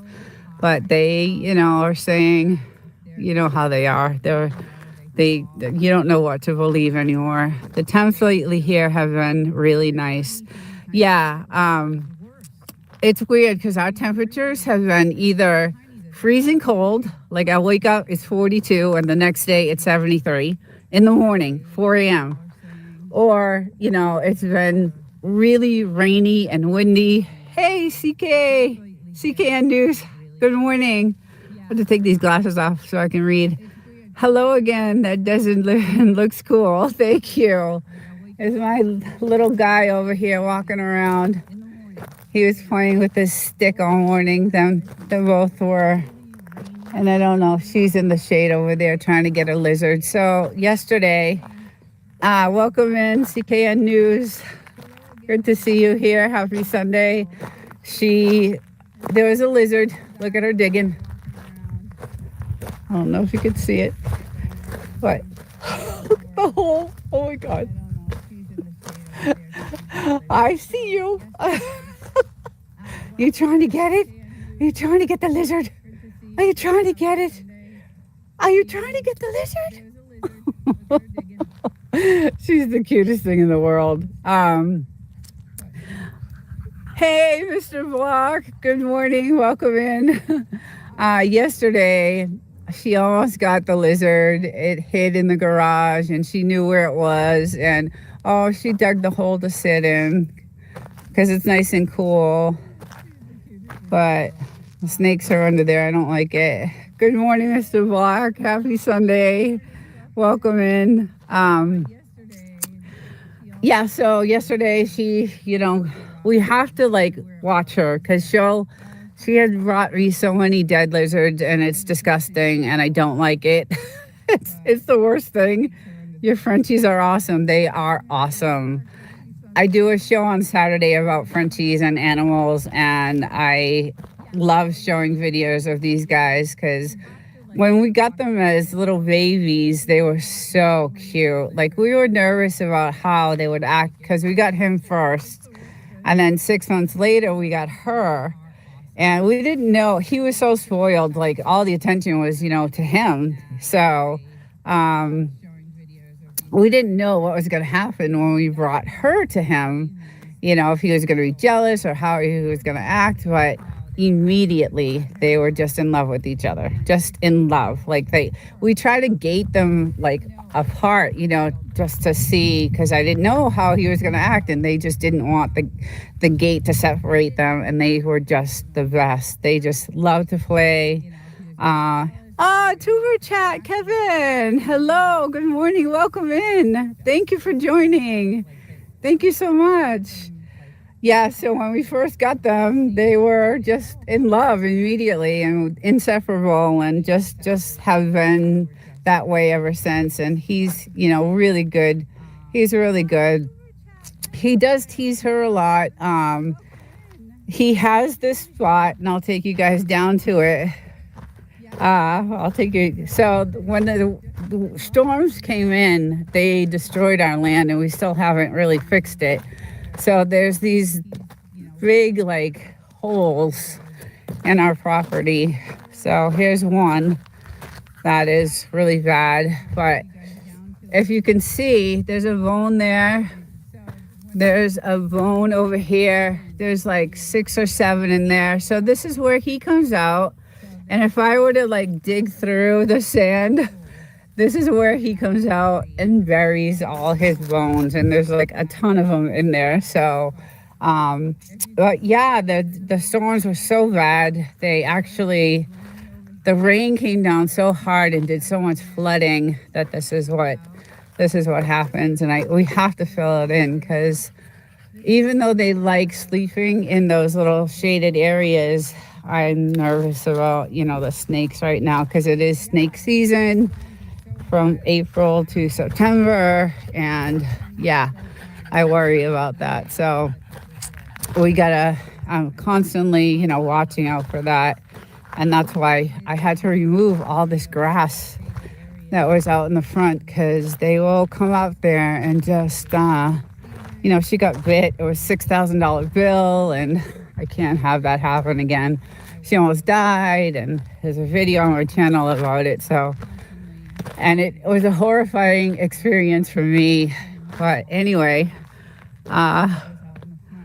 Mina, hi, good morning. TDK, good morning. If I missed anyone, sorry. Good morning, TDK. Snakes like holes like that. Yes, I know. And that's why we need to. Did you do rattlesnake aversion training with them? So they get vaccinated every year for rattlesnakes. We take them and get the rattlesnake vaccination. Thank you, Mina. And so, but that vaccination really only buys them a couple of hours, right? And it depends on what type of rattlesnake bites them. Each rattlesnake has a different venom. She happened to get bit by one of the most poisonous, deadliest snakes called the Mojave Green, which I had no idea was out here. I know there's several different species, but when they did the blood work, they were able to determine what type of snake bit her. And she, I'm 2 hours away from the hospital that I'm taking her to. So the vaccination did help because it gave her that extra time, but she was, almost dying by the time I got her. So it was really traumatic. It was very traumatic. And I had the video on my channel. It was a really traumatic experience, and I don't want that to ever happen. Besides the fact that it was a $6,000 bill, because each one of those bags of anti-venom is $1,000, and she needed 2. And so it was $2,000 for that, and then all the antibiotics and all the other care that they gave her, it just added up and kept adding up. So I ended up, I had no money. I just put it on a credit card, which I had no credit card debt at the time. So that really sucked. Frenchies are not very trainable, and that is the truth. Yes, those Mojave Greens. Now that I know they're out here, yes, they are very, very deadly. And so, some dogs can get bit. In that video, I have a story of a couple that had a big, I think it was a Labrador, and it got bit by a snake, and they gave it Benadryl. They took it to the hospital, and the hospital, said it's going to be a $6,000 bill. They said, no, we don't have that kind of money. We'll just take him home and see what happens. And they gave the dog Benadryl, and the dog, suffered for a couple of days, but then it recovered from Benadryl. But I don't know what type of snake bit that dog, because if it was a Mojave Green, I don't think it would have survived. I honestly don't think it would have survived. So, and she's a little thing. She's 25 pounds, and she still has the scars on her face. I have to run. I will definitely catch the replay from. Thank you so much, Wandy. Thank you for coming in, and drive safe and be careful. And we'll see you soon. Take care. Yeah, so, I don't know what type of snake it was that bit that dog, but there were several cases in that video during the time that she got bit. So I know the snake season is April through September, and I just am so cautious of it right now, having, them out here. And I always, look around, and I'm cleaning up, like this bush needs to be cleaned. We got to cut down the bottoms of that because they like to hide in those. And she got bit by chasing a lizard, and she chased it into this, place where the snake was. So the dog was 80 plus pounds and was bit by a common rattler. The greens have neurotoxins. Yes. Okay. So okay. I don't remember that in the story, but it was a big dog. It was a big Labrador or golden retriever or something like that. It was a big dog. And it got bit in the face just like she did. And she still has the scars, which every time I look at her brings me back to the memory of her almost dying in the car, in the seat next to me as I'm driving. It's 2 hours away. I made it there in an hour and 15 minutes. So I put on my flashers, and I just went, I probably can't say it on YouTube, but I just got her there as fast as I could. So, it was really, really traumatic. I saw a snake skin stuck on a creosote bush. Oh no. Okay, see, so they are, they're coming out. It's the season. Oh, we're getting some flowers blooming on the tree. Oh, that's pretty. These trees look really gorgeous. Like in June, they're beautiful. All yellow flowers, but thousands of bees. Thousands. Thank goodness your fast driving saved her life. Yeah, I didn't even care. I was just, people were like honking at me and, chucking me the finger. And I was just like, you have no idea what's happening right now. So I didn't even care. The 62 has, 5 lanes, and I took one of them, and I just, I can't. Anyway, I don't want to be, I don't want to say how fast I was going, but she was, by the time I got her there, she was not breathing. She could barely breathe. It was really, really, really traumatic, and I was a mess. I was freaking out, and, but they were there ready for her, waiting for her. So what's your annual rainfall? Well, lately, CKN News, it has been sporadic. We never used to get rain. We've lived here for a long time. We got rain maybe, I don't know, once every 6 months or so. Now it's these crazy storms. It should be near 0, but it's like 8 inches now. Yeah, these storms come in. They're vicious. Like a couple of weeks ago, I was saying on one of my lives, it took me 5 hours to get home because the rain was so heavy and the wind was blowing so bad that everybody was pulling over to the side of the highway because you couldn't drive. You just couldn't drive. And the flooding was up to my, top of my tires on the 62. So I couldn't, it was just so bad. It was just really, really bad. So these storms come in, they last about a half hour and they're gone. But the damage they do, we got to sprinkle every few months. Now it's weekly. Yeah. That's why I'm saying all this grass that's growing is just really strange. We've never had it, we've never had it. So, oh, she's watching me. She loves me so much. We went through that experience together, and I was doing everything I could for her while she was sitting there. And every time I look at her, I remember that. And every time I see the scar on her face, because I think the fang went through her skin somehow, I don't know, it wasn't good. I just noticed all the blood on the floor, and, it was not good. And she started vomiting, and I tried to, pick her up and let her stand, and she just couldn't. She couldn't even stand. We carry tire repair kits. They usually work. She got one last week. Jeez. She got one last week. Yeah. The lizard you're talking about? Yeah. But, yeah, so the military has been super quiet, although they did some helicopter practices yesterday.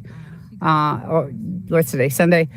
Yeah, yesterday, Saturday. So I did see some of that action going on. There was actually a few of them going on, so I did get that.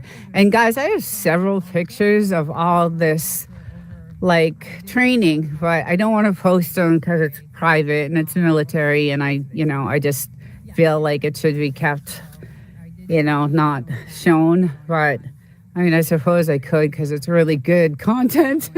But at night when they're doing their practices in the middle, we'll see all kinds of flares and all kinds of stuff going on, and the bombs that are going on, and I have videos of all of that. So, but I just haven't posted anything. So I saw 3 choppers flying in a row. Yeah, right.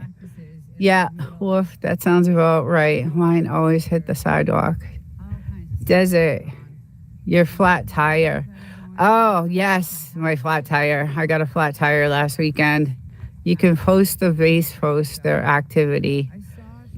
Oh, okay. Yeah. I don't know. YouTube is taking down channels. They're demonetized. I'm not monetized anyway, but they're demonetizing. YouTube is doing all kinds of crazy things right now. So I'm trying to be cautious and careful about what type of content that I put out. And that's why I think that the video that I put out on the 1965 Operation Popeye didn't do well at all. It wasn't shown to anyone. It was only shown to a few people that are subs of mine. But the information was so good, and I had no idea that this had started. This weaponization of the weather started way back 60 years ago. But I'm gonna redo that video and kind of put some more, B-roll in it and give it a little bit more information. So I will take that down and redo it. Magic Medical Entertainment is the base channel. How come that sounds familiar to me? Are you over near Wonder Valley? I am in Wonder Valley. We are right near the Palms restaurant. Yes, we are by the Palms. Yes, peace and love. MEV, welcome. MEV SMS. Chris Lee. He changed it. Hello, good morning. Welcome. Yes, we're in Wonder Valley. That's why this our address is technically, we have a zip code that we live in, but technically we're not, if you were to look for us on Google, you wouldn't be able to find us. It's weird because this is all government land here. So it's not everything around us. That's why no one can build. That's why we don't have neighbors. Everything around us is government land. We don't have, our closest neighbor is the very last house, which is that white house over there. So we are the very last house before all the government land, which is across over here. So we are 4 miles from the main road, which is where our mailbox is. I got stuck by the sign once in loose sand. Haha. Yeah, we've had that problem too. Are they still building the massive resort in Wonder Valley? I didn't hear that. I did not hear that. I don't know. I wouldn't be surprised. My thought is that all the data centers were going to go here. That's what my thought was. Because they had a video out that they were. This is what was said, that any government land that's available, they're going to build data centers on. So, but who knows? I don't know about that either. Being secluded definitely has its privacy, yes, for sure, and that's why we're here. So, but yes, all this is government land. No one can build on it. And speaking of soft sand, this used to be our entrance. But because of the soft sand, we had to hire someone to kind of redirect the entrance to this was our gate right here to come and drive in and out right here. Was it right here? And then we kept getting stuck. And when we bought the house, the delivery trucks, the 18-wheelers were getting stuck. And they were stuck there sometimes for days before they could get out. It was awful. It was really bad. So we had a new entrance put in. We also had a weather station put in because of the severity of the weather here. So now that we know, we can see what's coming, and which is really helpful. It's extremely helpful, the weather station, for what's going on right now. Hi, Jasper. Good morning. So we had them, get us another entrance where the sand was solid. And so now this is the road. This is the side road here. And then this is the main road. And our entrance, this is our gas tank. So it's nice. We're pretty self-sufficient out here. This tank will hold us for years. We have, our own water source, which is our well, which is really nice. And, cameras are everywhere, all over the house, everywhere. And we have our own protection, which is nice. One good thing about here, you can target practice. So we got a few toys, and many toys actually, to, do target practice. And so we are protected, and like I said, cameras everywhere. But this is our new entrance now, and that's the road we come in on. And there's also another way to come in, and it's through this back way. But it's coming from way down there. Like, you got to take a road that's way down there and then come around, and there's a little bit of soft sand on that side too. So it's we're really out there, guys. I do a podcast with No Doubty Homestead. If you guys have a chance, go check out that channel if you haven't. We do a podcast together, and it's about off-grid living, because she literally lives on 20 acres of nothing. Like, she drove there and she didn't have water, electricity. She had nothing. Just drove her car there one day, bought 20 acres, and is completely off-grid. So she started getting like a lot of sponsors that started, sending her different things to help her along, like batteries and just all kinds of stuff. So she's doing really well. But I do a podcast with her that gets released every Sunday about off-grid living, and it's on her channel, but we collaborate. So the videos are on my channel also. But it's really interesting about how many people now are doing, off-grid living and wanting to, go, change their lifestyle and be self-sufficient, because this world is getting really crazy, and who knows, what's going to happen. Hi, Tommy. I'm missing Tommy. Hi, Tommy. Sorry, I missed you. And this is really cool, because we're getting now these beautiful These are growing gorgeous, and they're purple. The Taurus. I don't know if you can see the purple hue on them, but these are, we did these ourselves. We planted those ourselves, and these are gorgeous. These are coming out beautiful. And look at her. She's looking for the lizards. She knows where they hide out. That's the thing. She knows where they hide out. Oh, her poor leg. She did something to her toe. But look how gorgeous. They're just so pretty. And yeah, the poor thing. Oh, I don't know what she did. But look at this, guys. Look at this view. It's just incredible. There's nothing like it. And at night, you can see all the galaxies. It's just beautiful. You know, sometimes the night is still filled with these gray clouds. So sometimes, you know, it wasn't like it used to be 5 years ago when we first, you know, started coming out here. And the skies were crystal clear, and you could see all the galaxies, and it was just so beautiful. Looks like a moonflower, right?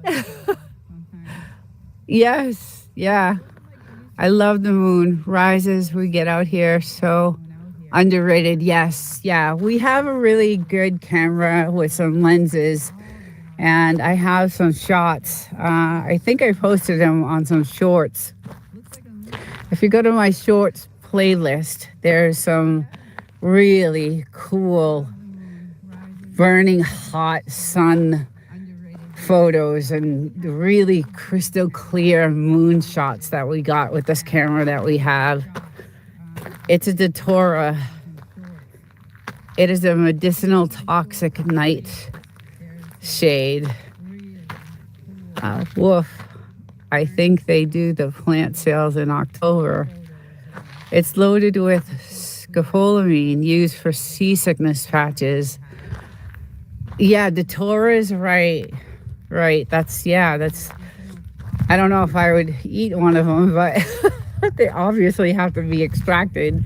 But anyway, yeah, we grew those like ourselves. So there was one when we bought the place right here. It was huge, but it was had all these like maggots on it, and it was really, really bad. It was gross. So we ended up, you know, taking it down, and it was really beautiful though, because it had so many flowers, and but we had to take it down because it was poisoned with these, I don't know what you want to call them, but I'm gonna stand in the shade for a little bit. Well, I don't know where she went. Oh, there she is. Okay, I see you over there. He must have gone in. He can't handle the heat, so he's probably indoors. Yeah, so when we built the house, we built it, you know, with all customized everything. We customized windows and all kinds of stuff to, you know, shield us from these elements, and it's really good. I'd not suggest it. Okay, nice woof. Our moonflowers is related to gypsum weed. It's hallucinogenic. Oh my goodness. Must be great not to have a lawn to maintain. Yes, it is great. It is.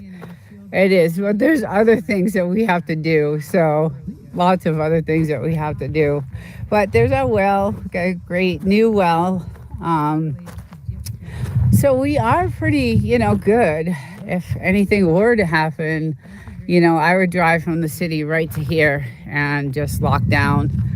And we are starting to prep. We are, you know, getting our food supply ready, and, you know, the water and all that stuff we're starting. I don't know what's going to happen. I know they deployed thousands of Marines from this base, you know, a few weeks ago. So the washboards are so bad here. Yes, they're really bad here too. Like, even when I drive 4 miles, you know, because none of these roads are maintained, guys. We don't have services out here. We don't have like ambulances that will come out, or fire trucks, or police won't even come out. Like, there's no services here. We're so off grid that we don't have services. Now, we do have electricity, so the definition of off grid is not being connected to, an electric supply, but we do have that, and we do have Starlink, and we do have all the other. You can see the dishes, and then we just put in this Wi-Fi extender so that I could do streaming outside. I also have a video on that, on how we did this. This thing is pretty cool, because I wouldn't be able to stream right now without this Wi-Fi extender. So let's see, some roads are one times a week, others are not at all. Yeah, so the roads are hardly maintained out here, and you got to have, a truck, a four-wheel drive, because like Wolf and Snort said, none of the roads, nothing is maintained out here. And this road back here is a trail road. So where the telephone pole is a trail road behind it, and then behind that is all military. So you can't go on that side of the road. If we have seen people like try to go on that side, and the military will come right out on their what do you call it, 4x4s or whatever, and they'll be like, get off the property. So just subbed up to you. Thank you so much. Thank you so much. That's awesome. I'm glad to have you. I'm really glad to have you. So they'll come right out and be like, get off the property, and we've seen that happen. So they have, like, on top of the mountains, they have these lookout towers, and you don't see them now because it's daylight, but at night you'll see the red blinking, lights, and they're definitely watching. Like, we all know we're being, tracked, all of us. Anything we say and do, especially on YouTube. So gotta be really careful. I drive a 4x4 and still carry boards, mostly get used by the Joshua Tree tourists going to Airbnbs that get stuck. Right.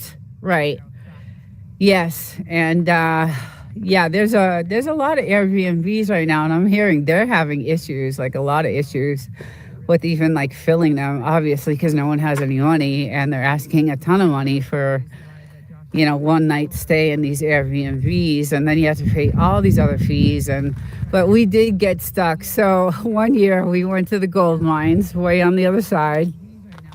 When we first came here in 2019, when we first saw this property, we all on that side is all the gold mines, right? So we drove up.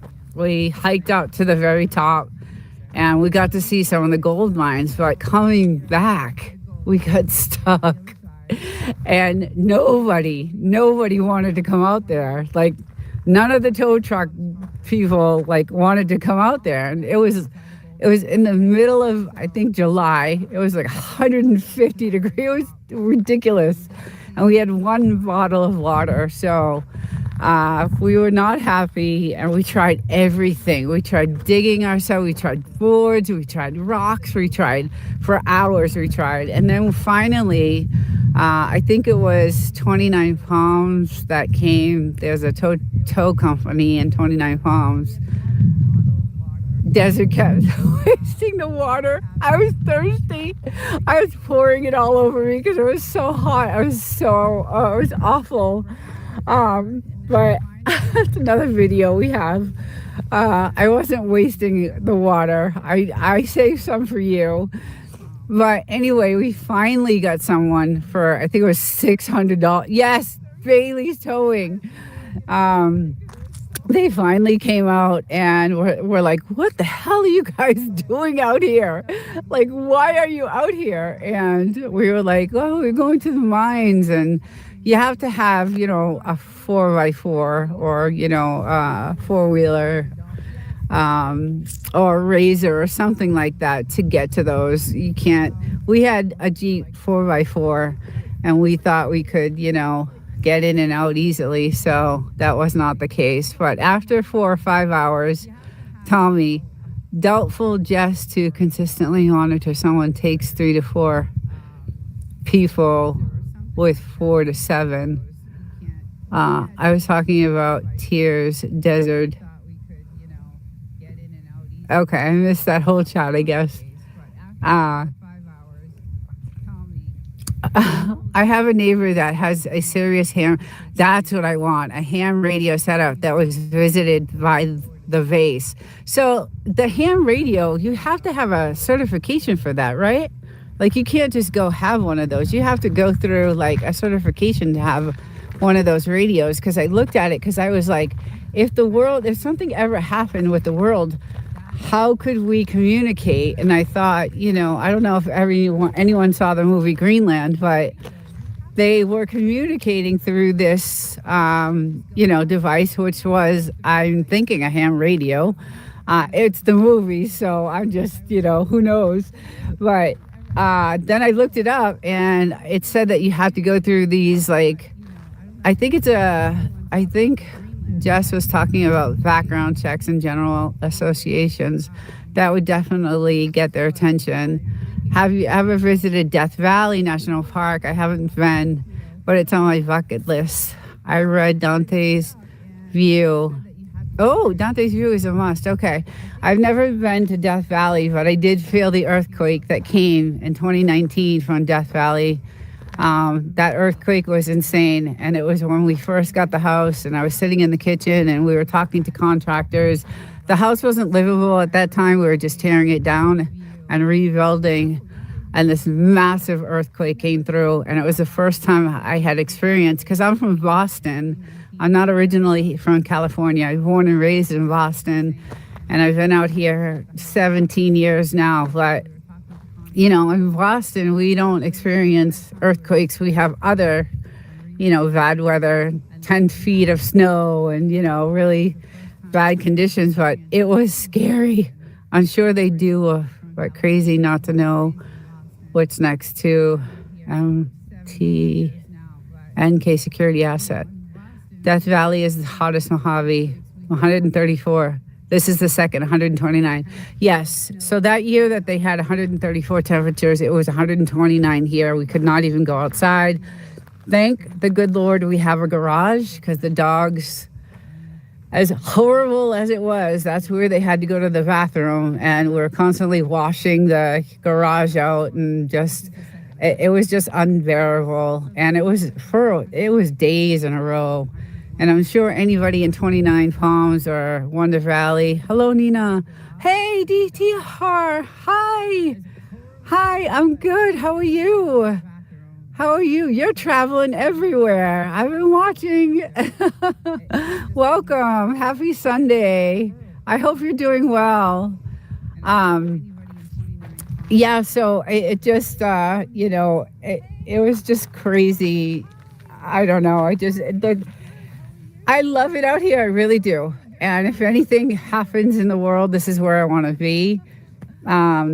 This is definitely where I want to be. So I'm glad we have this place, but it's, not. And we actually just had an earthquake. Speaking of earthquakes, we just had one the other day.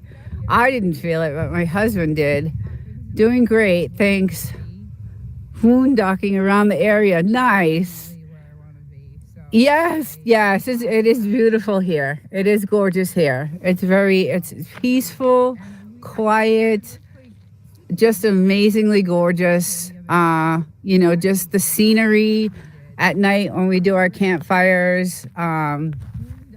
It's gorgeous. We get to see just the skies at night are just gorgeous. And like I said, if you go to my shorts playlist, I have a bunch of, really cool shots of the moon, because we have that, a special lens camera that we use into photography. But I have some stones that I'm into like collecting stones, and I found this one today, which I'm going to shine up. It's really cool. I'm into these, and this one was really strange. So it's got some sort of, I don't know what's in it, some sort of chemical in it. But so all these, when they're shined, like some of these look like diamonds. Like this one would look like a diamond if I like had it shined and polished. I like to shine and polish. So I found some today, and I found this one was really cool too today. It's kind of like a gray with a, I don't know, a line going through some sort of, it's really pretty anyway. So that's what I do. That's my hobby here. I go off site. I go off the property and do you thumbnail? Do you tumble the rocks? So I do not. That's the thing. I want to start to do that because there's a place in Joshua Tree that has almost the exact stones that I have, but they're all shined up and they're all, tumbled. And so to do a tumbling or shining of rocks is like a 4-week process. And I'm not here all the time. So yes, coyotes can be followed a long way. It's rare to see them. Yeah, so I'm not here constantly. If I was here all the time, I would totally do it because I love to see, to see them. So there's this rock store in Joshua Tree called The Rock, and they have almost the identical stones I have, and they're selling them. And I actually went on eBay I have one crystal that I found. So I try to look for crystals. I have one that I found that is just amazing. And I went on eBay and it said it was like worth $25. So I was like, oh my goodness. So I know I have some, crystals and stones that have some value to them. But because I'm not here full time, it's, I can't do the tumbling, but I want to. And it's super expensive because of all the different grits you have to buy. It's hard here. There's too much cover. They can win you before you ever see them. I like looking for rocks at night with the UV light. Yeah, that's the other thing. I got so into like collecting stones and gems that we got this like light that when you put it on a stone, it detects like a gold level, or it looks like a gold level. It glows, yes. And I know these are the gold mines over here, right? So I'm thinking, somehow maybe some of these stones, that we have when we have this light, have this, gold tone in it. You could see the gold sparkles, but that's just my own wishful thinking. What can you find in UV light except arrows? Yeah. Oh, calcite. Calcite glows. Yeah. Oh, okay. Oh, very interesting. Magnesium. Yes. Yeah. Gold. Okay. Yeah. And I assumed it was that because way down here. Okay. So way down. Let's go over to this side.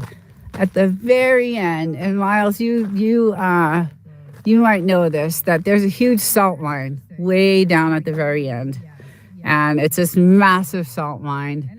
And I know, we get some of the wind blows so bad that some of that, stuff on the ground, blows this way. So I'm sure some of the stuff that I find, is from there too. So, but like there's a ton of, I just go digging for hours, when the temperature's right. The iron, magnesium, gold, glows colors. Yeah. Nice to see you.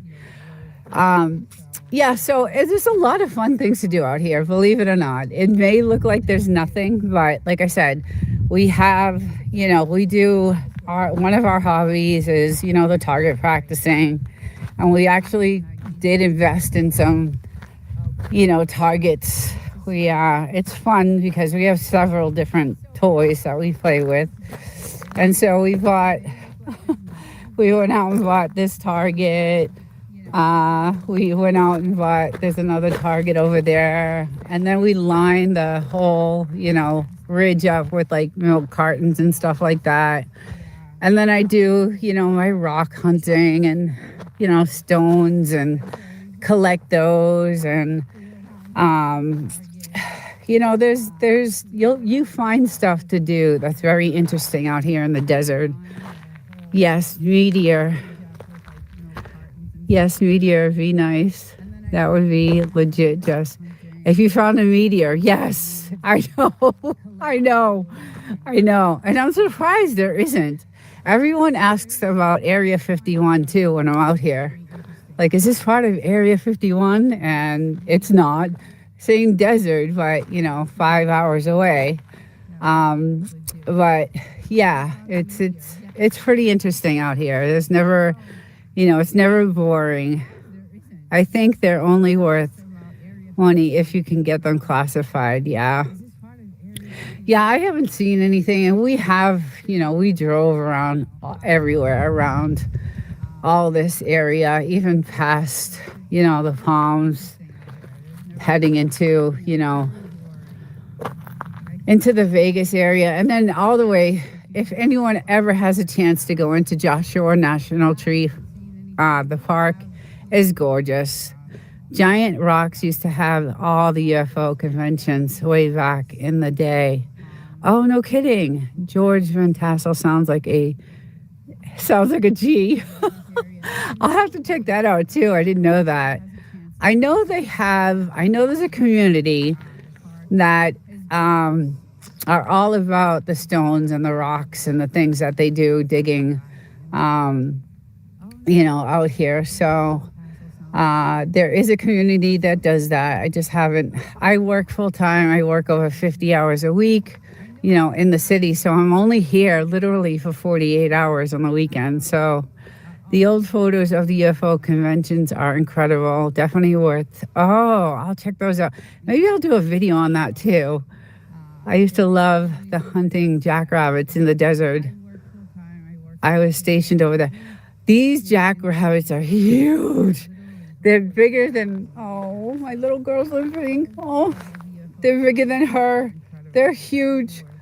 Like, they are massive. In my shorts, I think, go to the shorts playlist we set up a Ring Central camera to see, and it was right here. We took it down, and we put like a carrot out here, and we want to see the wildlife. And it's funny because you have the rabbit will come, and all these little mice will fight the rabbit for the carrot.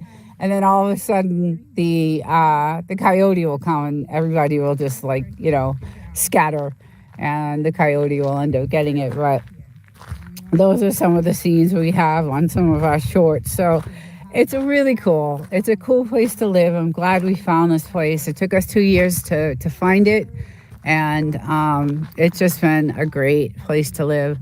George claims he was abducted by aliens and given the plans to build the integration in landers, which is wild because it was ahead of its time, and he didn't use a single nail in the construction. Interesting. Did not know that.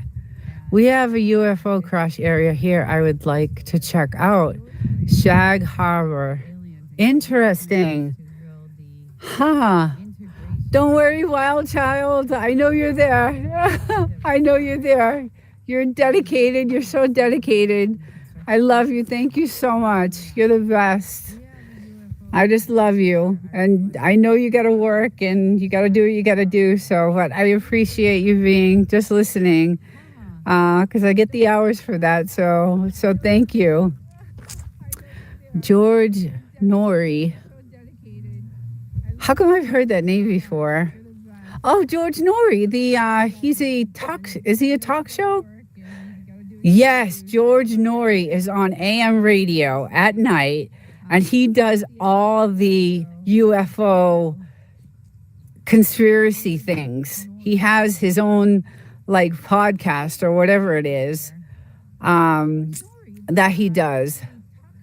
Tommy, the wildflowers in Anza are the absolute beautiful best. George Von Tassel is who I'm talking about. Okay. Yeah, well, I don't know if you've heard of George Norrie, but he's another one. He used to live under the giant rock. Oh, interesting. Very interesting. I love all this stuff, anything conspiracy and all that stuff. So, but that video that I did, that didn't do well, that I just put out this week, again, they don't want us talking about things like that on YouTube. So you got to be really careful about what content you put out. But I'm going to revise it and hopefully it'll do a little bit better because it does have a lot of good information. And the story came from my sister, actually. She knew I was, experiencing all this stuff in the desert. So she sent me all these links to Wikipedia and all these links to, the documents, the CIA documents and things like that. So I'm going to add all that stuff. I'm going to take the video down and revise it and add the documents and all that stuff. So, yes, I'm from the East Coast. I'd never seen anything like it. Cool cactus, roadrunners, all manner of birds. Yeah, see, I'm from the East Coast too. So coming out here, coming to California alone was like, just, when we came here 17 years ago, it was completely different than what it is now. Completely.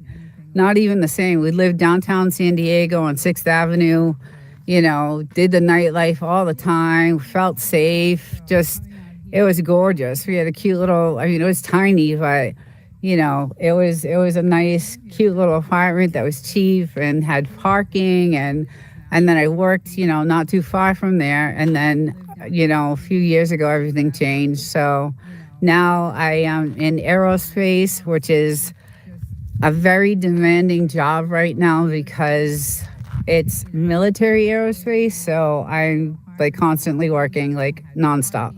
So I work a lot. It's hard for me to record like I used to.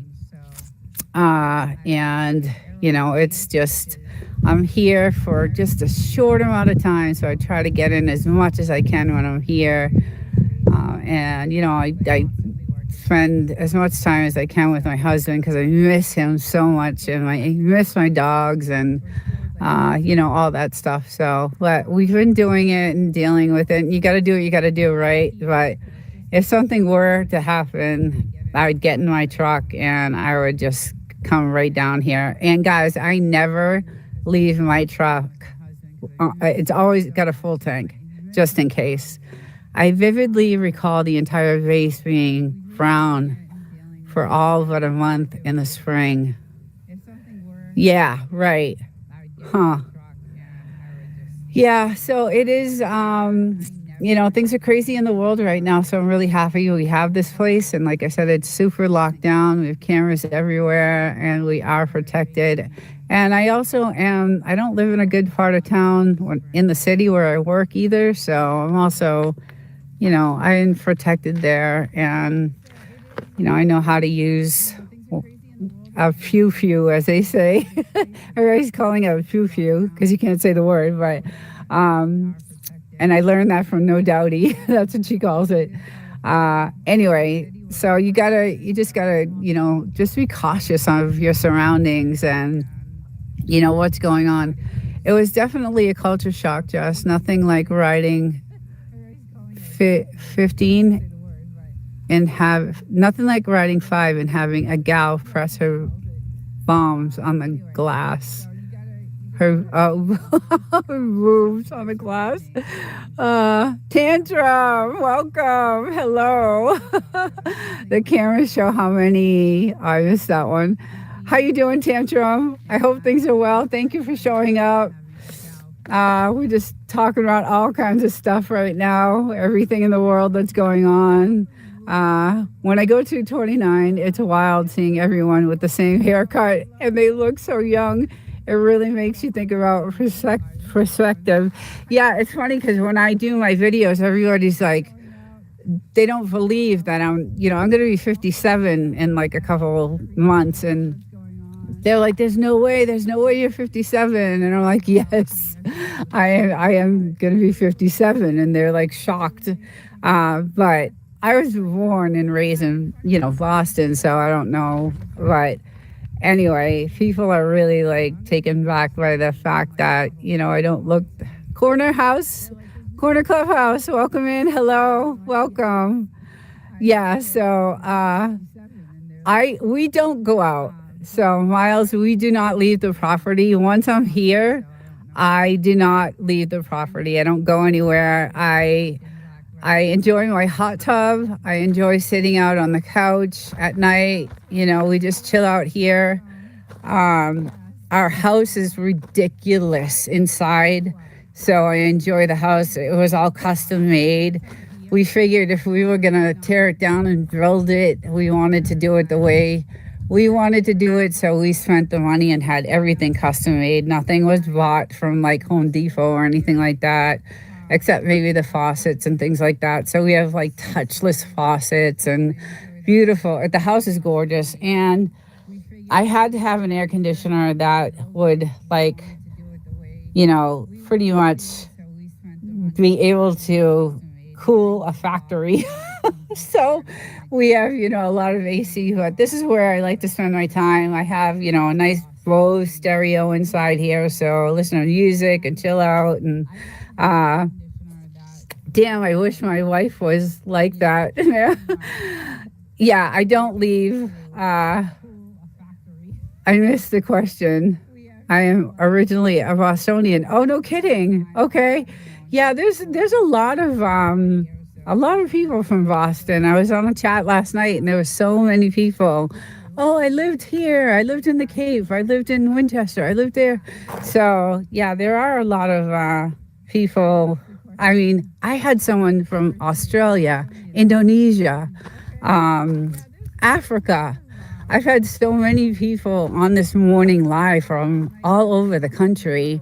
It's pretty cool. And they, you know, you get to hear what they're going through and what's happening, you know, in their part of the world, which I love. So it's very interesting. 20 years, 100 pounds ago, as I tell everyone. I love how fast clothes dry out there. Yeah, so we have, go ahead, Woozy, go inside. Go ahead, you want to go inside? No, she wants to look at the lizards. So this is our shed where we actually have now I knock on this thing before so if there's any snakes or anything. So we have the washer and dryer, but we don't need the dryer. Like, the clothes dry in 2 seconds. We can run that dryer for 45 minutes and it still wouldn't dry the clothes as fast as hanging them. So we hang them, you know, here. And when we bought the house, there was a clothes hanger, a clothesline on this side, and we took it down because we were like, no, we're from the city. We dry our clothes. But I wish I kind of left it up now because it was perfect. You know, it was really, really good. Yes, right, Pamela. Is Pamela back in here? Yes, the dryer is just, and it costs a lot of money to run that dryer. So now we just, you know, hang our clothes and they dry literally, Miles, in like 5 minutes. Well, it's insane. So we have this gorgeous dryer that we spent, you know, a lot of money on, but we don't use it, and it costs money to, you know, he digs a hole so he can pee. They like it over here. They keep digging and doing their thing. Wish we had rattlesnakes here.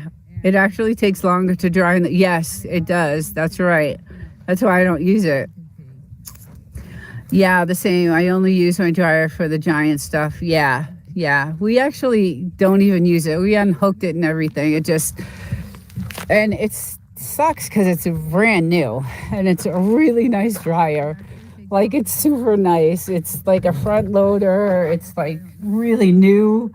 It's a really nice dryer, but yeah, we were just like, you know what? It's quicker to dry the clothes, you know, just hanging them with the sun and the wind. And then our watering system, I don't know if you guys noticed, but we hooked up from the well. So this is our well.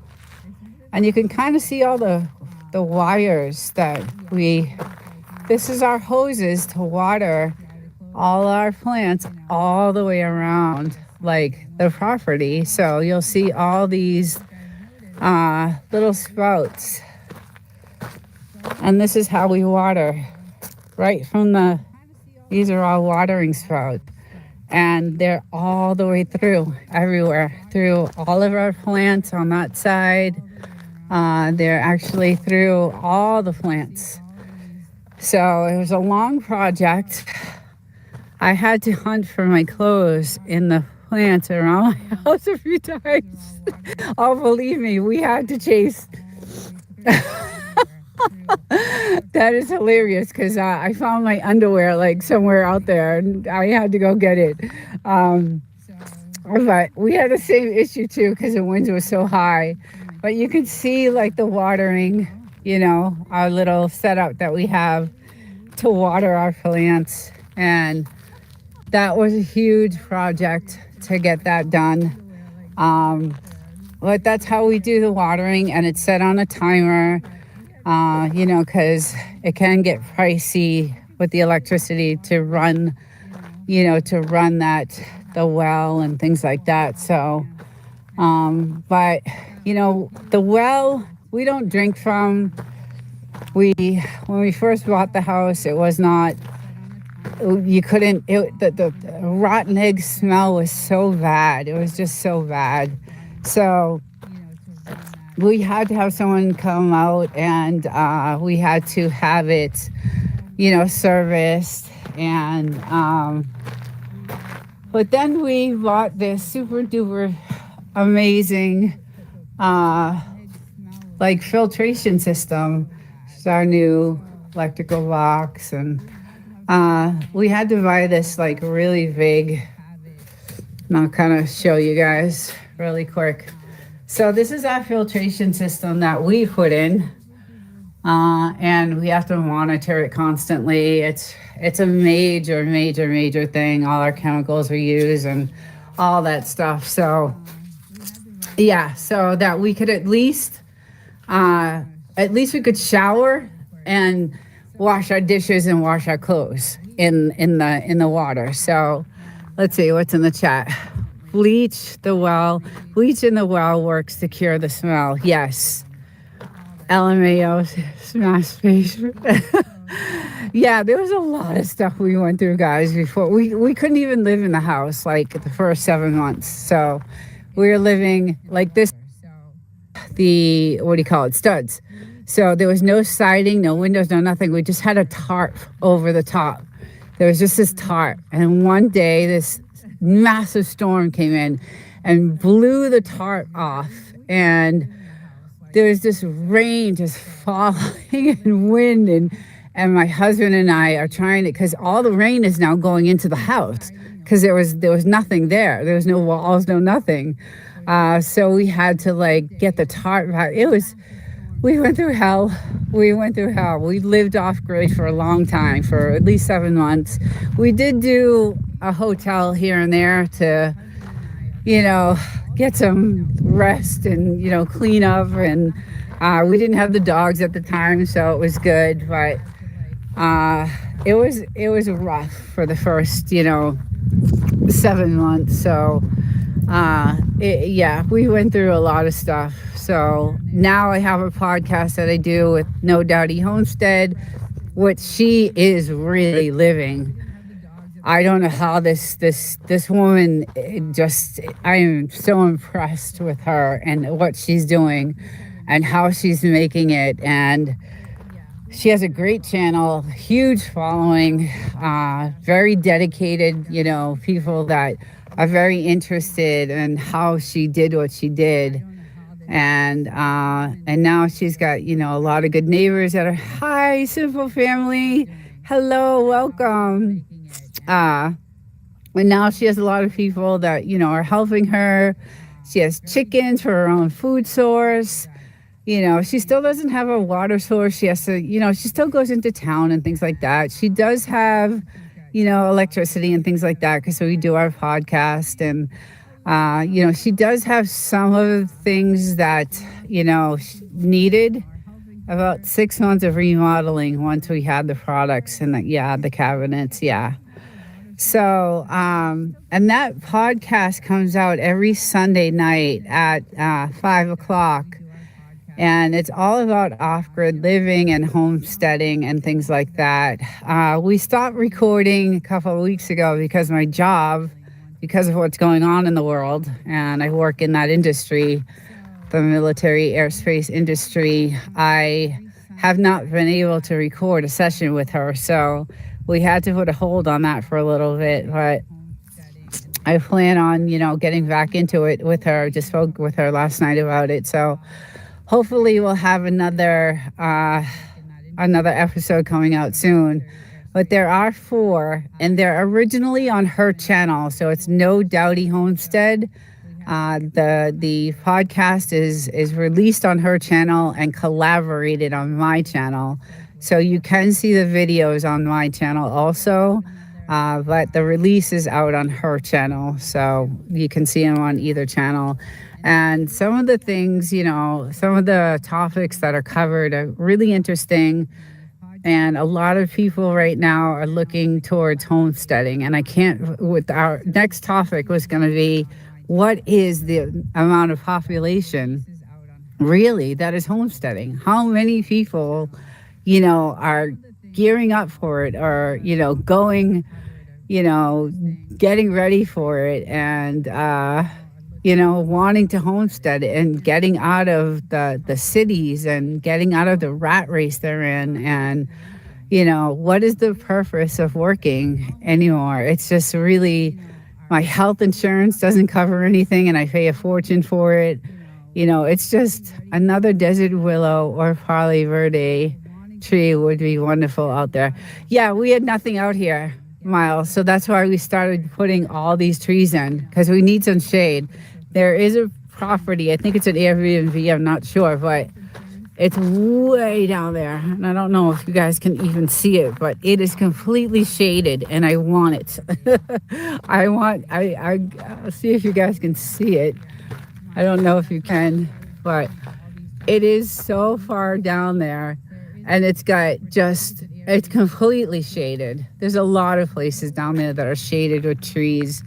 So I know it's just the beginning, and it takes years for these trees to get some sort of shade. But we definitely put all this in. Bye, Tommy. Thank you for showing up. Let's see. It's shaded with the wrong trees. They are I can't read that word. Arcidio pine. Yeah, well, whatever. They have shade. So we're hoping that some of these trees at one point will provide some sort of shade for us. So that's why we started, doing all this. And this just started. This is 1 year. 1 year ago we did these. So these guys are still out looking for lizards. This is where they hide. The lizards hide in these trees and underneath the bottom there. And that's where they go. And he wants to play stick. So, yeah. So anyway, thanks guys for coming in and joining me on this live. It was really good. I was happy to see everyone here. Everyone enjoy their Sunday. It looks like it's going to be a gorgeous day. And I will see you guys all hopefully next Sunday. I do this every Sunday at 9. And hopefully I can figure out how to have my guest, which is No Dowdy Homestead. I've been trying to figure out how to have a guest on this live through my phone. And anyway, everyone have a great weekend. Pamela, I love you. Thank you, sister. I just love you so much. You're the best. And I wish we'd live closer. You're in Boston. I'm here, and I miss you so much. But I love you and thank you for the information for that video. I'm going to take it down and revise it, and you're going to like it even more. Tantrum, thank you for coming in. DDK, CK News, Simple Family, Wild Child, all you guys, Amy. Thank you guys. Love you. And I will see you guys in the next one. Have a good weekend.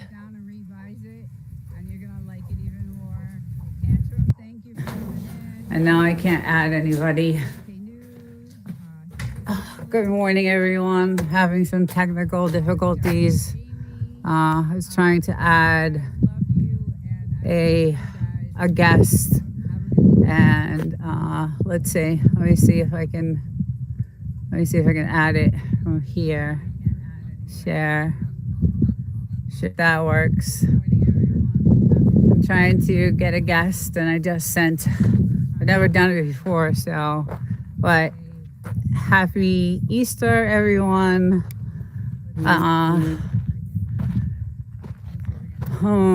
Let's see. Not sure why it's not allowing you to add. I did go together. Let's see. Let's see. Yeah, I don't know. I shared the code. I have it.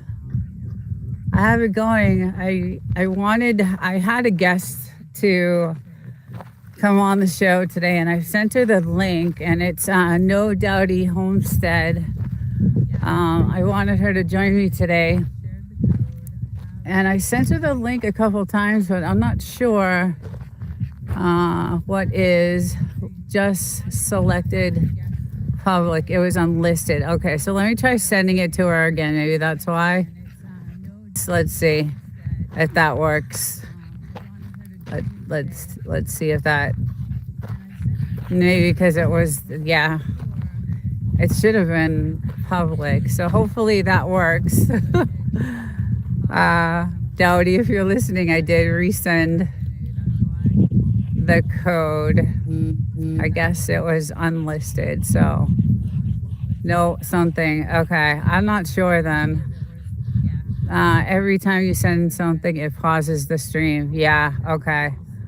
I don't know. I've never added someone to the stream, but it was all set up to add Dowdy as a guest, because you can go live now with someone as a guest.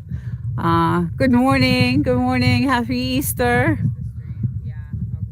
Happy Easter. Where is this place? This is Mojave Desert in California, in Joshua Tree. No Dowdy. I'm gonna have to figure out. I'm not really sure like what happened, but I did have it all set, so I will just chat with you here. Okay, good. Yes. First of all, No Dowdy, happy Easter. I hope you're having a great day. The weather, it's gonna get windy, so I don't know how long I'm gonna be able to stay out here, but this is our morning fire that we're having. And No Dowdy, I don't know if is it raining where you are. I'm not sure if you got the rain or not. Hi, is it Shad? I think it's Shad. 47 degrees. Oh wow, yeah, it was cool this morning here. It was really cool. I gotta find my little girl. She's the one I gotta keep an eye on. Oh, there she is. Okay. Yeah. Welcome in, everyone. Yes, this is Mojave Desert in California, and No Dowdy is also about 600 miles, I think, north of me in California on her homestead. And we actually have a podcast that we do every week about homesteading. So go check out the channel. Yeah, it was cold here. We woke up, it was like 42, and that was cold because the day before it was, hi Mike's Adventures, welcome, happy Easter.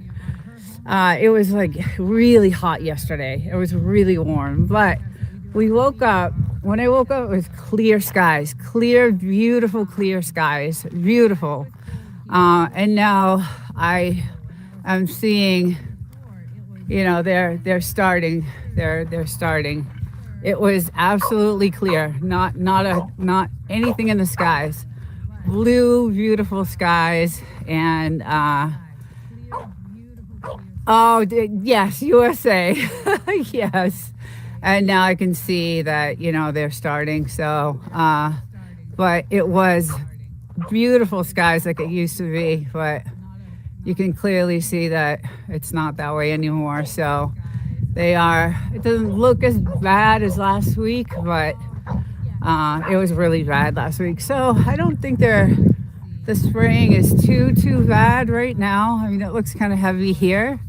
But every time I see chemtrails now, I think I need to take a video and send it to you. Yes, I've been asking everyone actually, and believe it or not, I've gotten some responses.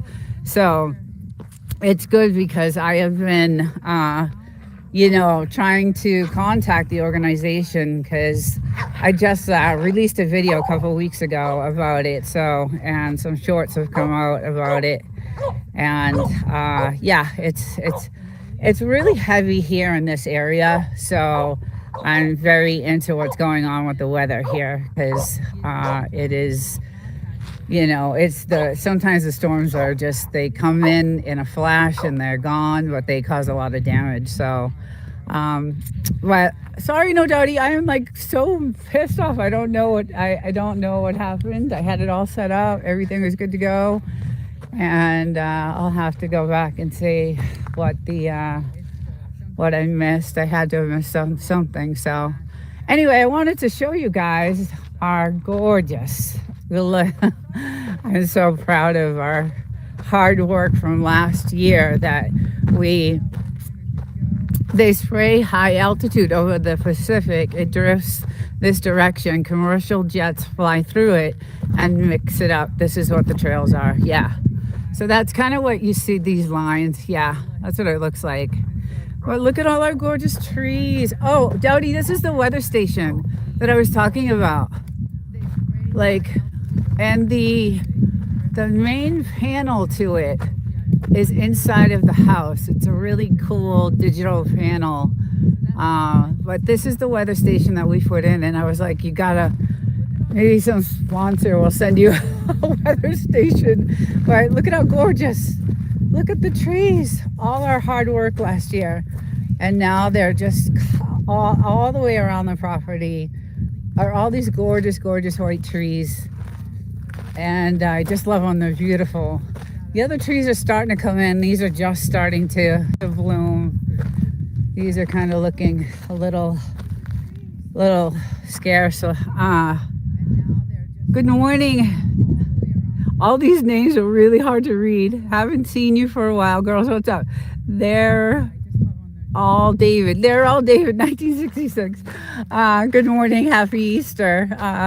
Yeah, I'm still on every Sunday. I usually do this every Sunday morning, and I just do kind of a little weather modification report. And hi, wild child, my love. How are you, sweetheart? Happy Easter. Give Bugaboo a kiss for me. But yeah, the flowers are gorgeous all the way around, like just beautiful. I'm so proud of all our hard work. Shout out to yes. So there are hardly any Marines left here on the base. I'm not sure if they shipped out more, if more got deployed, but I know 2,500 got deployed a few weeks ago, and I think a few more. I think another 2,500 got deployed. So it was quiet. It's been quiet here on the base.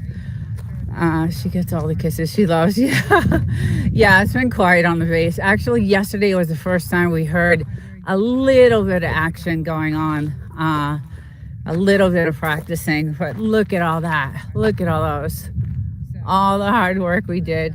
I actually hear a helicopter, and it sounds like a military one, so they might be doing some sort of practice because I do hear it. But yeah, look at that. Look at how cool. I'm so proud of it. It took us a long time. Yes, I know. I'm in Yucca Valley down the road from. Yes, that's right. That's right. That's right. Yeah, so yeah, the town of 29 Palms now is so quiet because Dowdy ambient weather WS 2000. I don't know. I don't know what that means. That's the station on Amazon. Oh, I see. Okay. Okay. Yeah, so yeah, 29 Palms in the town is really quiet because a lot of the military guys own barber shops there and they're closed. Like it's really dead. It's kind of eerie. But yeah, it's just so yesterday to hear them doing a little bit of practicing was kind of shocking because we thought it was completely empty.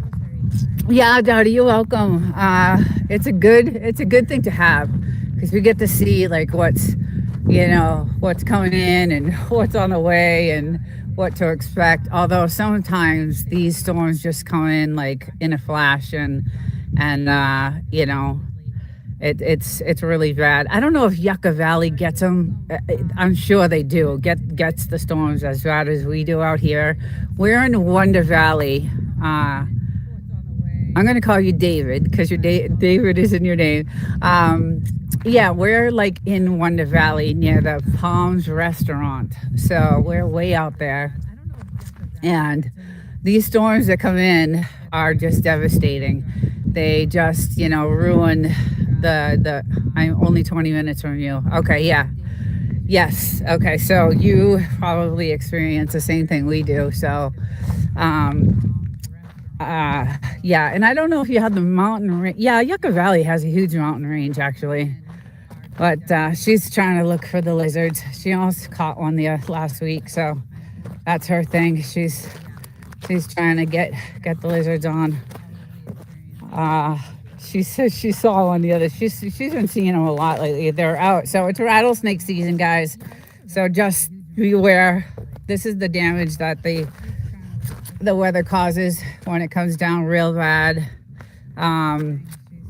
We still have to kind of just shovel it all in because they actually like to go in here and sit because it's cool, but I'm always nervous because it's snake season.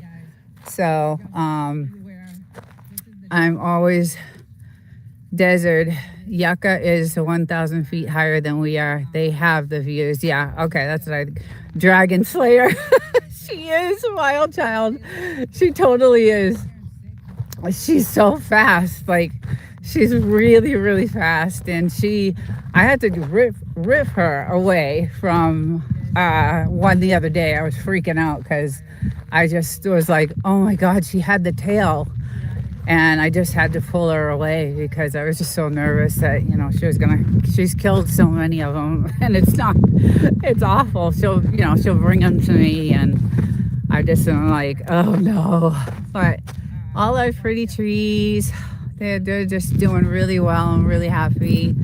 And all our other trees are doing, we ran out of our wood. So this is the last of it. This is the last of the wood. So we'll be it was all stacked in this area right here. And now it's all right over here. But this guy, he's been running around all morning doing his thing around the fire. The fire's starting to go down now. So, and then I found some really cool stones this morning as I was out here with them.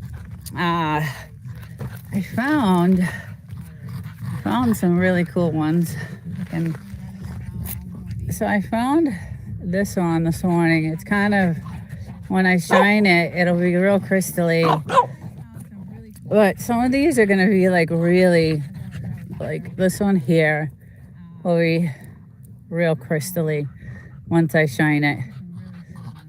It'll be like a nice crystal. So I did find some nice stones this morning, and I come out here all the time and with the dogs and just look for stones and see if I can find any crystals. Once in a while I'll find a crystal, but not often. They're very hard to find. You got to go off the land and dig and and look for them there. So I don't see her. I cannot take my eyes off her. She gets me nervous because she's the one that got bit by the rattlesnake. Oh, there she is. Okay. Yeah, so it's actually going to be really hot today. They are so pretty. I love crystals. I do too. Good morning, Deported. This is Dope Land. Thank you. Yeah, I'm in California, USA, United States. And this is part of the Mojave Desert and Joshua Tree National Park. So I have 5 acres, and it is absolutely beautiful. This is the military base behind us, behind those mountains. You do have a washcloth by. That's where I find mine after the flash floods. Oh, okay. Yeah, the flash floods are just, they're really bad. But yes, this is, we have 5 acres, and this land around us is government-owned land, so no one can build on this land around us. All this land around us, we are the very last house that anyone can build. So we have no neighbors. It's, do you ever see weird? Everybody asks me that. We see crazy drones. I think it's from obviously the military. So we do see crazy drones, but I always said, and if Dowdy's still on, because we were talking about this the other day, I always said, if anything were to happen, like any UFO or anything like that, I think this is a place it would happen. And I would be the first to actually see, to see them. I would be the very first, and I would have it all on video. And, but no, we do see, weird, military stuff in the sky. So that guarantees you an awesome view. Yes, I'd be a star. Or they would, I don't know what would happen, but yeah, we do see some weird drones out at night, and we're like, what is that? It's really weird. We are 4 hours south of Area 51, the same desert, correct? Yeah, so it is. We look for, believe me, we have these super duper cameras with these scopes on them, and we have all kinds of stuff, because at night you can see the galaxies, and that's why it's a popular tourist town. Joshua Tree is because of the skies, right? I will make a good April Fool's joke. Oh, that's what came to mind, Dowdy, when I was thinking about what you did was the UFO thing. So I was talking to my husband about it, and he's like, yeah, that was a great idea. And that was a great video. I watched it a couple more times. So it was funny. It was hilarious. Wild Child, I've seen you before. Do you go on? Oh, David. You've seen Wild Child. Do you go on Willie Desert Hangout? So, okay. So I know you're talking to Wild Child, but yes, I have been to Willie's Desert Hangout. I go there, I check in here and there. I haven't been on his site because he goes live a lot. He actually goes live a lot, and he, plays music and chills out, and he's pretty cool. But I haven't been able to go to the channel because I'm back to work full time. I wasn't off, but I was working from home for like 5 months. So I had a little bit more time to, go on YouTube. And I haven't been on his channel for a while, but yes, I do know who Willie's Desert Hangout is. If you had the right equipment, you could set up a great night sky cam for the lives. I do have that. We were thinking about that, but I just put out a YouTube video on my AI channel, and it's all about what the CEO of YouTube is expecting from us creators. And some of these silent lives are gonna they're going to be monetized differently. So if you're monetized, it's going to change a little bit on the silent lives. So I put out the video. It's on my Desert Living 2.0 channel. There's a lot of new stuff that he's doing with the policy right now. So he's changing the policy a lot. So I don't know. I'm not monetized, so I could do whatever I want.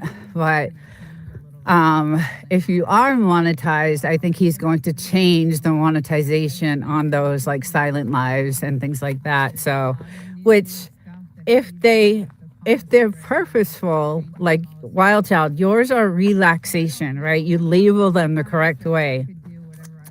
They're relaxation. They help people go to sleep. They help, it adds value. It's content value that he's looking for. And when you describe your video that way, then it adds value. It has some value to it. And that's what he's looking for. That's the type of thing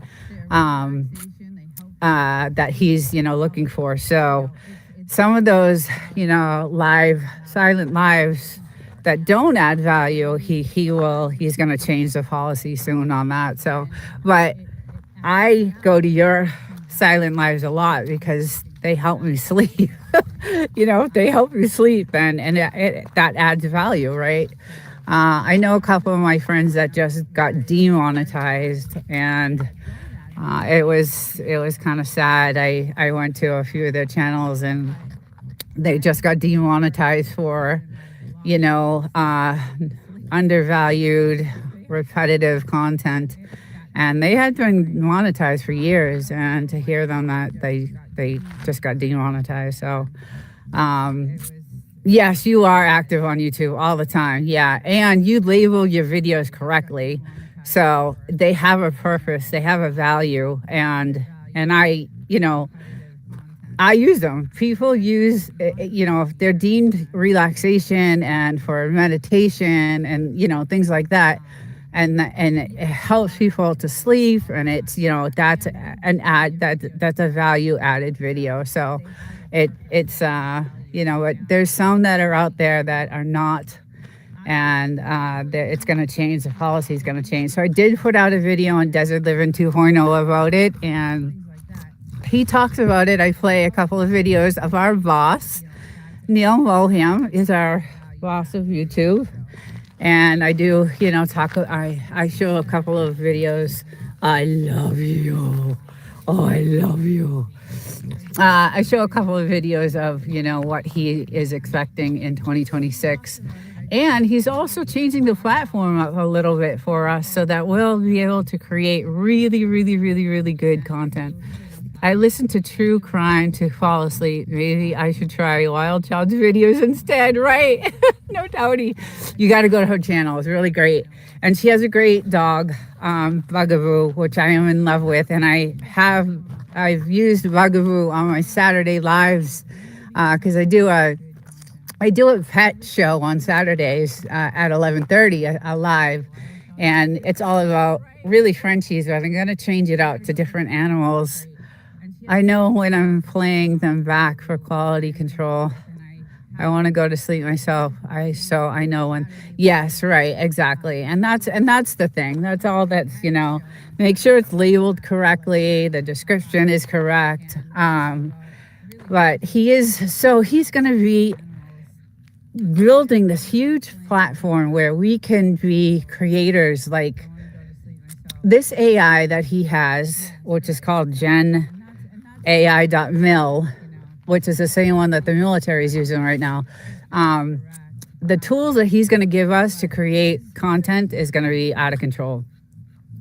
I got to get going. Happy Easter. Happy Easter, David. Take care. I'll see you soon, hopefully. Hopefully Yucca Valley doesn't get any bad weather today from this. I hope I have a good drive home.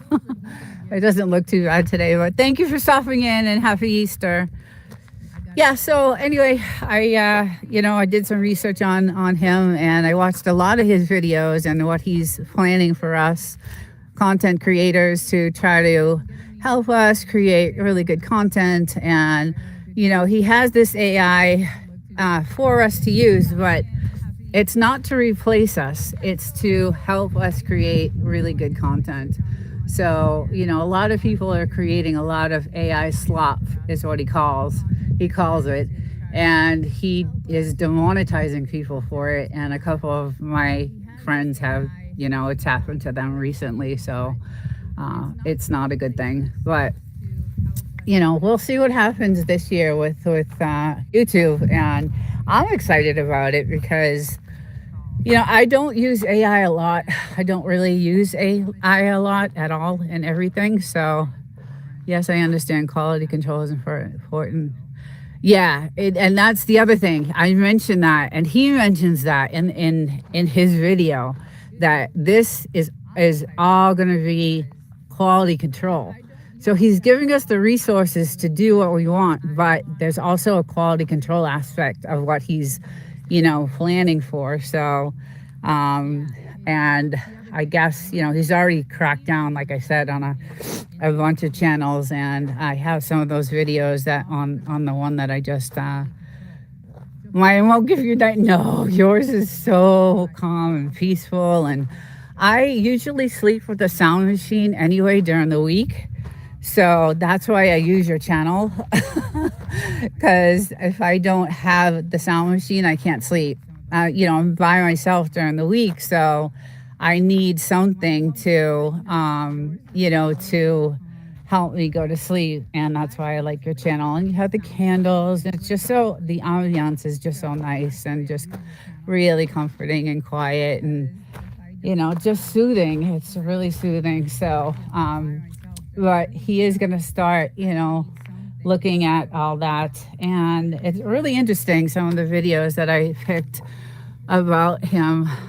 There's definitely some blatant clickbait. Yes, and he mentions that in the videos that I have. It makes me wonder how they get away with it sometimes, really. I know, I don't, that's why I'm saying, I think this year is going to be a lot different than any other year, only because of what his plans are for YouTube. And it's in the video I did. I have some clips of what he, you know, he says and what his plans are for YouTube for this year. But the AI tools that he's going to give us are going to be good. You know, they're going to be good, but he doesn't want them to turn out to, as he calls it, AI slop, which, you know, I've seen a lot. You know, the good thing is that I don't know if anybody's used it, because I see it all the time, is the thumbnails now, the YouTube thumbnails. Those are, you know, part of what he's offering. Some of these thumbnails are amazing, and they're done with the A/B testing. So some of these thumbnails are like movie. They look like, you know, they were made from a production studio, and that's his goal, is that everything looks like a production studio. So it was interesting. I watched a lot of, you know, his ideas and what he has to say, and hopefully, you know, hopefully it works for the good. Hello, hi, hello. Okay, I'm in the sun. I can't see. Lolaville 82. Happy Easter. I'm lucky my husband is inside cooking a nice ham and all kinds of good stuff. So I'm really lucky to have that. Dowdy, I wish you were here. I would have you over for Easter. I think it's about 600 miles we're apart. So one day I'll be out there and spend the weekend. I'll drive up and hang out on your homestead, and we'll have a good old time. I'm from Willie's Hangout. Yes, good to see you. Yeah, I haven't had time to go over. I feel bad. I actually got a comment from someone saying, you know, you haven't been over to Willie's, so I'm out. And I was like, oh, I felt really bad, because I was going to Willie's a lot, because I was working from home, and I had some more time to spend on, you know, YouTube. So I was able to, you know, go into his lives and hang out. And he plays all kinds of good tunes, and he's a good guy, really good guy. But I ended up going back into the office every day now. So I'm back in the city, working in the office, and I don't have a lot of time to be on YouTube anymore. So I wasn't, going to his channel as much, but he's a good guy. He's funny as hell. He's real chill. When I'm filming the candle ones, my biggest concern is Bugaboo making some noise, but Bugaboo seems like such a good girl. She seems like such a good dog. She seems like such a good dog. Luis. Oh, Luis. Okay. My name is Luis, by the way. It's cool being here. Thank you for coming in, and happy Easter. This is the 29 Palms Desert. So Mojave Desert, and this is the military base, the 29 Palms military base right behind me, right, those mountains. Yeah, I really, liked hanging out with him. He's hilarious. And I love that so when you go into his channel, he pins your channel. He makes a pin of your channel so that everyone that's there can just go right to that, channel. So he does try to promote everyone that, goes to his channel, which is really nice. It's extremely nice. Minty Cactus, hello. Hi. I thought I lived in the desert. No, not compared to you. No, this is real. This is real desert. Are you in Arizona? I forget. I can't remember. I think we talked about this before. Because this is the Mojave, and yes, this is all desert. This is true desert. As a matter of fact, the military base I think that's the last place Marines go before they get deployed, because the atmosphere, the area, the landscape is just like Iraq and the Middle East. So that's what I feel like I live like. It's so much like the Middle East.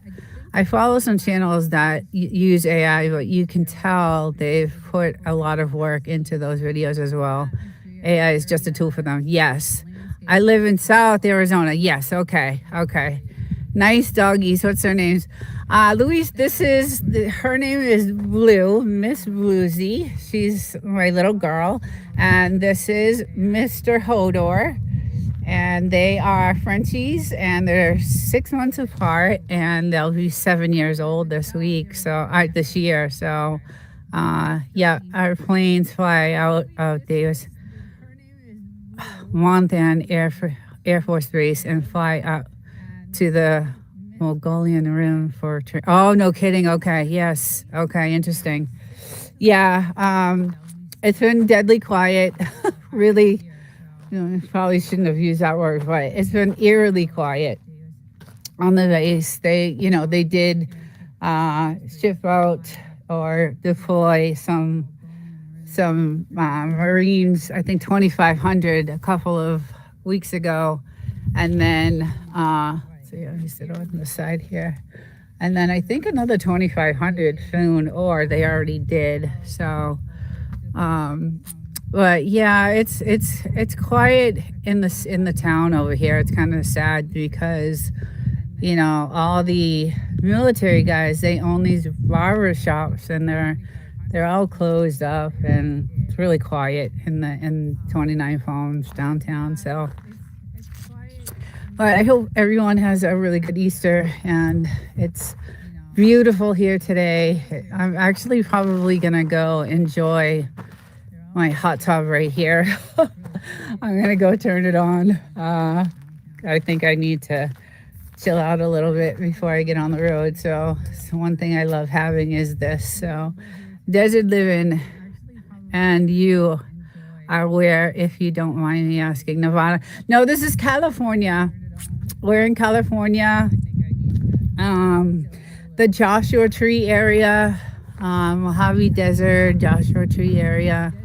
And actually we're a little bit outside of that, but yeah, We're maybe 5 hours from Nevada, so California, awesome. Well, I love the house, and I love living here, and I love the desert, and I love the land, but I do not like the state of California. It's not a good state to be living in right now. So, but my views are ridiculous, and the skies at night are ridiculous, and you feel free out here. It's very, there's a lot of freedom, and it's kind of off grid. We talked about, I have a podcast that I do with No Doubty, and it's on her channel. Actually, it's posted on her channel called Homestead Junkies, and our last episode was about off-grid living. So if you guys want to go to her channel and check out the podcast, it's really cool. I do collab with her, so you could check out the videos also on my channel, but the podcast is on her channel, and then I collab with her on my channel, so you can go to either channel to check it out. But it's really interesting because it's all about off-grid living, and it's all about homesteading, because she has a homestead. And if you want to see someone that's living off-grid in the middle of nowhere, go check out her channel. It's crazy what she's done. So I would outside a lot at night if I live. Yeah, we do. We're outside. Hard to please guy. Another YouTube genius intellect. I hope that's a compliment. Yeah, so it's actually a very interesting podcast because it talks about off-grid living. And when we first got this land, there was nothing here. Just there was an outhouse like right here, and burnt it down. It was really rough. We couldn't live here for a while, but it's 5 acres, and we did it. And we were off grid for a long time. We didn't have a water. We have a well, which was really good, but at the time we bought the house, it needed to be serviced because it had sat so long. So we had to have someone come in and treat the water, and then we put a water filtration system in, and we built the house the way we wanted it and tore it all down. But it's just, it's a small little house, but we customized everything. All the windows are treated for this type of climate. Everything in the house is treated for this type of climate.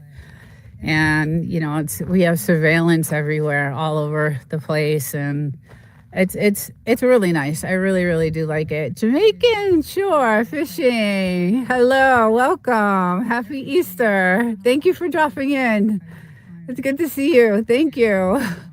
Yeah, this is my desert land, my 5 acres. It goes way beyond this fence, way out there in the Mojave Desert.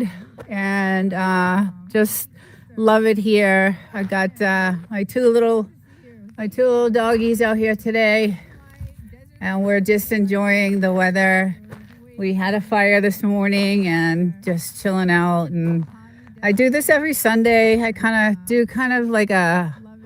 do a little weather report on the skies and what they're doing with the weather modification. And then I just chat with people. So just got off the water. What'd you catch? Did you catch anything?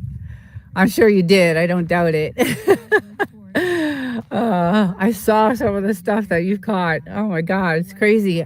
Woodstone, he caught was, I couldn't believe what he caught. And when he was cutting it all up and, seasoning it and cooking it, I was like, oh my God, I want some of that. It's just nothing. There's nothing better than fresh fish, like just amazing. Yeah. So hi Tommy, how you doing? Welcome in. Actually, I got in today, my friend wife Lisa read us voice today. Nice. Yeah, I used to love to fish, but it was lake fishing. It wasn't ocean fishing. So, uh, that's too funny. Girls won the competition today. Well, good for them. Good for them. Yeah, there's nothing like the fresh fish. And when Winston was doing that video, I was like, oh my God, it looks so good. It looks amazing. So, let's see. Luis, it was nice catching up with you, Desert. Please come on over to Lily's chat sometime. You're more than welcome. I will be. I'll be back over, definitely. Thank you for stopping in and have a great Easter. Thank you so much. Yeah, so just yeah, this is it. This is the land. This is what I come to every weekend to get some peace and quiet, look at the skies at night. um the skies at night are just ridiculously gorgeous. She whooped us bad and laughed at us. That's how we are. That's how we are. That's too funny. Oh my God, were you guys all on the same boat? I'm wondering if you guys were all together. Much love, everyone. Take care, Luis. Thank you for stopping in. Yeah, I would have done the same thing. I would have been so proud of what I caught. It's not easy. Fishing is not easy, and you got to have a lot of patience to do it, especially on the shore. I can't do ocean. I get really seasick on the ocean. I can do the lake fishing, so the lake is fine, but the ocean fishing, forget it. And I know Jamaican shore fishing, you guys are serious. Like, there's no joke when you guys go out. So it's 7-1 here. Oh God. Awesome. Good for them. Good for them. Well, you're eating good. Oh, my little one. Where you going, little one? Where you going? You want to go over here? Where's the other one? Come this way. Come this way. Come on this way. We love it. Yes. Yeah. It must be amazing.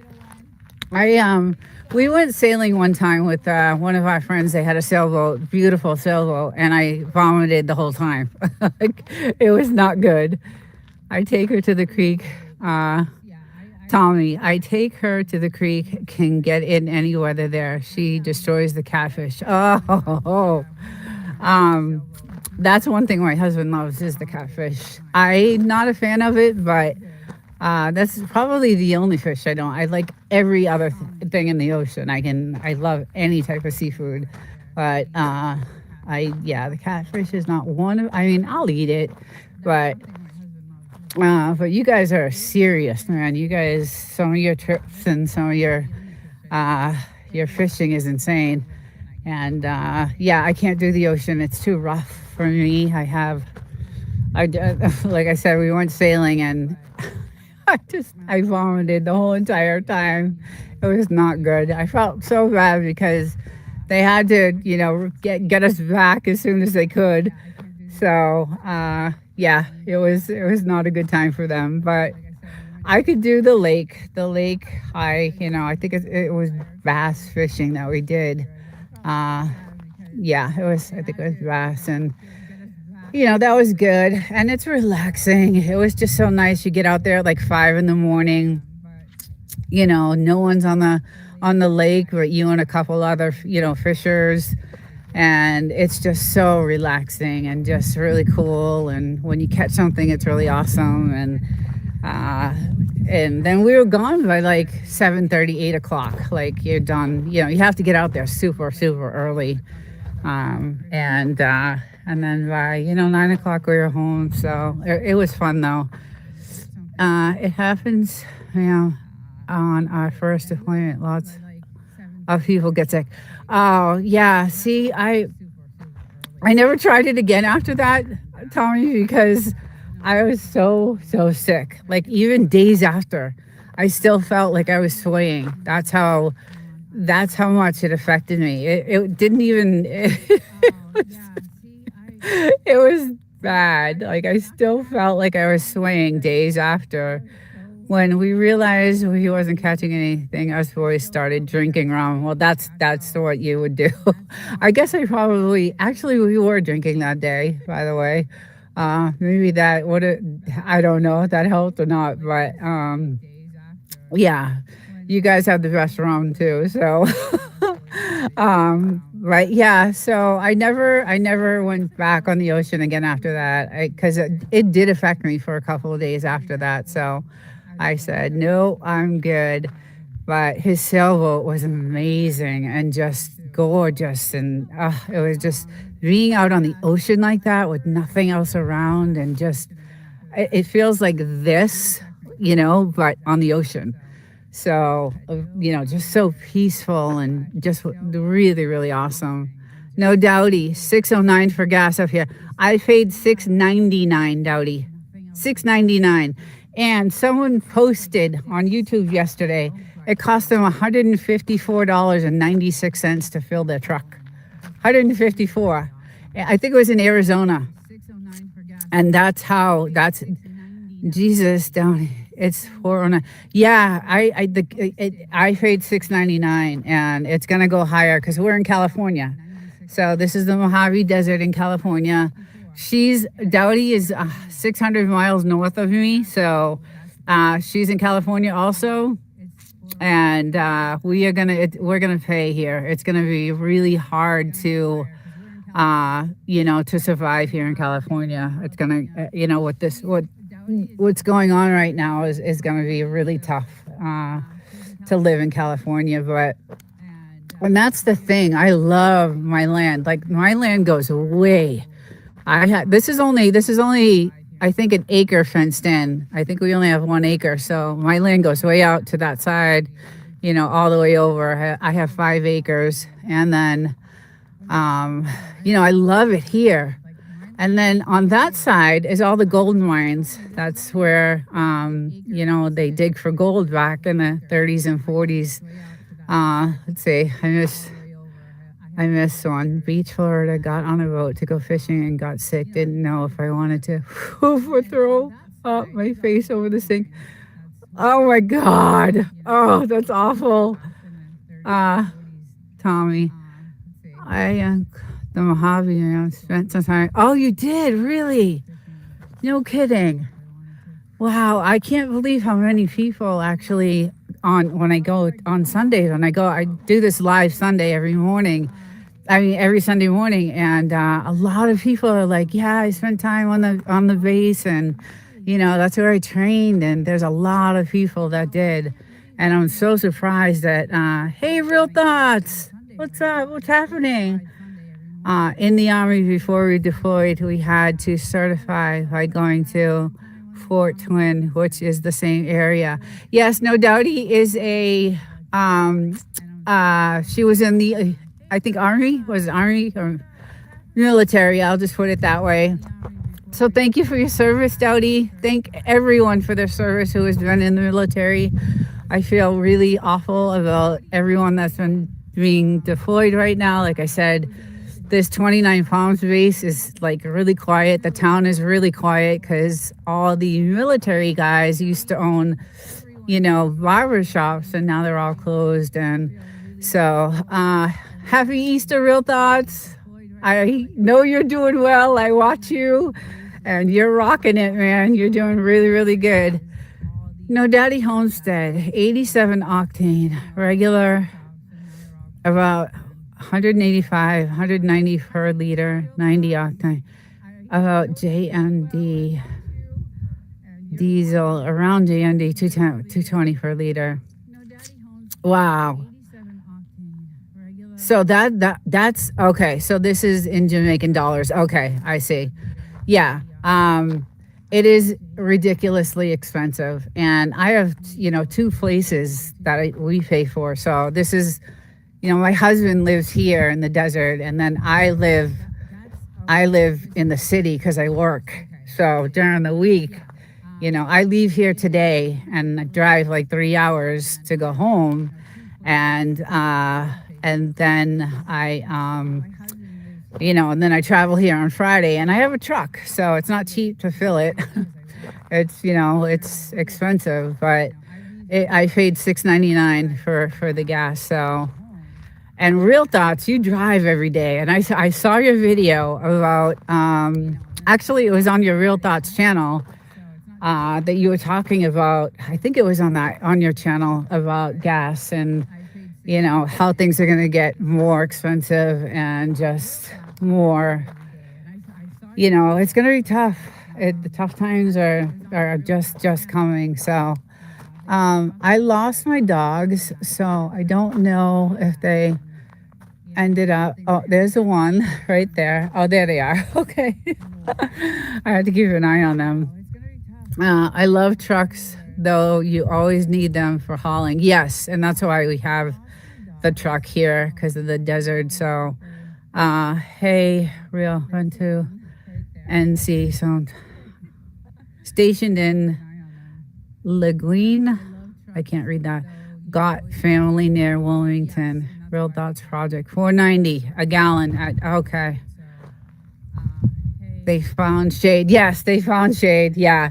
We've been out here for a long time. We have actually been out here for a while. I was out here early this morning because we usually do a fire with them, and they're all riled up. So when I do my live, in my past lives, all you hear is barking. So I come out here with them, let them, get out all their barking and whatever they have to do, and then I do. Oh, there's the lizard. There it goes. There it goes. See, it gets caught. Oh, hey, no. Oh. Shit. Oh, God. Oh. Jeez, I can't think. She almost caught it the other day. She had the tail in her mouth. It got caught in the corner of the door, and I had to pull her away. And, they just love. Good morning, everyone. If I missed you. Hey, Stash.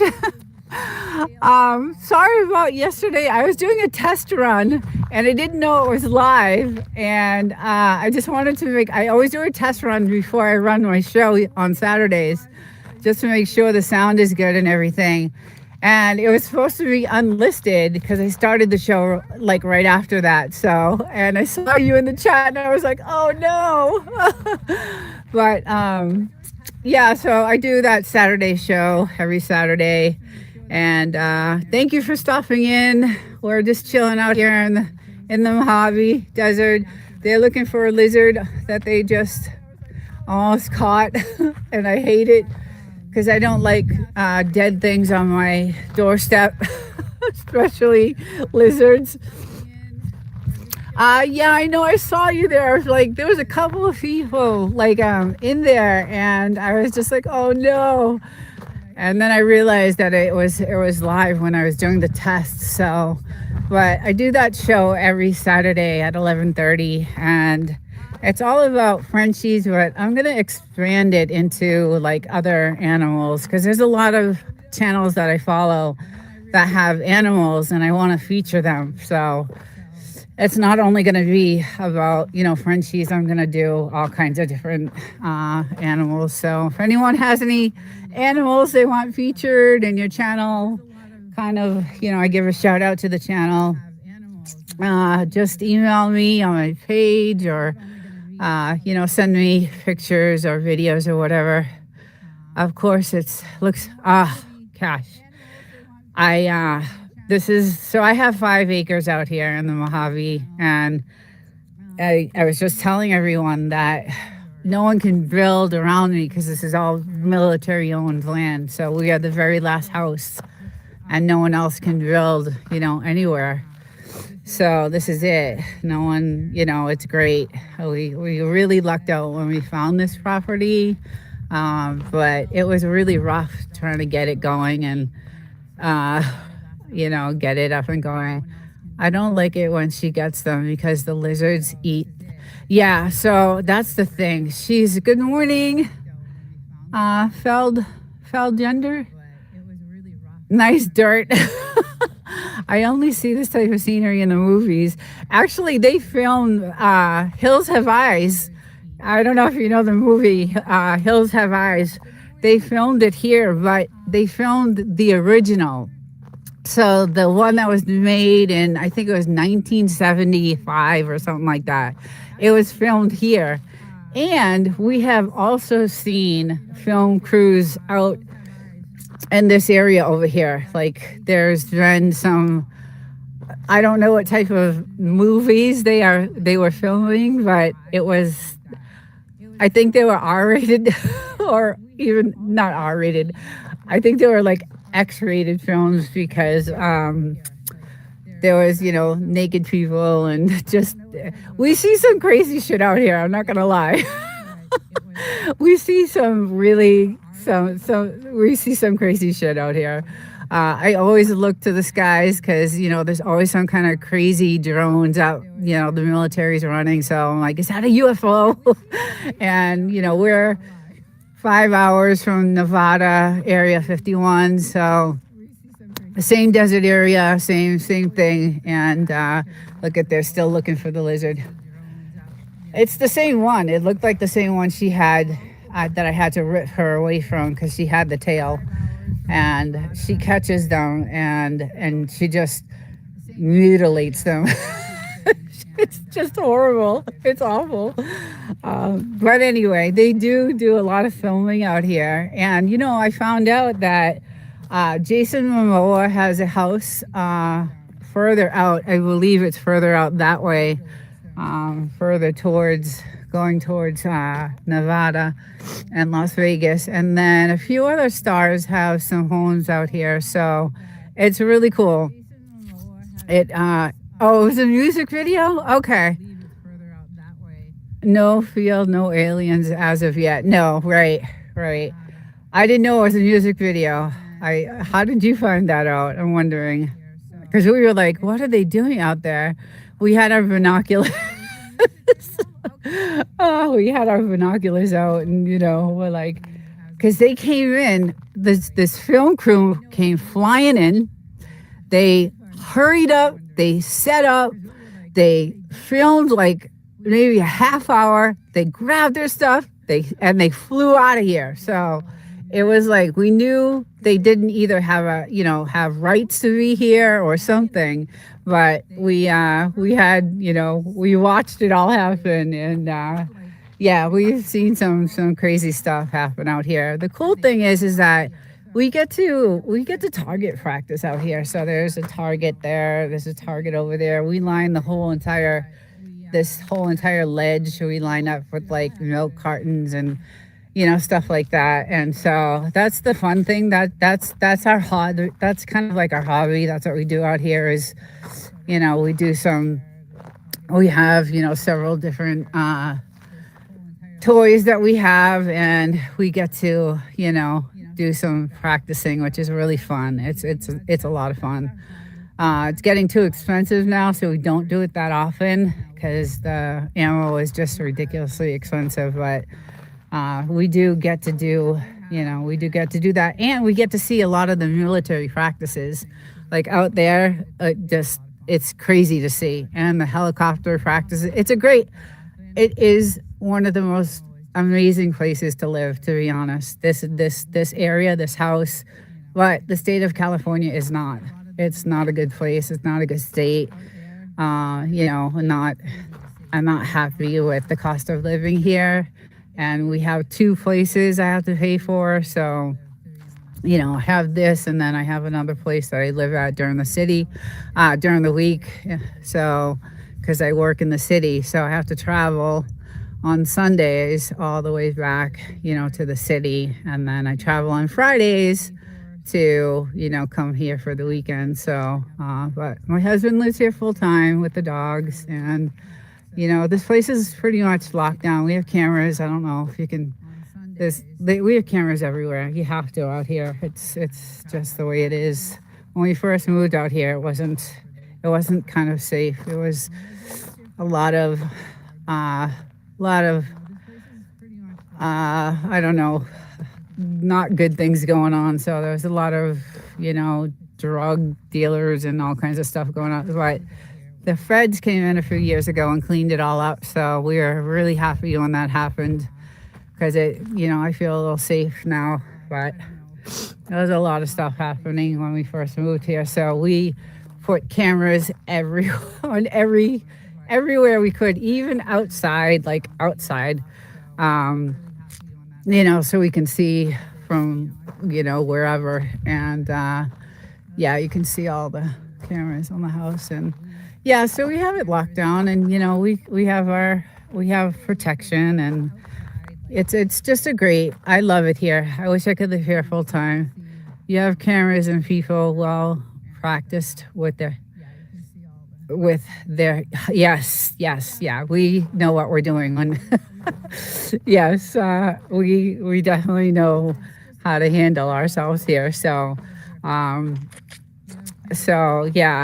with the way things are going in the world, I don't know. It's kind of scary. I don't know if everybody's keeping up with what's going on, but it's very stressful. The world is really stressful right now. So I worry all the time. Living apart is tough. It's really tough. It's not easy because if something were to happen, I'm in the city, and that's where it would happen. So you have cameras and people. Oh yeah. So I would have to drive here as fast as I could, and just I don't know. It's scary for me to know that I'm 3 hours away, and it's not good. I don't like that feeling, but other people have it worse off. So I'm not, I'm lucky I have this place to come to if anything were to happen in the cities. Let's see, Miles. In high desert too. I feel ya. Oh, nice, cool. In California. Yeah, this is the Mojave in California. We're like 5 hours from Nevada or Las Vegas, and then we're 5 hours from San Diego because that's where I lived in the city. Is San Diego, and then I just recently changed jobs, so I moved a little bit closer to here, 2 hours closer. So I would have to drive 5 hours every weekend back home to San Diego. And then I just changed jobs about a year and a half ago, and it's 2 hours closer to here. So I'm lucky I got to do that. And I love our new job. It's awesome. But yes. Oh, okay, cool. Awesome. Nice. It's crazy how many people on the channel that come to the channel are like, yeah, I've been on the base, and I've been to that, I live right down the street from you. And I had a couple of people earlier in the chat that lived in Yucca Valley, and that's not far. So they're still looking for that list. These guys, she'll hunt for hours. Like, we will have to drag her in. They will hunt for hours. Oh, you're in Landers? Oh, no kidding. Yeah. Okay. Yeah, that is the high desert for sure. Yeah, is that Victorville too, right? Isn't that kind of like near there too, I think? Yeah, anyway, it's beautiful here. I love it. It is unbearable, I'll tell you, in the summer though. It gets to 115, and it's really hot. You can't go out during the day. It's like really, really hot. A little bit to Joshua Tree, right? Okay, yeah. I gave you a mod so you can easily connect with other channels. Oh, thank you. Wolf and Snort is the moderator for my channel. So thank you. Papa Pia. Aww. Your doggy. Give him a kiss and hug. No doubty. I love your dogs. I love them. One looks like a white wolf. I just love it. We get our wood from Landers. Oh, we do? I didn't know that. That's awesome. Thank you. Yeah. yeah, I love it here. I just absolutely love this land, this house. Like I said, we had to tear it down and rebuild it, and we kind of kept the same siding, but we got everything. Like the windows are specially treated. The whole inside is custom. Everything is custom made. Nothing was, bought from like a Home Depot. We went to the actual manufacturer and had it custom made. The windows are all treated for this type of climate because when we bought the house, the windows were like, oh my God, they were just it was pretty bad. It had an outhouse over there, like in the middle, on the land. So it took us a while to get settled and lived in, and so we were living here, and I considered it off grid because we were so far out and we didn't really have any of the resources. We have a well, so we're really fortunate about that. But at the time, we couldn't use it because it needed to be treated because it sat so long. So we lived here, and at some point where we didn't even have like siding on like there was no, we we took it, we tore it down to the studs, and all we had was tarp, like covering. It was crazy.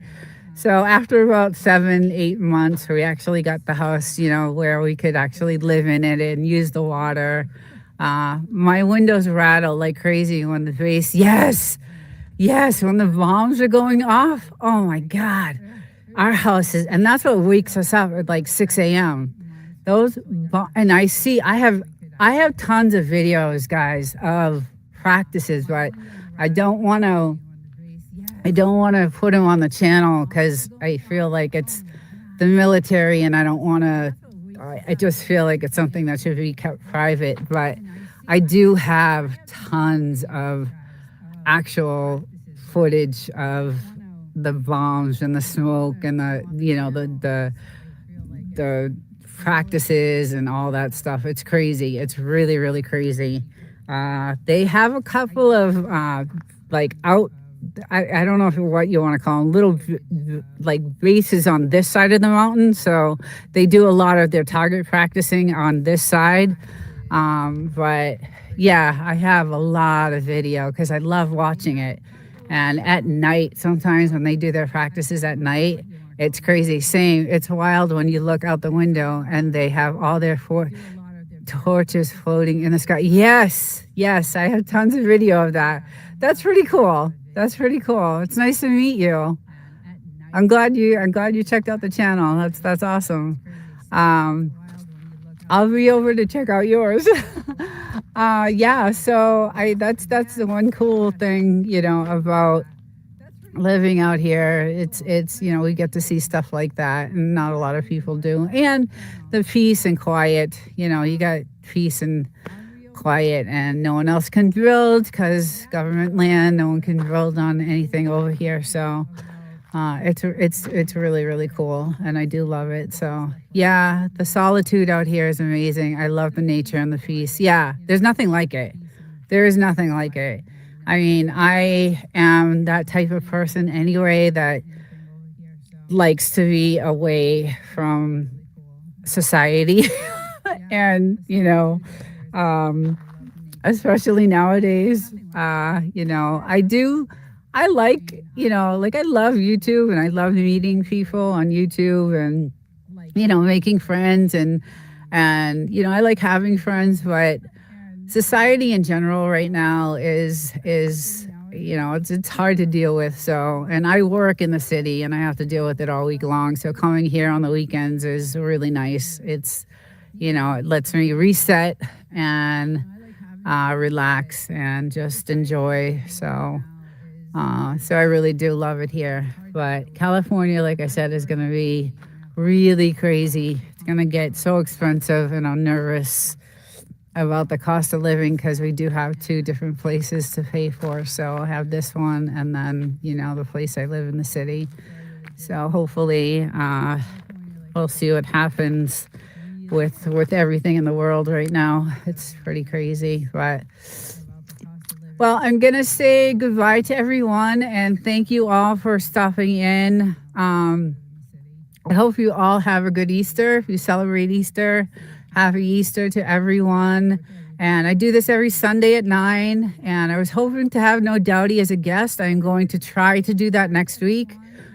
She has a great homestead channel, and she is also out there living off grid. And we have a podcast together that is on her channel, and it's all about living off grid and living off the land and living in solitude and things like that. And if you want to see someone who just drove out to the middle of nowhere and just started living, her channel is the channel to go see. It's amazing what she did. So everybody have a great weekend. Thank you for joining. Enjoy the rest of the Sunday, and happy Easter to everyone. And I'll see you hopefully next week. Her channel is the channel to go see. It's amazing what she did. So everybody have a great weekend. Thank you for we should.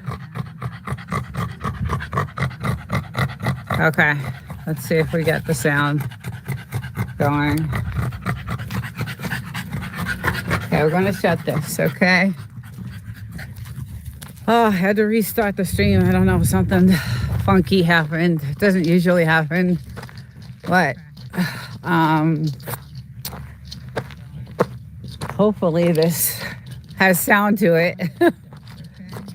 Gonna go cancel a couple of lives that were supposed to be today, but what are you doing, little one? Huh?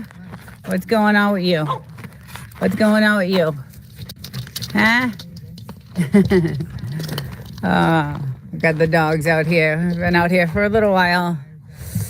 Yeah, let me know if there's sound.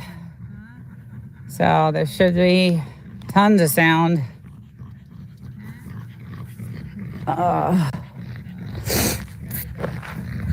Got this guy here running around. All right.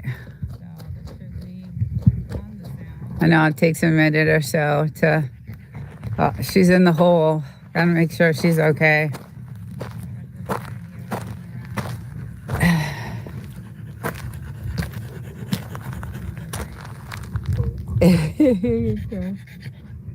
Hi, little one. I don't like you in the hole. I don't like you in the hole over there. Gotta be careful. Let's take a look. Let's take a look. Okay, so I get the... I can't tell. Let me see. All right, this should start in a minute. Should start soon. Technical difficulties. Like, we always have those, right? Always have those. Hey, Bigfoot, welcome in. I had to restart my stream, something, I don't know. There's been some glitches in YouTube lately, so but welcome in. It is hot today. So I was just doing a weather modification update because I'm into all this weather modification right now, and it looks like they really kind of sprayed really heavily because you can see the sky is like real dirty looking. The clouds are dirty, and then like I'm gonna be traveling, back this way, and it looks like I'm going to be traveling into some storms. Like, it's really stormy out there, so I'll probably hit the road. Good morning, Aubrey. Hello, good morning, welcome to the Mojave. Yeah, it's about 100 degrees right now, but it looks really stormy. It looks like they did a lot of spraying last night, doing a lot of chem spraying. So, and you could tell by the clouds, they're all dirty and, wispy and really not looking good. And this is what the area that I'm concerned about is this down here, because this is where I travel back home, and it looks really, really looks like it's going to be a rough ride home. A couple of weeks ago, it took me 5 hours to get home. So because of the rainstorms that were there. So, but welcome in. Good morning. Happy Sunday. Yeah, it's really hot, but really pretty. All our flowers are blooming. We have these gorgeous trees, and they're, when you drive up to the property, you can see that they're all just, it's gorgeous driving up. I'm going to take a good photo. Good morning, Woof and Snort. Thank you for all your help. I'm not sure what happened with that. Had dates screwed up and all that stuff, but look at how pretty the trees are blooming now. It's spring. What I'm really afraid of is the snake season. This is the snake season, so we cut a lot of the brush down because I kept hearing story after story after story on the news of all these snakes coming out now. So we had a lot of like weeds and brush over here. There's still quite a bit, but they were really tall and they're really high, so we cut a lot of it down. You need snow. I will send you some. Hello, Apocalypse Imminent. I can never say that name. Good morning. Yeah, so we cut a lot of this down because it's snake season and they like to be right up against the house, and there's lizards. She actually caught, I had to save this lizard's life yesterday. She caught this massive lizard, and they like to hang out, in this area, and it got caught. She was after it. She sniffed it out, and it got caught in the corner right here of the door.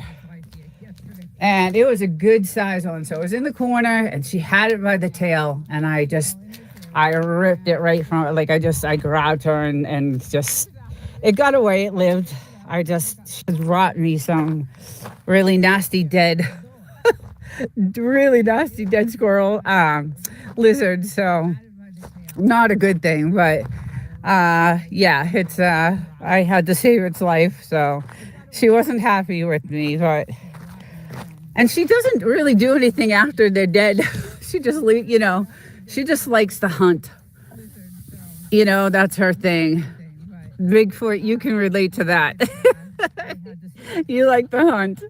So yeah, she's a hunter. She just loves to hunt. Anything to do with hunting, and not only like lizards, but just anything that moves on the ground. So, and that's how she got, bit by that rattlesnake last year. So I got to watch out for her. But our trees and everything are looking gorgeous. Like they're starting to really come out nice and gorgeous. Absolutely. And I'll show you this side of the land, because we have the trees everywhere. They're gonna be, they look so pretty when you're driving up and there's all white, bushes all along the side. It's gorgeous. Is Dodie? Is I say Dodie? Dodie? Hi, Dodie. Welcome in. How's it going, hon? How's your chickies? They're so cute. They're so cute. Oh, God, they're so cute. How many did you get? Did you get like 6? I'll talk to you later anyway about it. But we are talking about doggy mindset. Yes. But look how pretty. Like all along the, you got 6. Yeah, nice. All along the property is some, these beautiful flowers. So driving up to the property is gorgeous and really, really nice. But yes, it is blazing hot today. It looks like it's gonna be really stormy. So I'll probably get on the road a little bit earlier today. I got to work on some stuff for our podcast outie for tomorrow. I have nothing put together, but when I get home, I'll be doing that. So, but yeah, it's still eerily quiet on the base. No action going on there. Oh, I love that you put the lights on top of the. Oh, you should see it at night, Dottie. You should see this. I have pictures. I gotta get some editing going because I have beautiful pictures of this whole entire place lit up. So all these are. It looks so cool. These are like tiki lights, and they're obviously solar. So they light up all around the whole entire property. And at night, it looks it's beautiful. It's gorgeous. And then when we have the fire going at the same time, and then we have our little lights going over here, it's just really pretty. And that's why I love the nights here. And then I'm usually here at night in the hot tub with the lights going on in here and the tunes. We have like a Bose stereo system inside there, so it's gorgeous. It is really beautiful, but I am nervous about the ride home. Amazon special. They are fire flickers. Yeah. Oh, okay. He knows it all. He bought them. So where's my little one? I'm nervous about her. She gets in trouble. So let's see where she went. He might have gone inside. But he's playing with his stick. So let's see where she went. She might have gone inside. Rosie! Yeah, I think she might have. You can't go in the house with that. No. You can't go in the house with that. Is she inside? Okay. All right, come on. So when it's really hot like this, they go in and out. It's way too hot. It's just way too hot out here. And it feels like it's high humidity today. And it's probably because of all this geoengineering, which no one, I guess, is familiar with that term, but weather modification or chemtrails or chemspraying, which is causing this big storm that looks like I am going to be heading home in. And I think I said on my last couple of lives that it took me 5 hours one day to get home because the storm came in 2 seconds. And I mean, it only lasted, 30 minutes, but you could barely see. So everybody had to pull off to the side of the road, and there was flooding and just all kinds of stuff. So hopefully that is not going to happen, but they definitely did some stuff early in the morning. And I don't know if it's because they see me out here at this time doing this kind of report. So, but I did do a hello. Hi, beautiful. I did do a geoengineering video, and I'll be using a map to measure air quality in certain areas. And humidity is higher than usual. Yeah, it's really warm. It's really warm. Dowdy, it must be hot out there too. We are supposed to get snow. What? Snow? Really? Oh my God. Well, make sure you get those chickies all nice and warm and insulated and good. I know you know what to do, so I don't doubt that. But they are so cute. I keep watching them. They're adorable. They're just adorable. Good morning, wild child. Welcome in. We're just doing our little weather modification report. Geoengineering. It looks really stormy on this side, and I don't know if I'll be heading home early to beat the weather because I know it's going to be dreadful, but we got some pretty flowers blooming and just gorgeous day. And it is, warm. So we got out here really early. Did our fire thing with the dogs, and I can't wait to, just record our second episode, or actually our third episode with our podcast. It's been going really well. The comments have been great. I've been addicted to the comments on that. So, but look at how nice these flowers are. Beautiful. I just love them. They're so pretty. And they'll last through, a few months anyway, until the end of June probably. But really, really pretty. And we've got some new ones growing over here, which are gorgeous. We have some really nice, beautiful wild child. I hope you're doing good.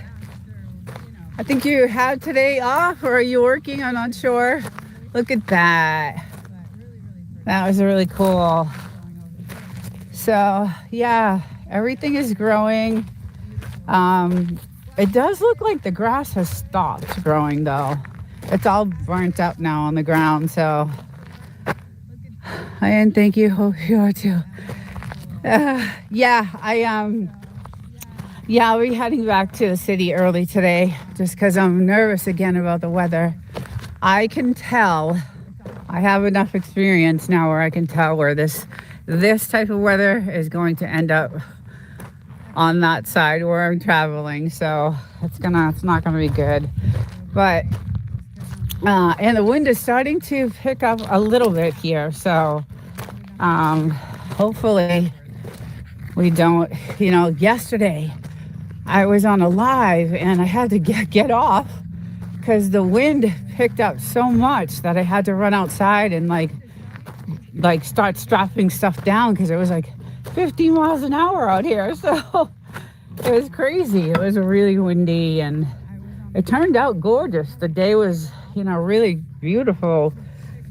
But bugaboo, like it better when I'm off. Yes, of course. Get to be with her all day. Working today, off for the next few. And thank you, hope you too. Yeah, again, military base really quiet. I don't know if they deployed anymore. I know they are deploying. I just don't know if it's from this base or not. So, but yeah, the skies are, looking, it's so strange because it's really dark and cloudy over there. And you can tell that, it's you can tell why the clouds are all wispy and dirty looking. So especially, look at this, guys. I woke up to the sun. Now this sunset today, because of all the chemicals, watch it. It's going to be blood red. Like the layer it will make when the sun sets on these mountains will be completely red, and I have some video of that. So hopefully I'm not breathing in. I know I am, and I know that's why I'm probably not getting better like I should. But yeah, it's pretty crazy. But it is snake season, so we did start, like I said. Dowdy, I don't know if you have snakes out there, but be careful, because all I heard was this week was so many stories of these snakes popping up in like everybody's neighborhoods. So it is mating season, it's snake season. So just be careful. I don't know what you get on the land out there, if you've seen any, but we don't normally, but she got bit, so I'm super cautious of it now, and always looking out for that. But yeah, it does look really stormy on the side, and I don't want to. I have a truck, which is nice, I get to. It's much safer than a car, but still, when the rain is coming down that hard and you can't see, you can't see 2 feet in front of you. You have to pull off. Everyone was pulling off to the side of the road. And, I don't like a 5-hour drive home, so it's not good. I have, other things to do when I get home because I work tomorrow. So I get ready for work and I get, things ready. And then I also do all my research for our podcast recording on usually Mondays. So, so there's a lot of stuff that I have to do when I get back. And I have to be up at 2:30 in the morning, so I have to be in bed super early. And look at this guy, he's beat, he's tired. So I had this stream scheduled, and for some reason it wasn't showing up on my live, like when I went into my studio. And then when I went live, it didn't, there was no sound to it. So there's been some glitches in YouTube. And I know yesterday when I had my live, and Wild Child, you were there, the sound was flickering off and on. And so I'm not sure if it's because of what's going on in the world. And, you know, we're having issues with either the power grid or something with that, the internet or something. But it's been really glitchy lately. So, and I've heard others complain about it.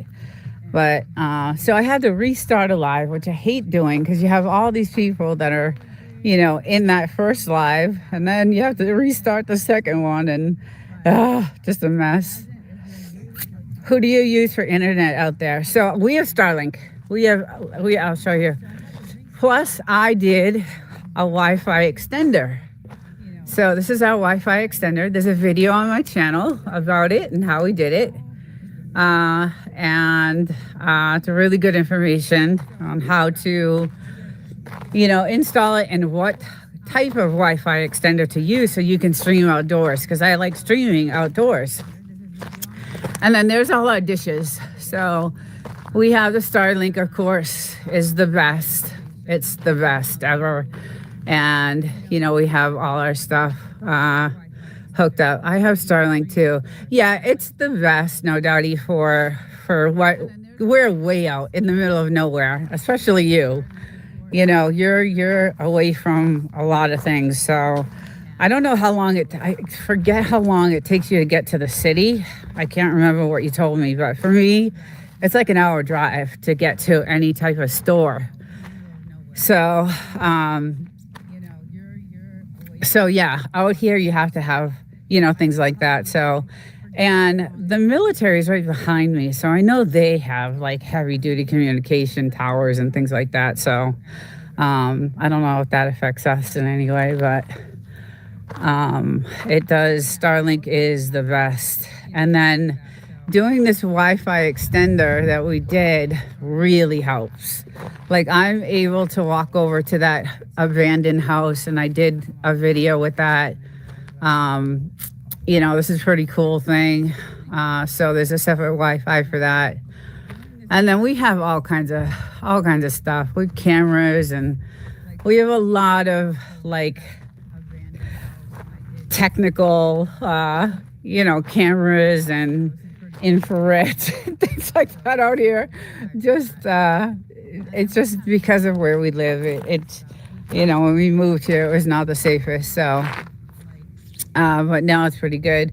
But yeah, with that extender, I am able to go over to this house over here, which I, like I said, did a video on, and it was pretty cool. It worked all the way over. I have 5 acres, so my land goes way out there. It goes out there to that, almost to that telephone pole. And then it goes out to this telephone pole on this side. And then it goes way out, like to the front, you know. And then most of it is on this side. Like we only have about 1 acre, like fenced in. So the rest of it is most of it's on that side, and then like behind. So I'll be listening to what I'm about to be working. Okay, love you, Wild Child. Thank you for coming in. You're always there. You're always on my streams. Thank you so much. And if you haven't checked out No Doubty, go to that channel. It's really good. We have a podcast together, and it's really funny and really good, and you'll learn a lot, and it's a good podcast. So you can go to her channel and check it out. We collab together, and she's a really good person, and she is also ex-military, so thank her for her service to our country.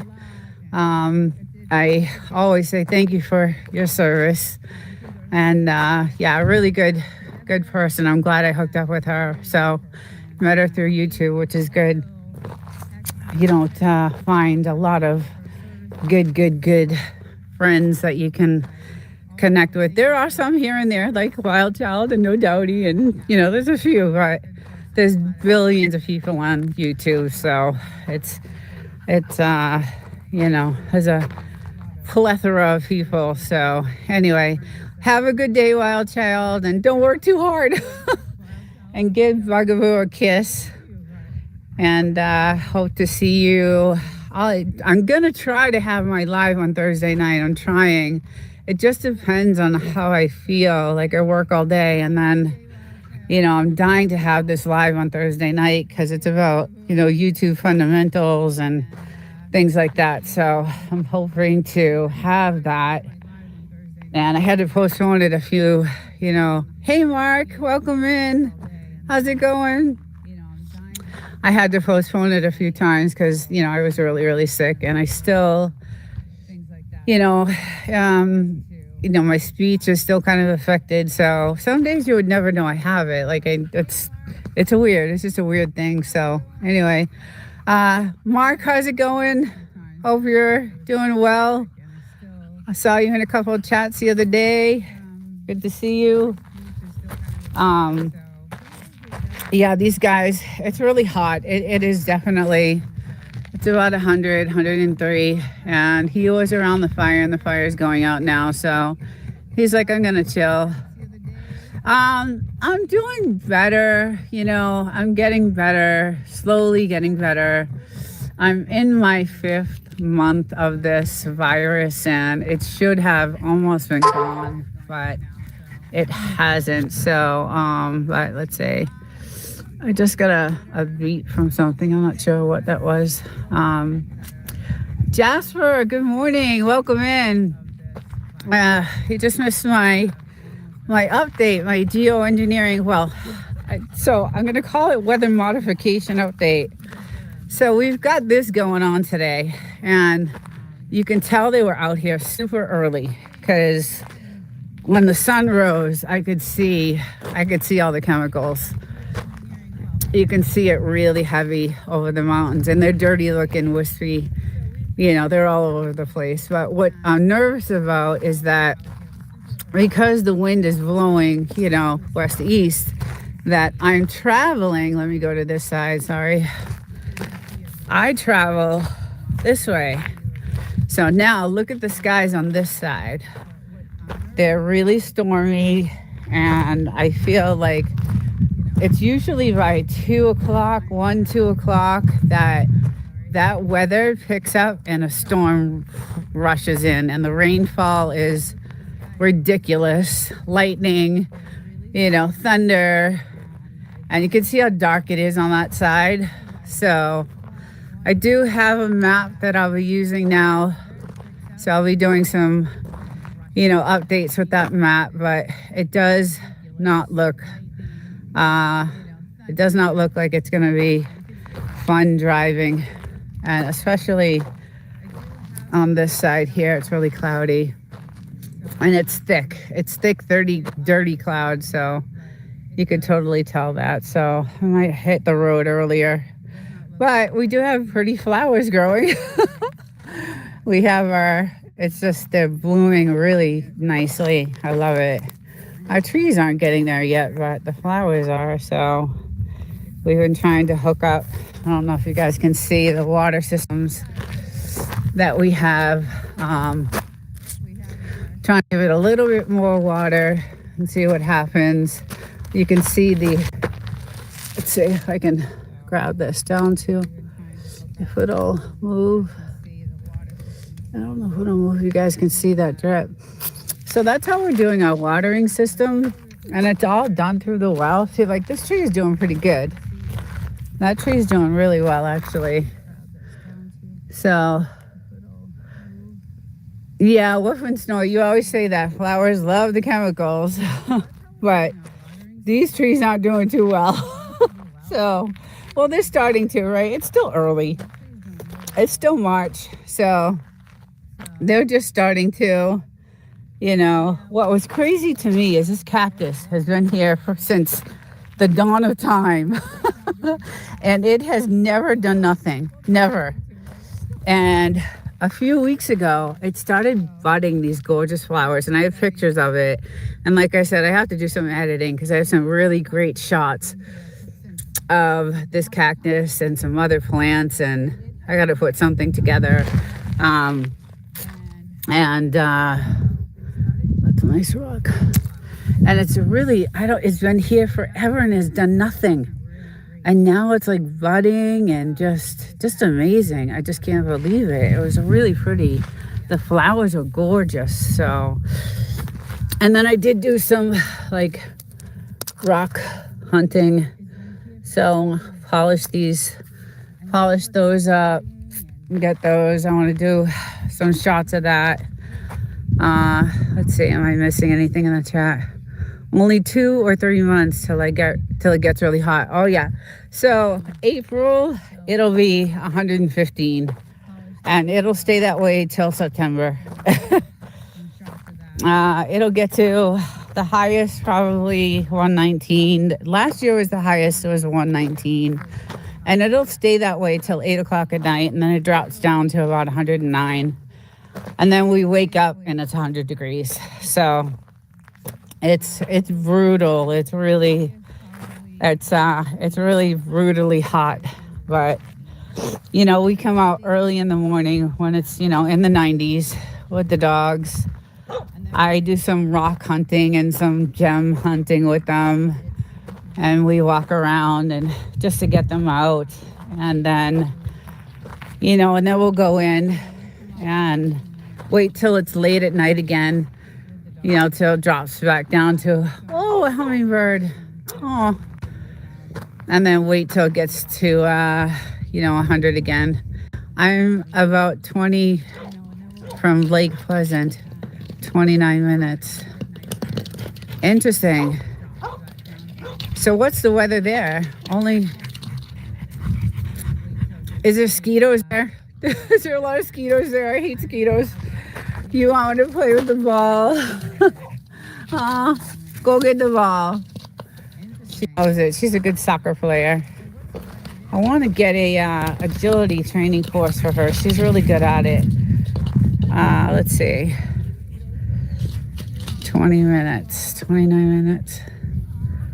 Phoenix more. I'm a Phoenix, okay, yeah. Same kind of deserty atmosphere, I think, there too, right? Isn't it hotter there, actually? But yeah, it's pretty brutal. That's why we're trying to get all these trees, up so we can have some protection, because when we first got the place we had nothing. And then there's a house down here that is covered, beautiful. It's an Airbnb, but they are covered with trees, nice and shady. I don't know if you can see way down there. I wish I could zoom with this, but way down there, that's what we want. We want, if you can see the house, it's covered with trees, nice and shady. And that's kind of what we're trying to do. But these trees are really expensive. Had no idea the cost of what the trees are. Our property is an agility course. No way. Oh, I want my Frenchies so bad. So I do a live show on Saturdays for Frenchies, and I try to find a lot of agility stuff, and I try to find some videos on how they train their little Frenchies to do agility. And yesterday I had some cool videos on there on how they do it. And I went on Amazon to price, the agility courses, and they're expensive. Desert, that house with those trees are acid. Oh, we don't want those trees. Oh, well, whatever the case is, we want trees. That was my point. In 1990, people were short saying I survived the 122-degree heat. Yes. Yeah, I believe it. I know one year in Death Valley, it was 129 degrees and it was 125 here. I think it was 2019 or 2018. Yes, but back to Wolf and Snort. Yeah, the point I was making is we really want some sort of trees. So I know you did your research and, found these, and these will be you know, good desert trees that will last. So, but so do you have dogs you trained for agility? They are very acidic pine trees that kills everything around it. Ugh. Yeah, well, that's not what I want. But anyway, I do love the agility. I love watching them because Frenchies don't usually have that type of body, right? Look at how cute.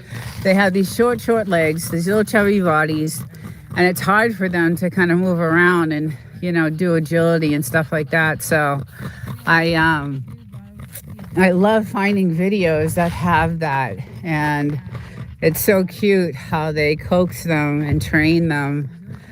And I wanted to get a course, you know, to put out here, but you know, they're 6 years old now, so I don't know if that'll even. I think you got to start them when they're super young, and you know, when they're babies. And I don't think this guy could handle an agility. She could do it. She's a feisty little thing, but he's pretty laid back, and his fun is running around the fire, which is almost out. So he's like, okay, I'm ready. Put something in there for me. Oh, it's still going a little bit. I'll throw one more log in there for him, so he can run around and bark and be happy. But these are some of my still ones. I found some more. Once I shine those up, they're gonna look like diamonds. I love them. They're gonna be great. This is crazy because this is like a volcanic stone, which I love.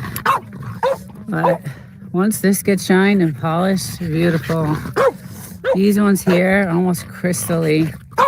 So I do love that. I love that about that. It does take a lot of work though to shine and polish. It's days, you know, days for one grit, days for another grit, days for another grit, and then and then you have your result. So it's like 3 weeks before you get anything. So, but the tourist town of Joshua Tree, they have a rock store there, and all those rocks I have are, you know, are there. So it's pretty interesting. And then I went on eBay because I have some really good crystals that actually were given to me as a gift when we were building the house from one of the contractors. And I went on eBay to see what the cost was, and one of them was like $30. And I was like, wow, these are, you know, worth something. So all my hard work of digging, you know, maybe I can get enough together to, you know, sell or something. I don't know. Although I love them, I don't think I would sell them. My house is loaded with, you know, stones and rocks and all that stuff. But yeah, it's kind of weird that the military is dead. The town is dead. Like I said, I'm not sure if they deployed more troops out of this facility. I know they did a couple of weeks ago, but I'm not sure if they did anymore. But I know when I go through town, all the barber shops are closed. You know, it's just deadly quiet and really weird. Usually see a lot of people just walking around town because there's a lot of gift stores and, you know, things like that. They still do have like a farmer's market going on Saturdays and Sundays, but still not the amount of people that, you know, used to be there. So yeah, and then, you know, we were gonna do some practicing the other day, but the wind picked up so bad, like just in an instant. It was just crazy. It just all of a sudden it was just crazy. The wind just came in 2 seconds. So we came running out. We ended up putting all the sandbags on the hot tub and, you know, making sure that everything was strapped down, and even the trees itself, you know, we have them tied, and this bench always falls down, so you have to do something about that. But the sky, the sun is definitely bright. Look at that. Look at that down there. Like that is, I'm going to go check that out when I get in, because I have a nice map that I'm going to be using, as I told you guys, to, you know, give some updates on what the air quality is going to be.